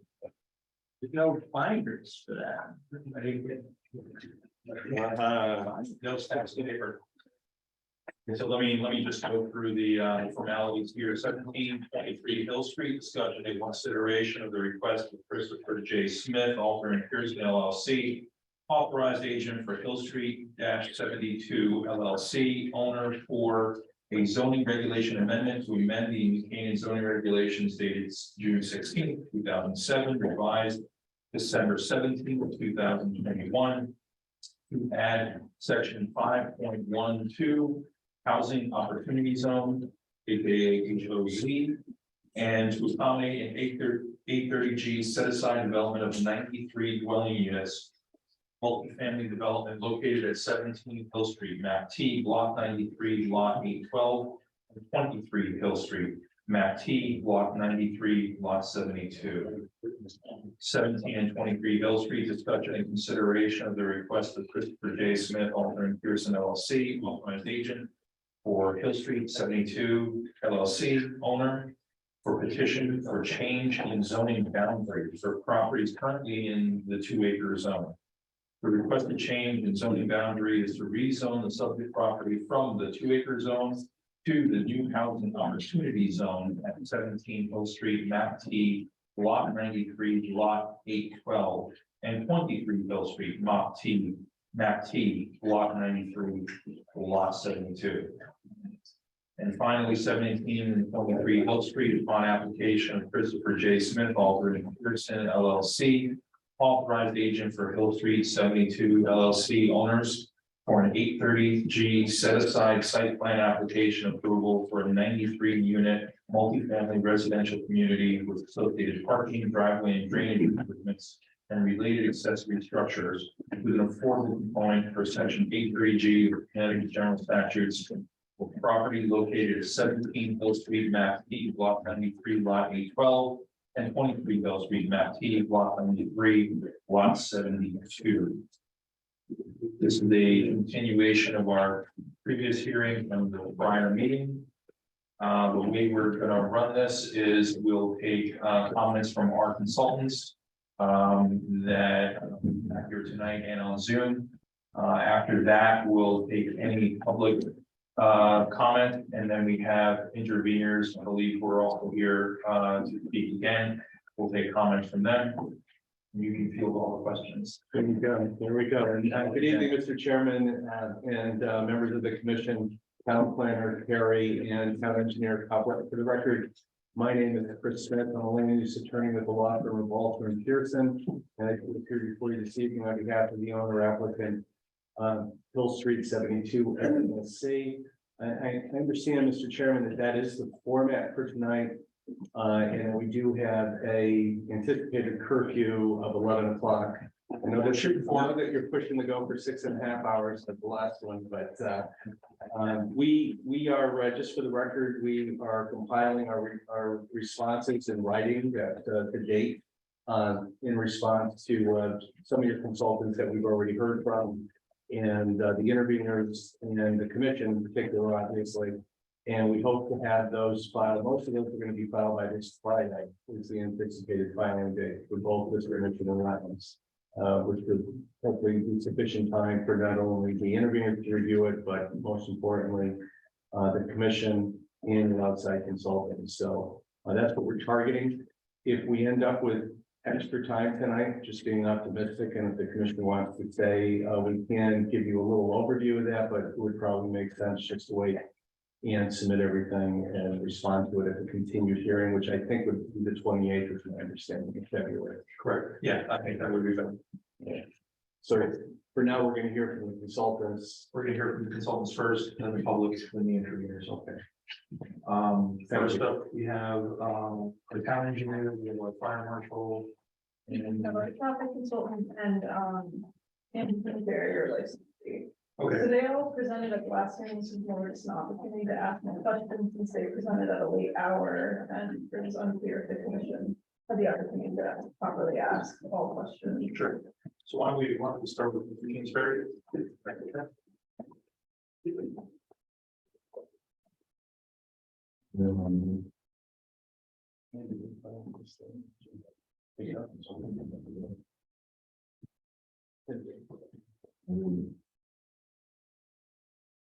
Good evening, Mr. Chairman, Commissioners. For the record, Andy Kingsbury, the fire safety and operations peer reviewer for town of New Canaan. And as Sarah mentioned, yeah, it was very late last evening, so I'm sure. Yeah, Mr. So quick synopsis of the findings from the last hearing, and then if anyone does have any comments, we'll address. I think we're all familiar with the project description. That really hasn't changed. So much you want me to speak on that. Access is one of the bigger concerns, is the access to the emergency vehicles. So the fire department we've talked to normally would be from across the street down Locust, up a Brushy Ridge, and then onto Hill Street, and then it would be the left turn into the driveway. As we had heard, and we all know that Hill Street, that area there is very tight. There's cars parked in the driveway or parked in the street because of lack of driveways. So the turning radiuses to get in to the project is a concern. I would suggest that there be no parking allowed in the vicinity of the project. As we travel in through the driveway, it's very tight. The turning maneuvers are on file. You can see those. The vehicles are essentially pressed up against the curbs in several spots as they're trying to negotiate their way up into that driveway. And if there was vehicles coming down the driveway, that would be a concern. And that is typical. We've seen that where we have even just a fire alarm, or we have some sort of incident in some of these projects, and residents will get in their cars and leave. So now we're facing oncoming traffic, because the turning maneuvers show us that we are having to swing into oncoming lanes. I believe that the last time it was, you brought up whether you asked the question whether there were curbs at the wetland crossing, or was it flat, or what was the edges of the roadway? Did that question get answered for you, and what was the answer? I don't believe they had responses to that. Okay, so we're still waiting for that. Yes, and that is a concern. It's further down in my notes, is we're gonna have guardrails on there. What's gonna happen with snow? I thought we covered that in the last meeting, where they'd actually lowered the railing over the waterway to provide higher clearance. Am I mixing that up with our? I'm unclear as to what we ended up. All right. So that, I would like to hear how that's gonna be rectified. Pedestrian safety coming down the driveway, there's no sidewalks here, what are pedestrians gonna do? Cyclists, fire apparatus are trying to maneuver in there. Attorney Smith is diligently taking notes. We are, and these are, I'm sorry, yes, Yeah. and I know that Mr. Kingsbury had prepared a report, and we have gone through that, and this material is, we will be responsive to it, including it in the material. Thank you. But I want to make sure that we do get any questions that we do have, so we can do that, certainly. So the suggestion would be to obviously straighten that road out, relax the turning radiuses, widen that roadway. The other concern is as you go through that wetlands area, it's very low lying there. As we did the site visit, I noted a lot of trees had fallen. We spoke a lot earlier this evening about storms. We all know about the intensity of storms. We have a severe weather event coming through here. The likelihood of that driveway being blocked is real, whether it's trees, leaders, debris, or what have you. So I would be concerned with that, and that brings me to the second point I spoke about is the second access into this project, because of possibility of that being blocked. So that's another suggestion. When you talked about, you touched on it earlier, the turning radiuses and specifically maneuvering capability of fire apparatus on site. As currently drawn, the trucks would have to come in and do and I don't remember the exactly 4, 5, or 6 point turn to get that. Is that common? Is that acceptable maneuverability for a fire apparatus on a site? No, anything that's over 150 feet should have a, what's it, acceptable means to turn the fire apparatus around. NFPA has some diagrams that show whether it's a hammerhead turnaround, it's coming in a circle, or whether it's just a, basically a back into a space. They have diagrams for that. The K turns that were shown in the turning figures, there was quite a few, and I think I wrote on here, I don't know if it was 5 or 7 times that you have to get the vehicles out of there.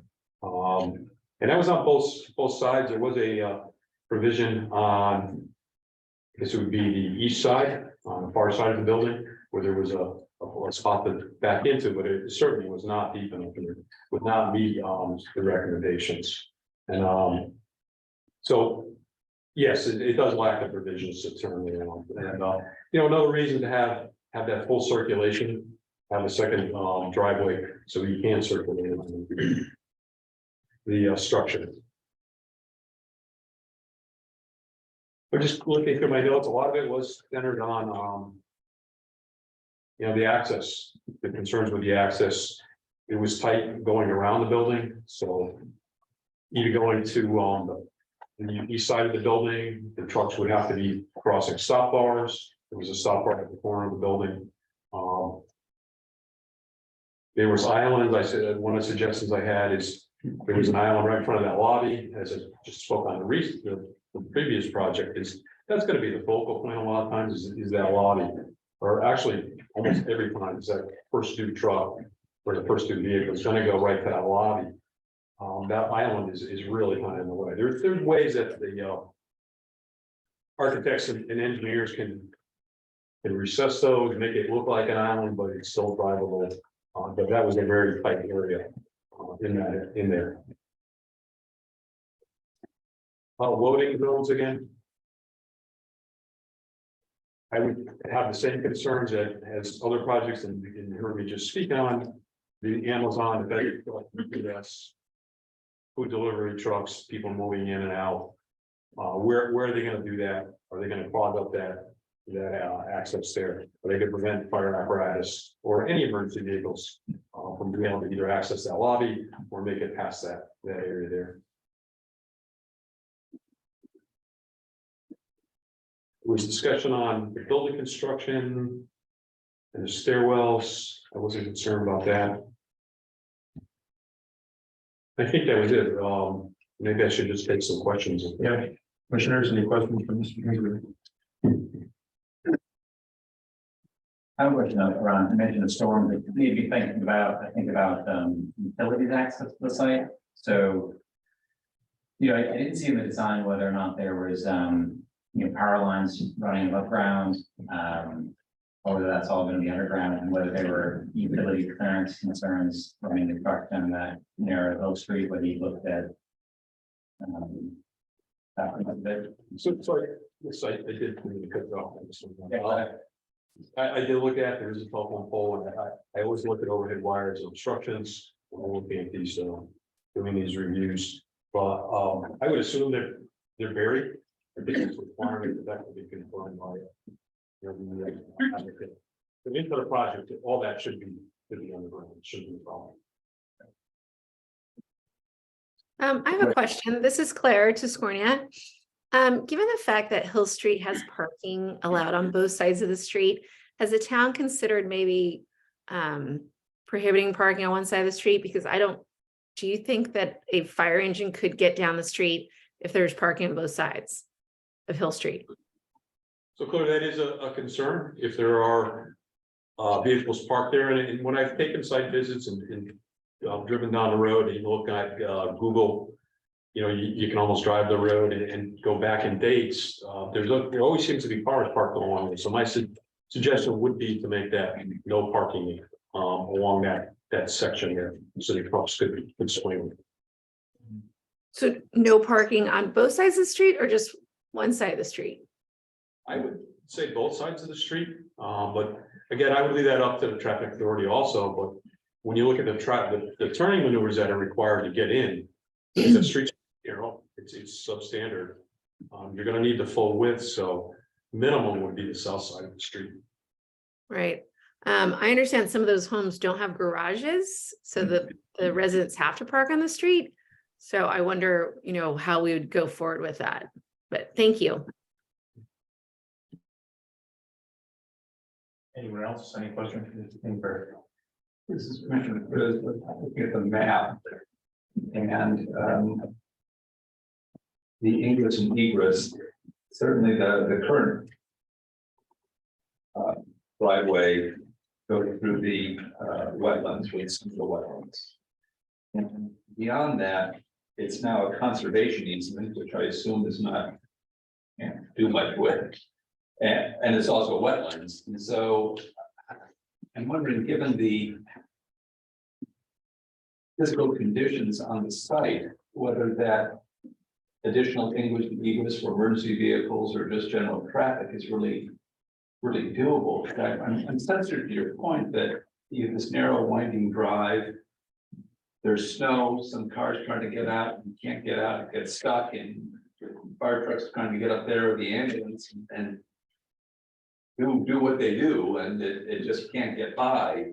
And it's not like it's a flat area, you just kind of go on the grass and around and hope it works out. It doesn't seem like that's very easy to do here. And so the comments you share with us regarding ease and rapid ease of entry and exit and maneuverability is a pretty serious one, and there seem to be some very particular issues with this site that make this type of easy, rapid ingress and egress of emergency vehicles a real challenge. Am I being fair? Oh, it is the number one concern with this project that I would have, is the access into it. Yes, absolutely. Thank you. Anyone else? Any questions? Just one on here, appreciate that. So my understanding is that this property does not have visitor parking or maintenance parking. Or is it your experience that will most likely be cars sitting in this open area that you're trying to get your trucks into? That's our experience. If there's not convenient loading and parking, pretty much stand stop and go. You just see it in front of grocery stores all the time. So that is the experience. As far as the parking, I can look through my notes. I don't have the answer right in front of me on what the ratios are there. But I would be concerned, because if there's food delivery going, they're gonna go in through the lobby, or if they're, the Amazon. So I'd be interested to hear what the applicant's response is on how they deal with that. Given the location of the site, meaning not in close proximity to downtown, at least not in a easily walkable route. The ratio on parking theoretically should be higher, because the assumption is everyone that's living there is gonna need it and gonna have a car, multiple cars, I would assume, right? Again, I'm not that. Yeah, sure. Necessarily guy. The next yeah, guy. thank you. Understood. Any other questions for Mr. Kingsbury? We're good. Thank you. Traffic engineering. Mr. Payne, Marshall Payne. Oh, good evening, Mr. Chairman, Commissioners. My name is Rob Boltramitis, professional engineer. I'm your traffic peer consultant. So at your last public hearing, Rob, we'll do you next. We're gonna start with Paul.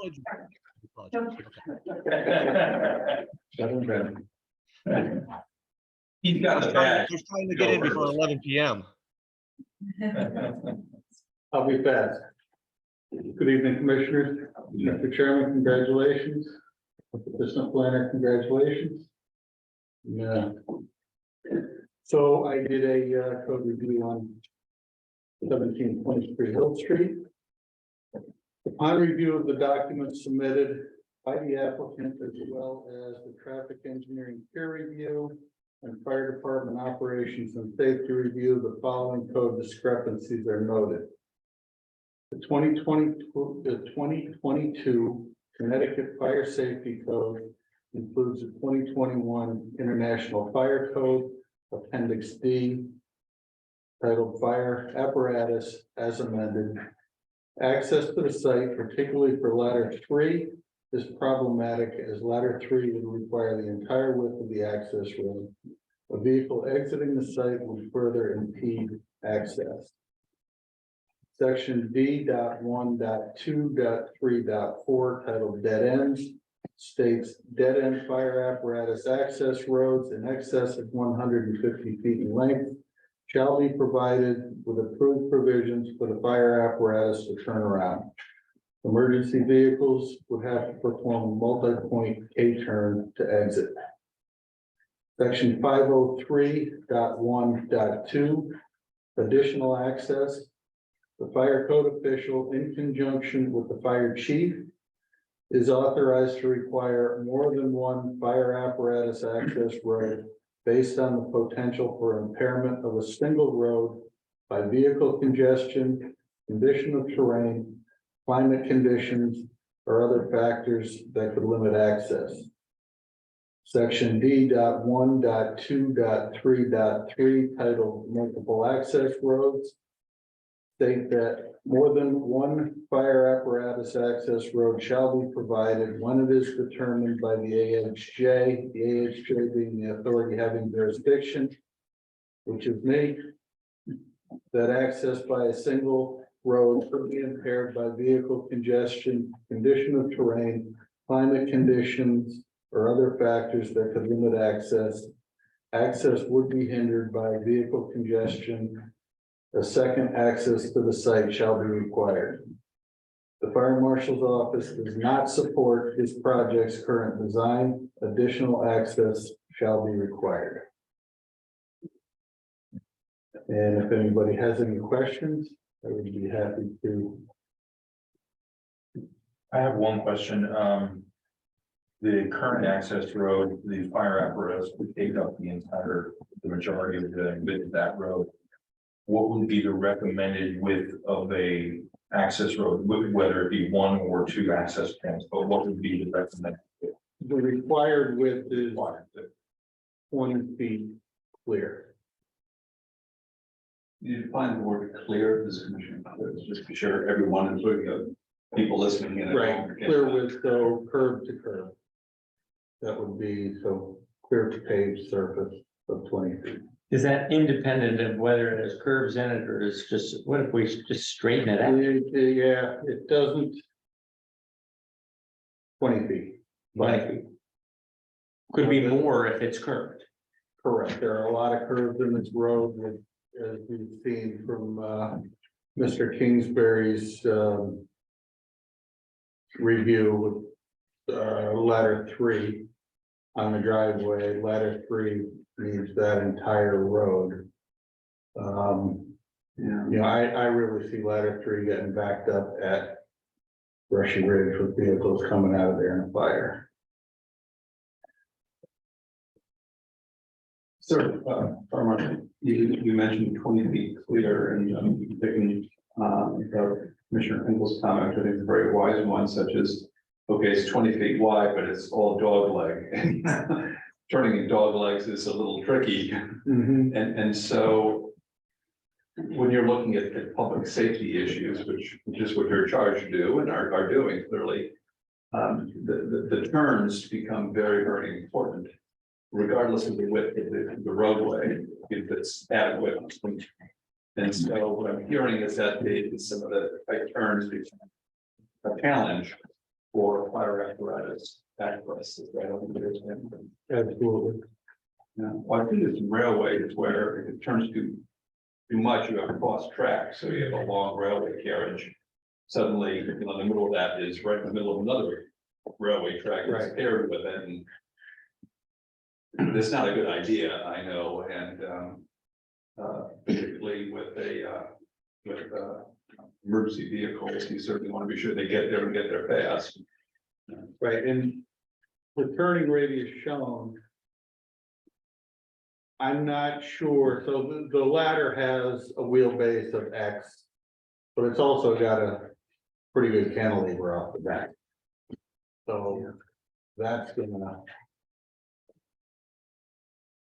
probably, I don't know if that was part of the tracking of the turning radius.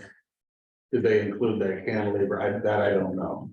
Well, I hear you, sir, on the cantilever issue, and that you have something hanging off Mhm. where the last axle is, I guess, that's what I'm hearing. To turn, and then that is sticking off the road. Correct. And there's a tree there, which doesn't want to move, and then you have access issues, you gotta bang into that, and Right. I guess these things can happen. Trees we could probably deal with at the time. It's, my bigger issue is the additional access. The second way in, second way out, maybe even one way in, one way out. So if just to summarize your conclusion, sir, you do not approve the design as stated. I do not. You need, when I hear need, that means you really need it, a second access. You see that this is mission critical. Yeah. Thank you very much. Those are my questions. Very well. Anybody else have a comment for? Commissioner Madden, so if you have a lot of people exiting the building down this one access point, and you're bringing something in there that is going to be wider than the street, and you do that. We got a lot of people coming down, even if they're not on the road. What's the safety issue there? Correct. I mean, if I remember right, there are possibility of 130 vehicles. Is that plus pedestrians? There is no other way off of this lot, even for pedestrians, other than down that road. That's why I honestly believe in a fire, we're stuck on Brushy Ridge until all those cars get out of there. Yeah.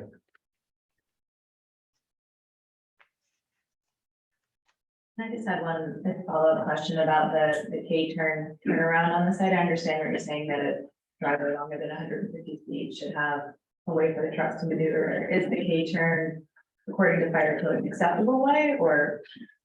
The K-turn is acceptable. It's not ideal, obviously. I will say the applicant has put 4 fire hydrants in there, which helps. But it doesn't get us in there any faster.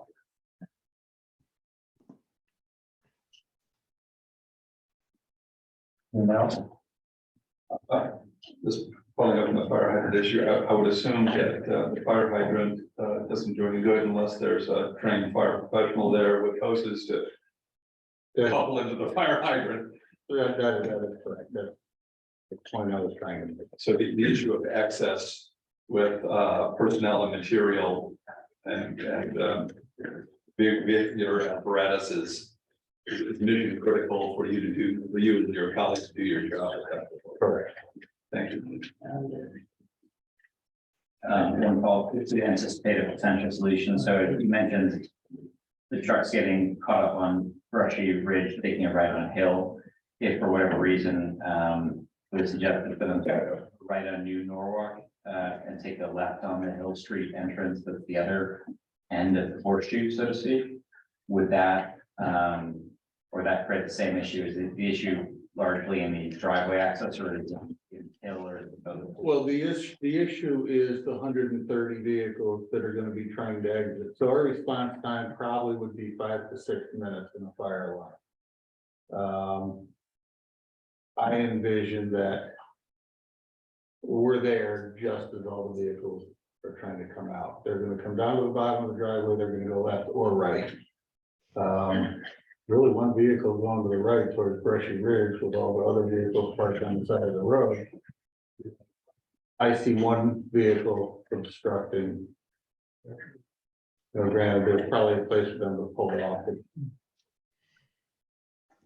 You know, potential for 130 vehicles coming out of there at the same time we're trying to get in.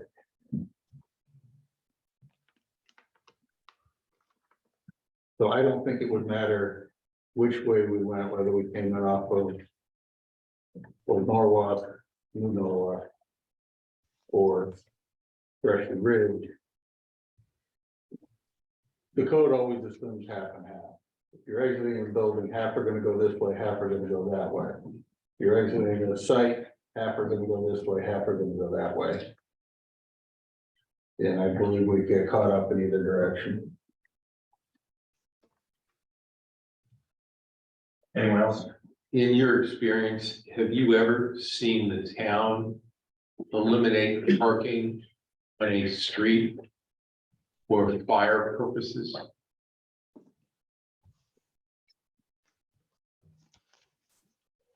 I would say no, but I've only been in this position for 2 years. I don't know. In the building department before this, it would have been something I would have seen. So I don't know that I have a better answer for you. I know we have got rid of parking spaces for accessible parking purposes.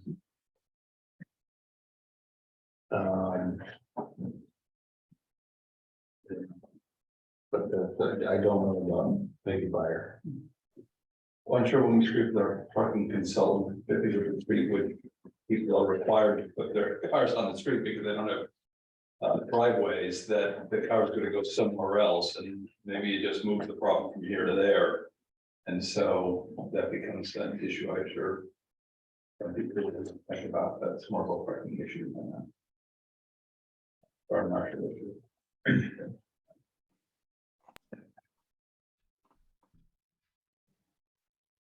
Thank you. Excuse me, it's Commissioner Turner. You know, the discussion is valid. I think what we should maybe consider is modeling this. What happens, the what ifs? You know, the traffic, where do the cars go? Where do the people move? I think that this calls for some kind of study to better understand the exact impact for a you know, scenario that could be an emergency. I think that's fair, and I think maybe our traffic consultant that's following up right after this, we can speak to that and propose what type of an analysis can be done. Good. Great. Thank you.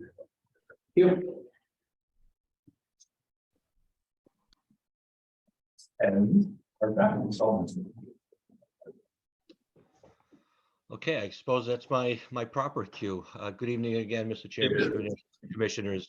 For your record, Rob Boltramitis, professional engineer, in your peer review. So you will recall, although it was a late hour back on your public hearing, January 24th, I presented my findings, which was an evaluation of the traffic impact assessment prepared by Soli Engineering, as well as commentary on the site plans.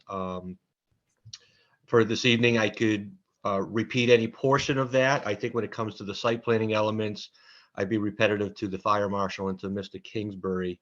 So if you prefer, we'd probably just go right into questions that you may have for me.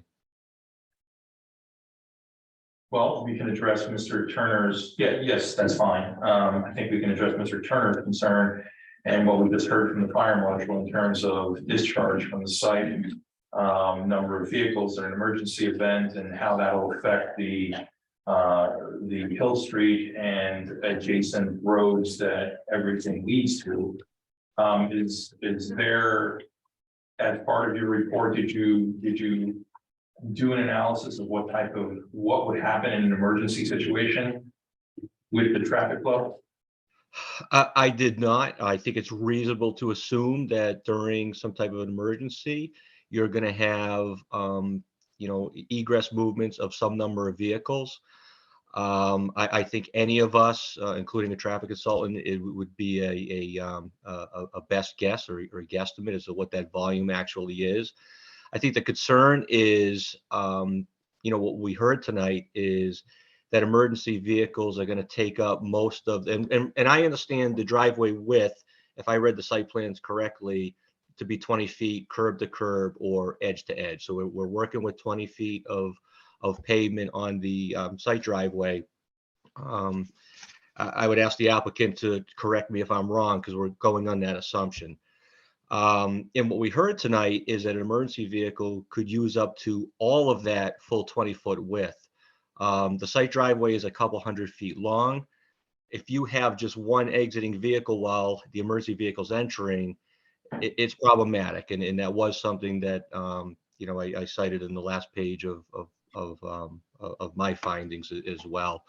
I think that speaks to the point of what we heard from both the marshal and Mr. Kingsbury.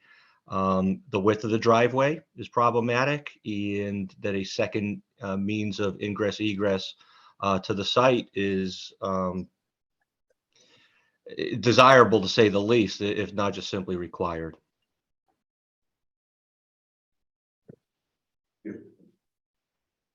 Anyone else have any questions for consultant?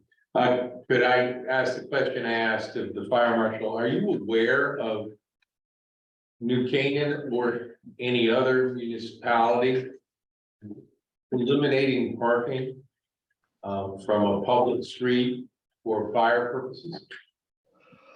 So I've certainly seen it done where parking is eliminated.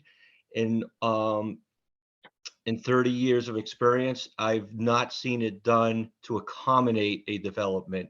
I've seen it done in locations where there is a concern or a potential problem, and then on-street parking has been eliminated, but not necessarily to accommodate a new development. If I may suggest, I would think that it would be incumbent on the applicant to approach the local traffic authority, which is the police commission in the town of New Canaan, to see if it's a viable option. I will point out that in addition to facilitating the emergency vehicles, you know, into the site, the turning radius, it was also in my report, it was noted that the intersection sight line, as a driver leaving the site driveway looks out onto Hill Street, particularly to the right, is looking over parked vehicles. So that sight line is limited due to that. So it was also my recommendation to possibly, you know, or at least look at eliminating parking along the site frontage on that portion of Hill Street. Thank you. City Commissioner Chris had a question. So people normally ingressing and egressing the property, your sense is that it would take Brushy Ridge or Hill Street? So the traffic impact assessment that was submitted by the consultant proposed a trip distribution of where vehicles are, you know, coming to and leaving from the site. You know, as I point out in my report, it's usually, in my opinion, the most discretionary part of a traffic study. You know, the engineer has to make some educated guesses as to what that distribution is going to be. I think the report did a decent job with that, based on existing travel patterns in the area. And they had the larger percentage of traffic during peak times, which are commuter times, you know, oriented to the east towards Route 15, towards I-95. And I think that's correct. So having been out at the site, having driven it at different times of day, peak times, non-peak times, I personally think that the Hill Street to Brushy Ridge Road to Route 123, that is going to be the preferred movement. I personally find that trying to take a left on 123 from Hill Street is, you know, at the sight line looking to the right, I think is limited. I thought trying to catch a gap in both traffic stream, even in non-peak times, could be challenging. And again, so that's a long answer to your question, but I think it's Hill Street to Brushy Ridge that is the you know, preferred access scheme to and from the site. Excuse me, Commissioner Turner. Oh, sorry. I understand what you're saying, that people will turn left off of Hill Street onto Brushy Ridge.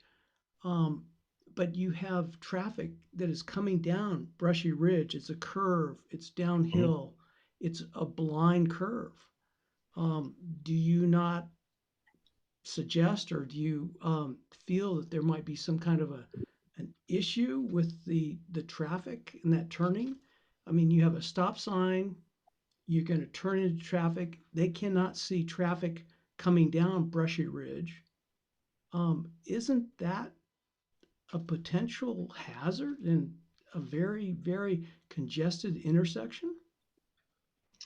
So again, I was able to drive it, during peak times, non-peak times, and in looking at all the access points, again, I say the Hill Street to Brushy Ridge is the preferred option. And yes, while that sight line, looking up over the crest of the hill is limited. I think the speeds were lower. I think the volumes were slightly, well, they're definitely lower on Brushy Ridge Road than they are Route 123. I think that was the easier movement. And again, I think it's going to be the preferred access point. Well, yes, and I agree with you. It is going to be the preferred.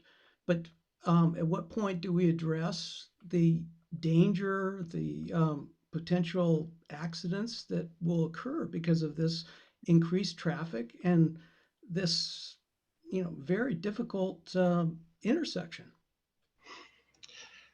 Well, one thing with this development, although it's 93 units, in all regards, it's a relatively low generator of new site traffic. So one of the elements of the traffic impact assessment by Solely Engineering, of course, was to make estimates for what this site will generate in terms of new site traffic. You've heard a lot of testimony from that. Yeah, you heard it from Mr. Solely. You heard it from Mr. Monteleone. You'll hear it again from me. We typically use ITE's trip generation currently in its 11th edition, and that is a publication that's a compilation of a number of studies that compares some measurable component of a land use. So in the case of residential, it's usually the number of units, and it compares those new site trips with that measure, if you will. Developments like this, apartment buildings, and in this case, the correct term is multifamily housing mid-rise. It's studied by ITE. It's based on over more than 30 studies. This facility really only generates about 35 cars in a peak hour. It's not a major traffic generator by any stretch. While we all know traffic arrives randomly, it's not uniform. If you took 35 trips an hour, that's basically one new car every 2 minutes. And if you put that out there at any intersection off this site, I suggest that you may not notice the increase of one car every 2 minutes. Now, what this application is, to me, it's not necessarily the offsite intersections. This application is really focused on Hill Street, and it's focused on the site driveway. That's where the impacts are. We talked about it at the last meeting. I think Mr. Monteleone independently, using that ITE information, talked about a 4-time increase in daily traffic on Hill Street with this development. I agree with those numbers. It changes the character of Hill Street. But I honestly am less concerned with the offsite intersections based on the relatively low trip generation for this use. Could I just piggyback onto Commissioner Turner's concerns? What about with the school buses? I'm assuming the school bus will pick up children on Brushy Ridge. So, yeah, I think Mr. Chris had addressed this in the past couple of weeks about people driving their children down to the intersection of Hill Street and Brushy Ridge to let them off to get on a school bus. And we all know how school buses are in the morning. You get stuck behind a school bus, you're backed up. I think traffic could be backed up a lot on Brushy Ridge. Can you address that at all? Well, I mean, it's not a topic that's covered in the traffic impact study, so it wasn't part of my peer review. I agree that it's a concern. I think it's something the applicant needs to deal with, particularly, school children from 93 units, the potential for children in this facility. The fact, we've talked about it, not so much tonight, but at the previous public hearing, the lack of pedestrian connectivity between the development and Brushy Ridge Road. These are concerns that need to be addressed. Thank you. Yeah, this is Commissioner Chris. With some experience with this area. I mean, I used to live on Springfield Hill, which is north of here. And I probably foolishly decided to walk the train most mornings and walk back in the evenings. Bit of a hike. And I always went down River Street because I very much wanted to use, even though it's longer, use the signal intersection of Brushy Ridge, because coming across that road without a signal intersection, you are out of your mind. Right. Okay.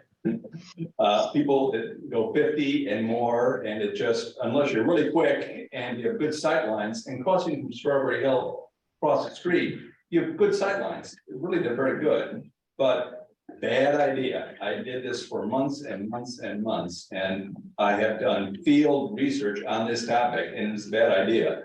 And so people are really not going to walk into town easily or much at all. And if anything happens, it's going to be a crossing at the Brushy Ridge because you have the signal intersection. Picking up also on that's my opinion based on extensive field research. Again, the issue with schools, I can see cars lined up on Hill Street with mom and dad waiting for the school bus to come, because as I understand it, the school buses do not go on Hill Street. So we have that, unless they're gonna have a very small, like a van that is specifically for the Hill Street, maybe, maybe not. But I can see that lined up, and Murphy's Law has not been repealed. You have an emergency situation, and you have these moms and dads with their motors running stuck on Hill Street, blocking access to that area, which would be unfortunate. So I think there are a number of issues because of the narrow, winding nature of the street, as well as cars being parked because of the lack of off-street parking for many of those residents. It strikes me as just challenges that are very difficult to work around. If there's a workaround, I'd love to hear about it. My point. Thank you. Anyone else? I'll just respond to that. I believe I recall some testimony regarding school buses and the fact that they don't access Hill Street. I think furthermore, most Board of Eds, also will not enter private property. So that it's probably unlikely that they would use the site driveway to access a facility as well.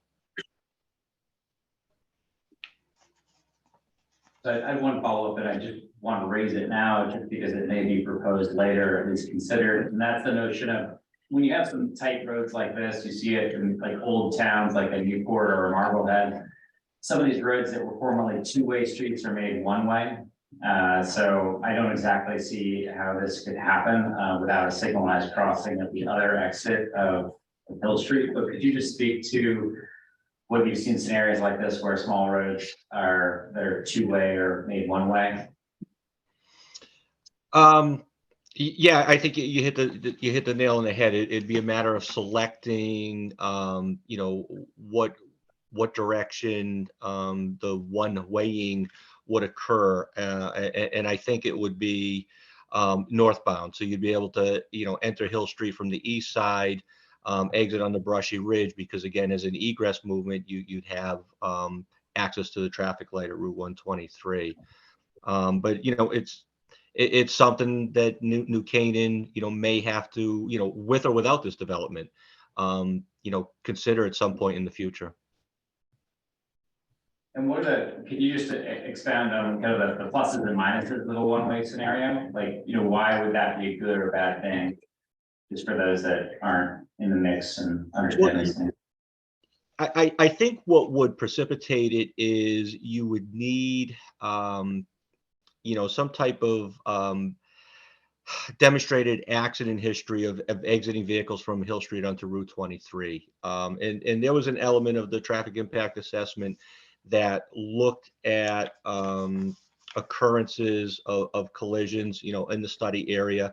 It did not seem to, have high volumes of incidents that would, be of concern and maybe necessitate at this time.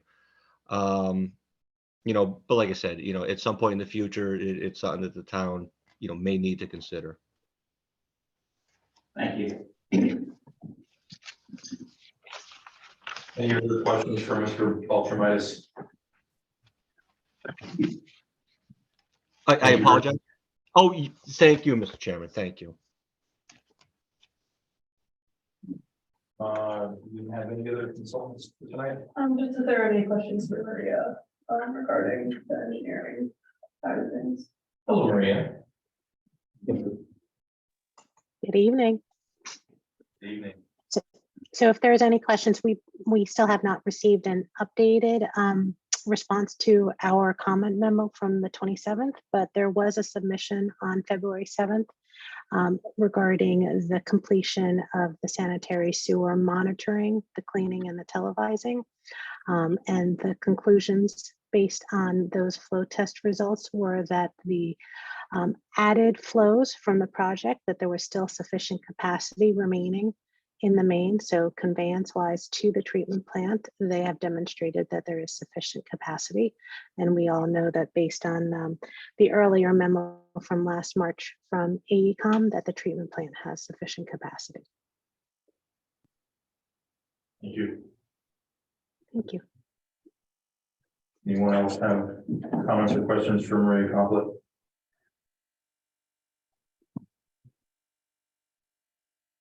Are there any stormwater concerns that were raised, or is it sewer is stormwater, right?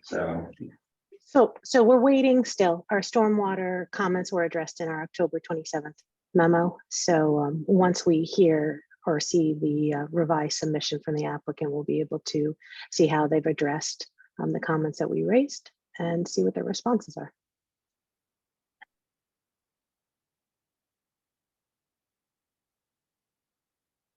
Anyone else? Any questions for Maria? Good. Thank you very much. Thank you. Thank you.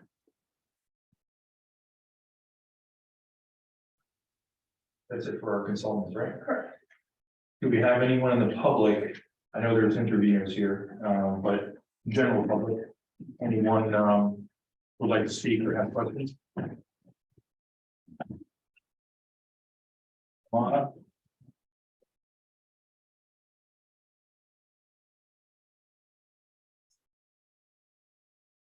On the back room.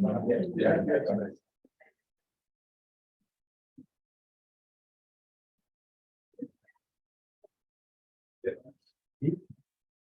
Not gonna wait. Have you state your name and address?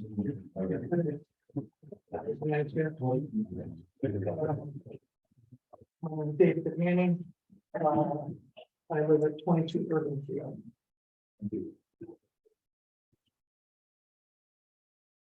Good evening. My name is David Manning. I was born and raised in New Canaan and have been a New Canaan resident for the majority of my life. I'm currently a New Canaan firefighter for over 27 years, and I'm proud to serve and protect the town of New Canaan community.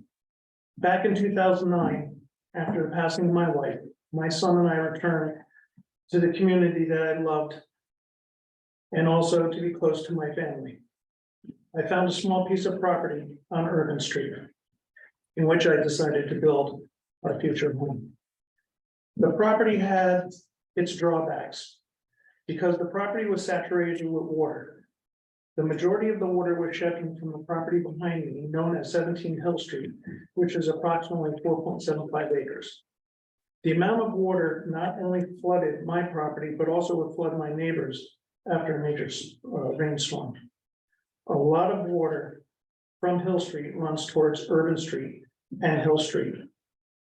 One of the wettest areas of 17 Hill Street is where the current driveway exists.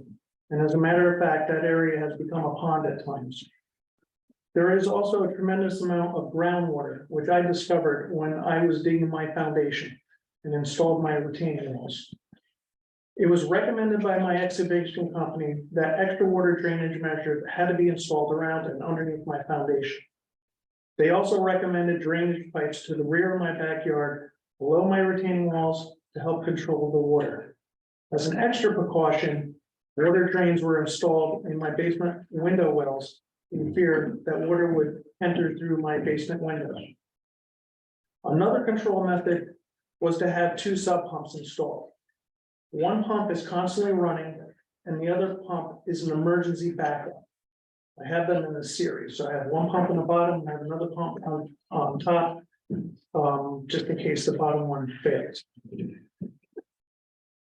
One pump is constantly running and the other pump is an emergency backup pump. One pump works extra hard during a rainstorm and even days later. My pump runs for 4 minutes, pumping water 60 gallons per minute.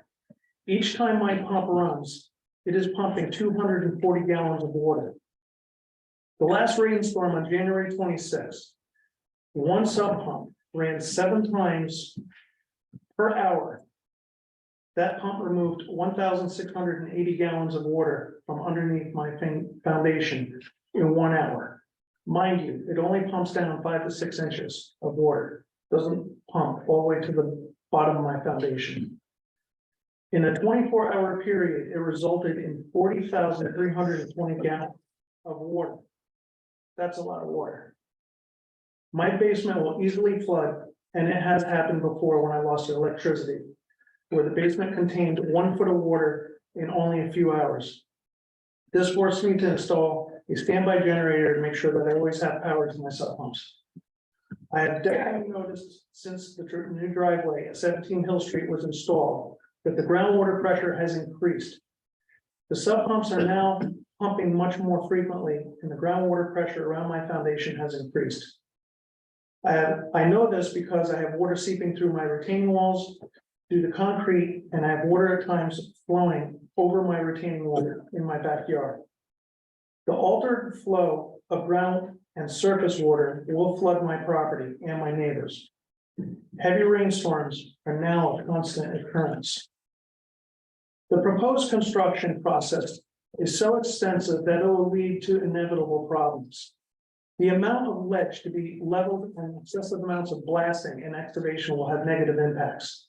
With the proposed blasting and rock crushing, where are the concerns for people and their pets? There is no concern at all. The blasting tremors, noise, and the toxic dust from the rock crushing process will be traumatic. This proposed complex will have such a negative impacts to people, animals, existing homes, and flooding. Hill Street is a very short, narrow roadway. Midway has a 90-degree blind curve, which I consider this road a cow path. Hill Street starts from Brushy Ridge Road and connects to Urban Street and ends at Route 123. Hill Street is very tough to navigate any vehicle through because it is so narrow and has cars parked on both sides of the roadway each day. It also is used as a cut through to avoid traffic, like at Route 123 and Brushy Ridge Road. Also, cars speed onto Hill Street, especially when cars enter from Route 123. Poor sight distance exists on both ends of Hill Street, which is extremely dangerous. Trying to enter Route 123 and also Brushy Ridge Road is always a challenge. Where the 90-degree blind curve exists on Hill Street and trying to navigate this curve with cars on both sides of the road is very difficult. This is the most dangerous area in the entire neighborhood, and this is where the new driveway is located, the proposed site. Of course, there are no sidewalks and thereby forcing everybody, including children, to walk into the roadway. When I was raising my son as a single parent, the reasons I mentioned are the reasons why he was not allowed near Hill Street and Route 123. Safety for my child has always been my utmost primary concern. My son was allowed only to ride his bike and play near our home, in which is on the straight section of Urban Street, away from Hill. Years later, I was blessed to remarry and raise 2 more children. My wife and I refused to have our children play near Hill Street. We were both on the same page with safety concerns for our children. We are so worried about the motor vehicle safety of this neighborhood with the amount of children that live here. This neighborhood and this section of town cannot handle the added traffic from the proposed complex. This area is already too congested. There is also bus stop concerns. There are 3 bus stops within our neighborhood. One is at Urban Street and Route 123. Another one is at Hill Street and Route 123. And a third one is at Brushy Ridge Road at Hill Street. Our children have used all 3 bus stops in their early years of school, from elementary school to high school. As concerned parents, we always were on edge. Our children were standing on the side of a major roadway every school day waiting for their bus. Route 123 is the busiest and the fastest traveled roadway in town. Again, with no sidewalks on Hill Street and Urban Street, all the children have to walk in the streets to get to their bus stops during peak commuter times. We have even tried to have the bus stops located on Urban Street, and we're told from the bus transportation department that buses will have a difficult time maneuvering the narrow streets. This makes sense, since larger buses are 45 feet long with a long wheelbase and have a horrible turning radius. The smaller buses are not an option because they would be just as difficult to navigate, and also with the increased amount of children in the area, the larger buses are needed. All 3 bus stops today are still dangerous. How safe will the bus stops be with a potential of an additional 100 or more children in the neighborhood? Can you imagine how many children will be waiting on their bus stop on the side of the Route 123 Brushy Ridge Road? How many parents will drive and wait for buses during inclement weather? Not good and definitely not safe. This already congested area can't handle the extra people and the extra traffic. This is another definite safety concern. I mentioned earlier that I've been a career firefighter for over 27 years. I'm speaking as a citizen who has firefighter experience. As a firefighter and a New Canaan resident, I find it concerning with the size of the proposed building. At first, I wasn't going to mention anything about fire safety, but I'd be doing a disservice to my fellow firefighters and to the town of New Canaan. I read a recent article from the Stanford Advocate dated November 29th on 2022, in which the Weed Street application was denied from the New Canaan Planning and Zoning Commission. Former Westport Fire Chief Andrew Kinsberg testified as a peer reviewer that the development creates several risks to life and property. The density of the project would strain an already challenged fire department, which only has 6 personnel on duty. Mutual aids from other fire departments would also take too long to get here. Chief Kingsbury on January 24th reported to this commission in regards to the proposed building at 17 Hill Street. The same conditions at the Hill Street exist as stated from Chief Kingsbury from his November 29th Planning and Zoning report in regards to risk to life and property. Density of this project will strain an already challenged fire department with only 6 personnel on duty, mutual aid from other departments resulting in delayed assistance and extra manpower.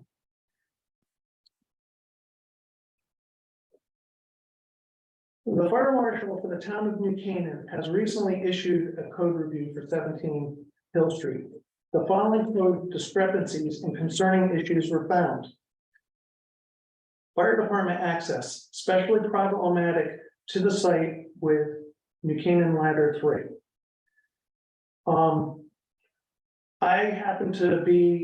want to speak about Ladder 3 a little bit because I was on the truck committee back in early 2000s and helped design Ladder 3. Ladder 3 is 41 feet long and 8'6" wide. She has a 45-degree steering clamp angle to support maneuverability. The wheelbase is 250 inches long with double axles. Once set up for fire operations, basically ladder 3 is designed like all ladders as a crane. You have what's called a torque box. And imagine this table as a torque box where you have thick steel and you have 4 outriggers that will stabilize your aerial device. Ladder 3 has 4 outriggers that extend 6 feet on both sides of the truck. Once set up, it's 41 feet long, and between each outrigger, from the front outrigger to the rear outrigger is 17 feet distance from each other. So the total width of ladder 3, once set up for firefighting operations, is 20 feet, 6 inches wide. Ladder 3 takes up a lot of room.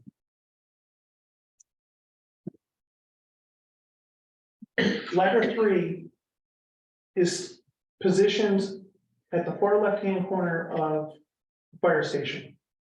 When we go onto a call, we cannot make it down, cannot make a right-hand turn to go down Locust Avenue.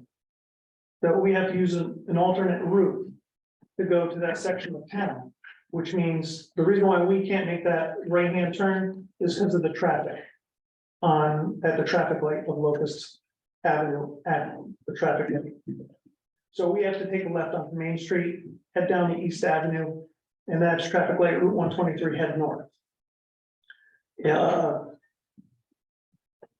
If we turn onto Urban Street, there's a telephone pole right on the corner. Usually there's cars parked on both sides of the road there. Even if it's on one side of the road, tough maneuvering ladder 3 to get in off of Urban Street.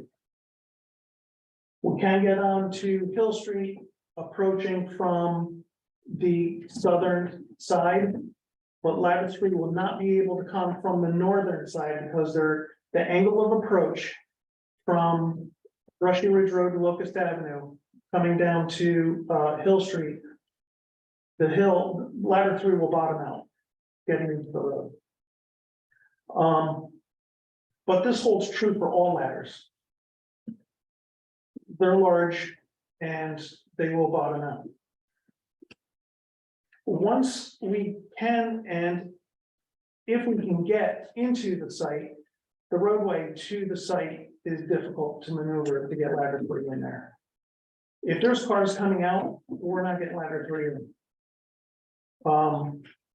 The lack of fire apparatus maneuverability is going to be tough, even with the K-turns for an engine, which is smaller than ladder 3. What's to say that I can safely, as an operator, back up my truck with people fleeing behind me, and or if I have fire hose coming off the back of my truck? How am I going to maneuver? It's not practical to do the amount of K-turns in the proposed complex.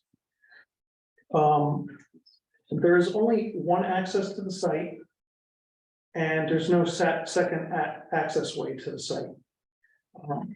I've been operating 16 years old, from 6-wheelers to tractor trailers. So I know my driving skills, and it'll be very, very difficult to maneuver with getting to this site and trying to maneuver within the site. The New Canaan Fire Marshal's Office does not support Hill Street proposal. To me, the most powerful and important statement made to date is the significant risk to life and property. Extremely large buildings, 5 to 6 stories tall, will definitely challenge our fire department and other emergency services. Where do you draw the line? I bought this property not knowing what the future holds. I couldn't imagine anything built there to the abundance of wetlands and the amount of ledge that exists. It's amazingly a peaceful wooded area where so much wildlife exists. This property was approved for 2 single-family homes, but yet a driveway and a sewer system were installed that supports something larger than 2 homes. Everyone was under the assumption that 2 single-family homes were to be built. We are huge supporters of affordable housing and are not against it. We are, however, against it being built in a neighborhood where fire safety, pedestrian safety, traffic congestion, wetland pollution, 5 Mile River pollution, and water flooding issues are compromised. For all of these reasons, it proves to be detrimental to this small neighborhood to build something of this magnitude. Hill Street cannot handle such a large complex. As I said earlier, New Canaan residents were deceived in believing 2 single-family homes were to be built on this property. The affordable housing law is being abused and greed is the motive. It simply comes down to investment and maximum profit. It's not right, and it's an absolute shame. There are other solutions that can be thought of. Mega structures built on a poster stamp property is not the answer. New Canaan is a wonderful village, and let's please keep it that way. New Canaan has always had a special place in my heart. Please do what is just for New Canaan. Please vote no on this proposed zoning change. Thank you very much for your time.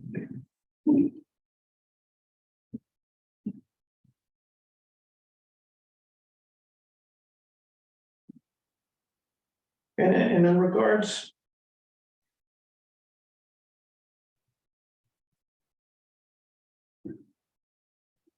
I did report back to this commission many years ago when this was first proposed, and one of my biggest concerns was with the water. And I do have videos taken of water cascading over my retaining walls coming into my property. Other neighbors are getting flooded as well. It's just such a huge concern that I don't know how many more parameters that I could have installed to stop with the amount of water. But I think I've explained enough of what my concerns are, and I just like I said, just please vote no. Okay. Thank you. Very well, sir, in the audience. Thank you. We're on Zoom. There is someone on Zoom. There is. You're on Zoom and open to speak now for chance.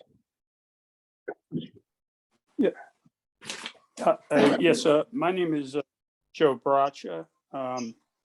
I own the properties located at 10 Urban Street, 11 and 15 Hill Street. I was born and raised on that property.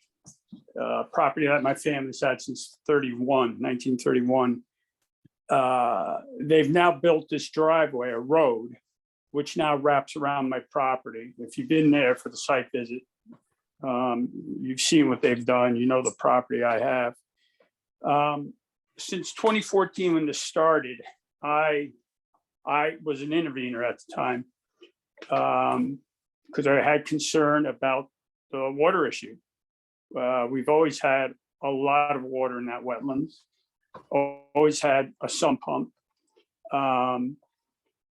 And, you know, my concern, I have my professionals, my engineers, soil scientists, they all came in.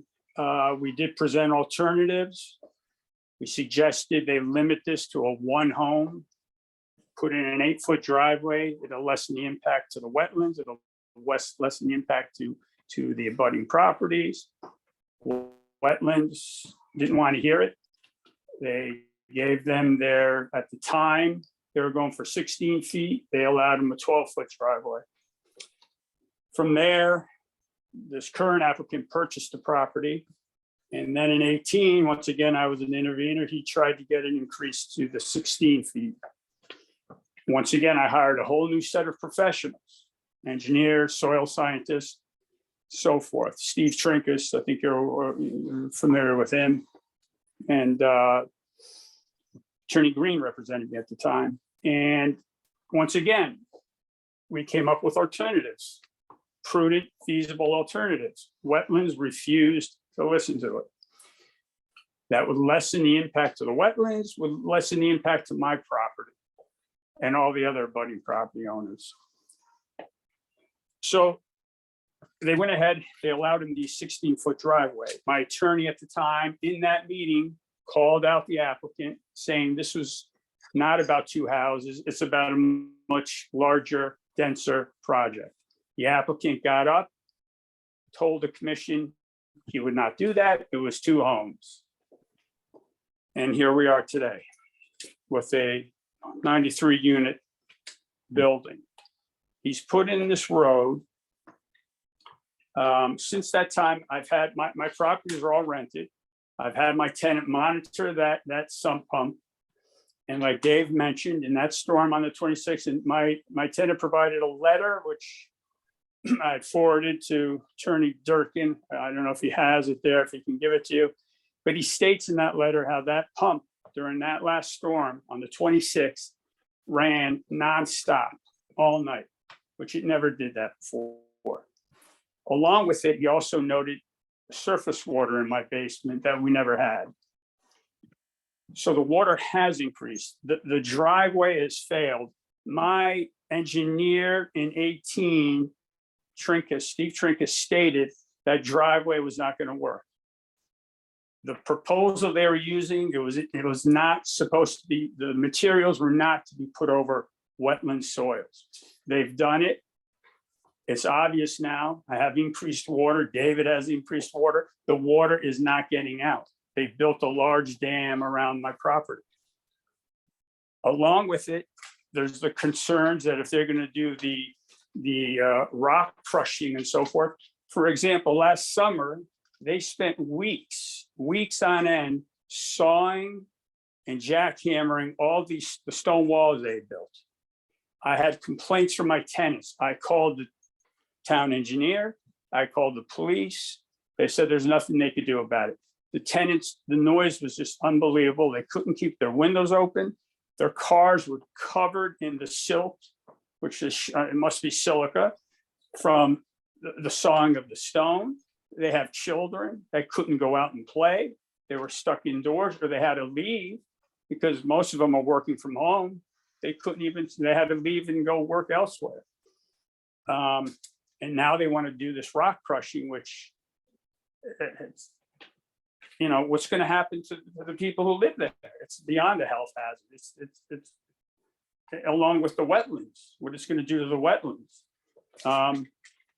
Also going back to 15, when this came before the zoning, my attorney at the time, she was the one that pushed for the conservation easement. She got that put in.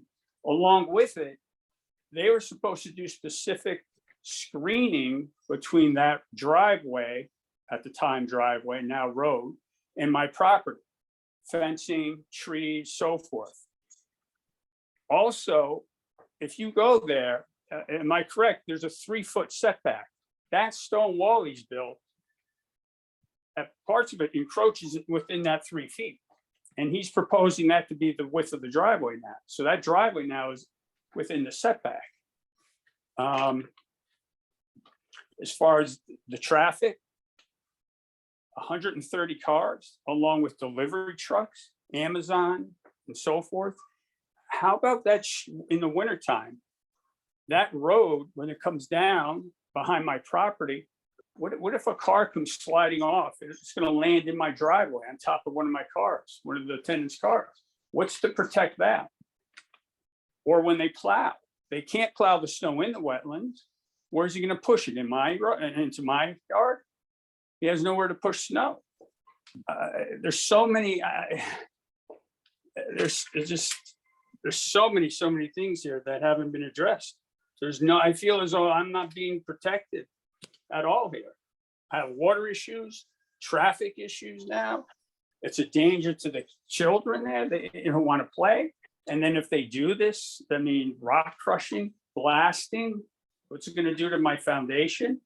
Along with increased water. When you blast, it's going to open up more water veins. It's going to cause a whole change in that. I just don't see.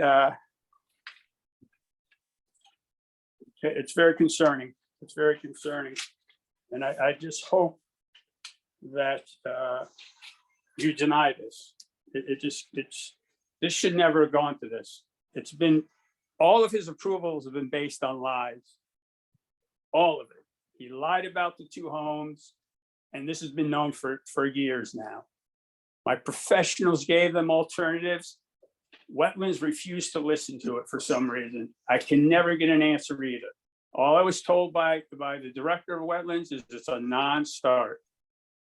Her proposal, and she refused to answer what that means. And so here we are today with this. It's devastating to my property, along with the wetlands, what they've done here. So I hope you can help me out here. Thank you for your time. Thank you, Mr. Farasha. Is there anyone else on Zoom that's looking to speak? I have a question. Yeah. He talked about a process where it went from a 12-foot width to a 16-foot width, but he never talked about it going to a 20-foot width, but according to the document, it's a 20-foot wide roadway now. So at what point did it go from 12 to 16 to 20? I can address that. We'll address that in our responses. Okay. Thank you. I know we're trying to finish up, so we can do our responses at the next meeting. That's fine. Yeah, you can give us the chronology of the evolution. We will. Yes, sir. Yeah, there were multiple wetland applications for that. And it's not 20, it's still 16. Let's leave it at that. So, Mr. Smith, just to be clear, the Inland Wetlands Commission has not approved a entryway more than 16 feet. Is it a yes or no? I'm sorry, they've approved what's been built, yes, Which is 16 feet. which is 20 feet. No. Oh my God. They've approved this, sir. We will address that in our chronology. They've approved a 16-foot paved driveway with 2 foot buffers, grass buffers on each side. That's what's been approved. That's what's so proposed. But we will address that in more as well. So we're looking to hear from the interveners. We had the preview last meeting. I would ask that whatever you're going to share with us tonight, if you want to do a quick synopsis on the earlier point from last meeting, that's fine. But try to stick to any new material or new information that you might like to share. Well, hopefully I'll please the commission then, because we did present extensively last time, like many here, we are waiting for the applicant to submit their supplemental materials, so we can review those and comment on them as well. We were exhaustive at the last hearing. We don't have anything new to add necessarily today. I can always talk, but I won't do that today. Just a couple of quick comments though from our standpoint. You heard Mr. DePayne talk about his flooding and the water cascading. We did submit a video of that that has been uploaded. Ms. Brascia had mentioned his tenant issues, and we did receive a letter that we submitted as well. So those should all be part of the record as well at this point. Anything else I think we can certainly discuss at the next meeting. I know you were mindful of an 11 o'clock finish, and so we didn't want to hold that up and be part of that problem. Is inland wetlands going to be part of this? Do they, I mean, because they've been mentioned and their approvals have been mentioned, and both seem to have different interpretations of what has been approved and why. With this ask, I just wondered whether they're part of this process. Think about it, if you don't have the answer. I can speak on that. So essentially, what they're proposing alters what was previously approved by inland wetlands. So they legally had to submit an application at the same time or before this application was submitted. So they currently have an application before inland wetlands that involves. Yes. So they, the applicant, are currently before the inland wetlands commission. The Inland Wetlands Commission has a timeline that is similar to ours. They have to close their public hearing by March 1st, and they have to of a negative or positive, decision. and they have 35 days from where they close their hearing to give that decision, which then gets sent to planning and zoning. We get 65 days to make a decision, so we will have at least 30 days to deliberate where we know whether inland wetlands approved or denied the application. So just to be clear, the application to this commission and to the inland wetlands are running in parallel. It's not that inland wetlands has to opine and then the clock starts here. They're parallel Right. decisions, except their timelines were shorter than ours, given circumstances. And so they're, well,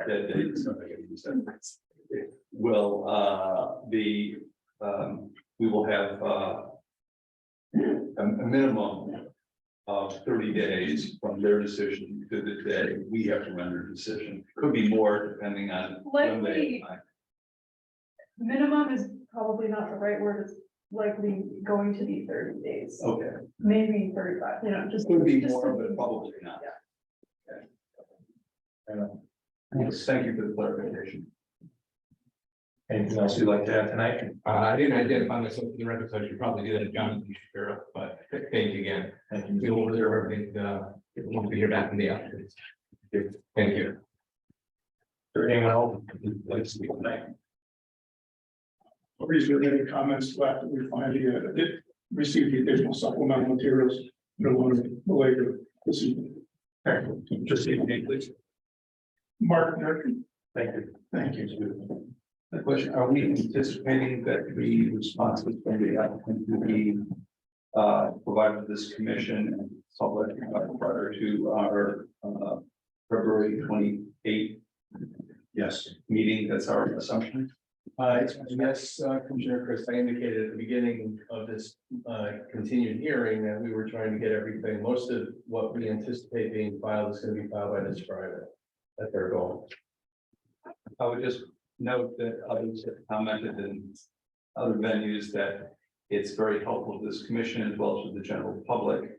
We have information available sometime before, a couple hours before a commission meeting is occurring so that we can all sit down and review them in a thoughtful manner. That's my experience, and I understand that's the chair commented on the interveners. Submission for their presentation of last meeting that you'd like to have it 5 days before. I did hear that representative to that also mentioned to Attorney Hollister. Yep. Our goal is to beat that 5 day time. Thank you. That'll do it. This meeting's continued to.